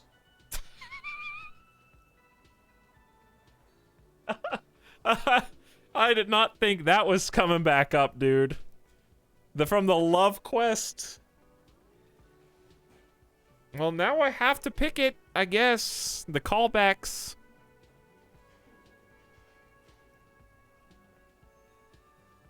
Cool. Okay. I was really hoping not to think about the cock carousel any longer because it made me feel like shit. But this is a competent piece of taxidermy. I can fix it to the plaque and have a new bird in the establishment, I guess. So, I don't know. Thank you. I'm gonna go with thank you. This was mostly about the fucking cardio. Massive cardio here. You'll live till 90, or you get a heart attack from running. Is it talking about like how I found the bird and had to run it across the entire island to give it to him? I feel good about our work here today. It's all about the little things, like bringing people random stuffed animals.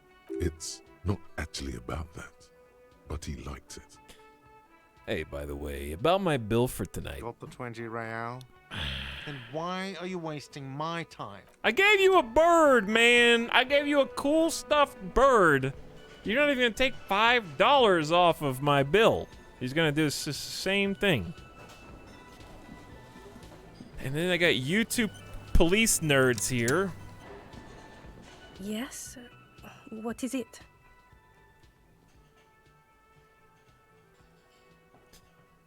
Dude, this is a new option?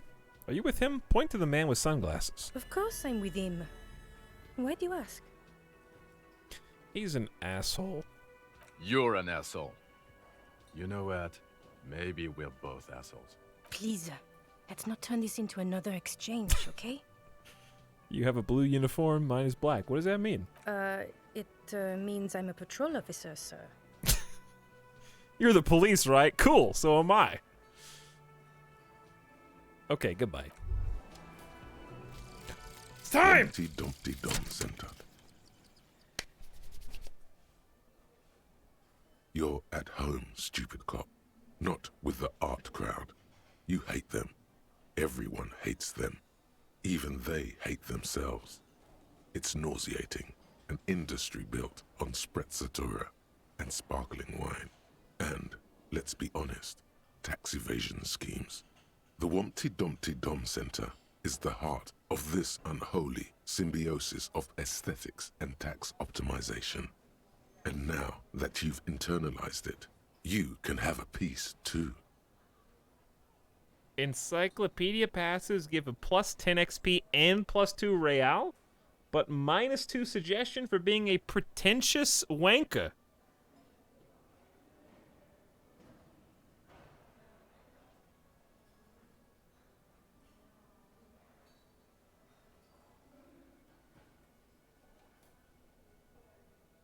Speaking of, pretentious wanker skill trait. Chargon, thank you for the 5 gift subs, dude. Welcome 3 first-timers, Not the Marvelous Mike, Bolero, and Fugwell.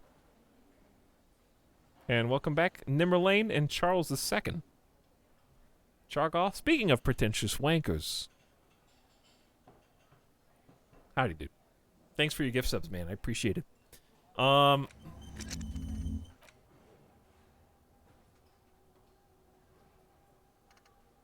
Yeah, we kind of are having a little bit of a thing.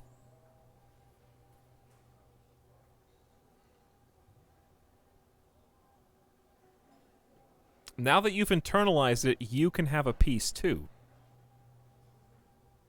It's an unholy symbiosis of aesthetics and tax optimization. If anything, unless I'm misreading it, it looks like a perfect combination of art cop and capitalist cop. Am I wrong? It seems like we have fully internalized how to both be the pretentious wanker and weaponize it for money and experience. Isn't it like exactly us? Like the 1 + 1 = 2? I think Art Cop even hates the art crowd. It's your final form. Tax evasion as art. Yeah, it seems like it's perfect for us. Plus, it seems really strong. Encyclopedia plus 10 and plus 2 real. So that says to me, Encyclopedia needs to go up. And we did just get that. Did we just get a plus 2 Encyclopedia and minus 1 perception glasses? Ditch savoir faire. We don't have enough savoir faire anyways. Perception. Losing the perception isn't great. But I am literally about to put a point into it, so it's going to go back up to 5. So it should be fine. Like, 5 perception's fine. I don't need to have that maxed. 5 is good. That's a healthy amount. And yeah, +2 encyclopedia from these. I don't think we have any more encyclopedia, but that's a good boost anyways. Perfect timing, honestly. An encyclopedia comes up so much. I love how I've gamified the game to try to get as much XP as possible. I didn't know that was what it was going to lead to, though. You're such a different character. I know. Everyone's told me that. But that was also my intention when picking it, so I would have a different story. And I felt like it's been very personal to me. We have 10 drama now?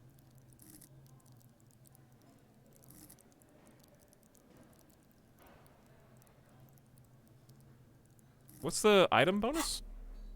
Oh, the bone knot. I don't remember having 10, though. I must have been wearing something that did -1 drama. Anyway. Oh, smoking. The smoking. That makes sense. The smoking. Yes, yes, yes. You're right. So it's actually 1 lower than this across the board. True, true, true. Whew. The thoughts, they have almost all been internalized. Okay, is there anything else that we can just turn in?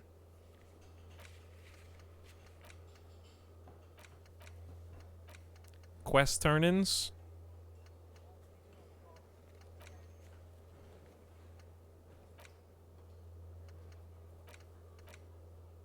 I don't think so.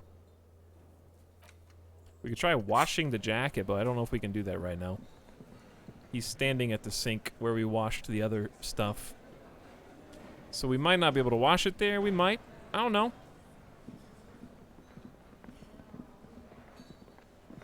I'm gonna go back upstairs. No spoilers on this. I think I'm just not smart enough to have figured this one out.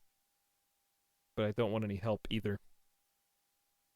What's cool about this game is that you won't see everything. And you can still do it that way.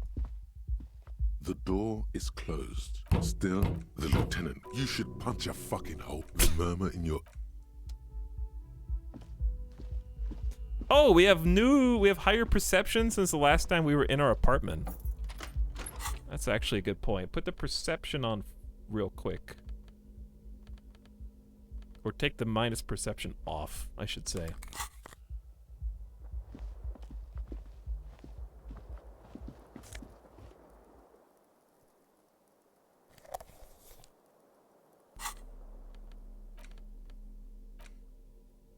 There used to be tape in this case, but it was destroyed in a fit of rage. Something about the Etalyx song "Smallest Church in St. Cyan" must have rubbed someone the wrong way. The label says the song was recorded in '43. Dude, I have that now.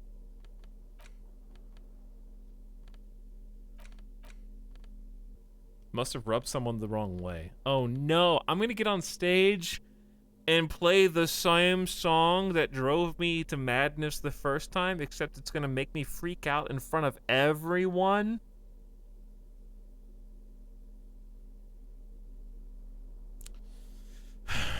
That looks like the way it's going.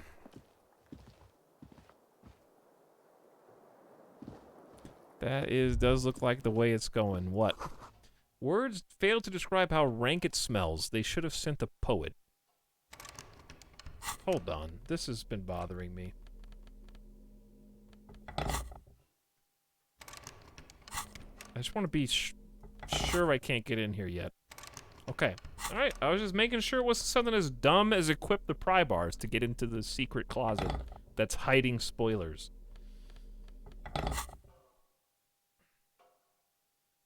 A mirror hangs on the bathroom wall. In it, your face. Now without the expression. It's just hairy. I'm probably going to end up putting another point into encyclopedia anyways. Probably.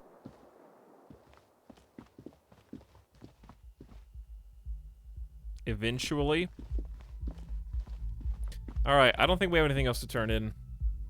Also, it is yup time, so I'm probably going to say let's put a pin in it right there.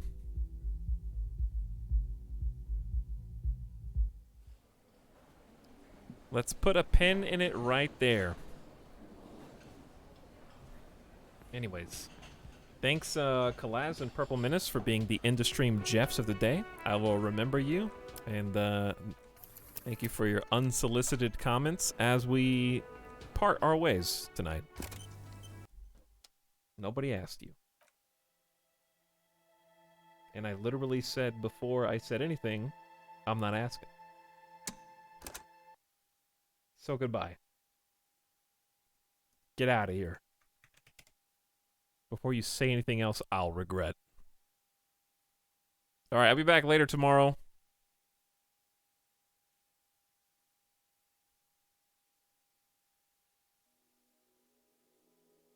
I gotta wake up early. In fact, we have to give Jeffs their due, do we not? The ultimate insult, especially as we leave. Alright.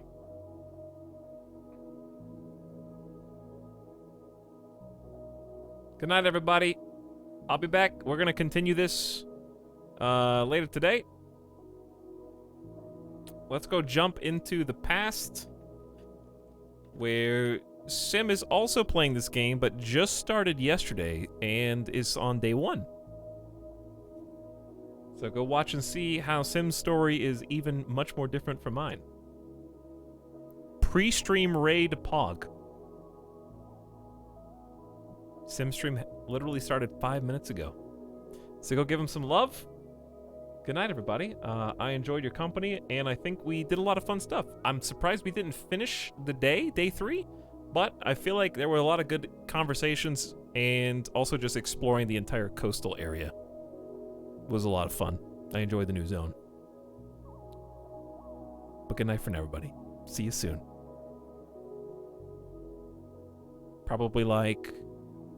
maybe a little early tomorrow. Probably like 2 to... maybe like 3 p.m. Pacific? Night-night. See you then.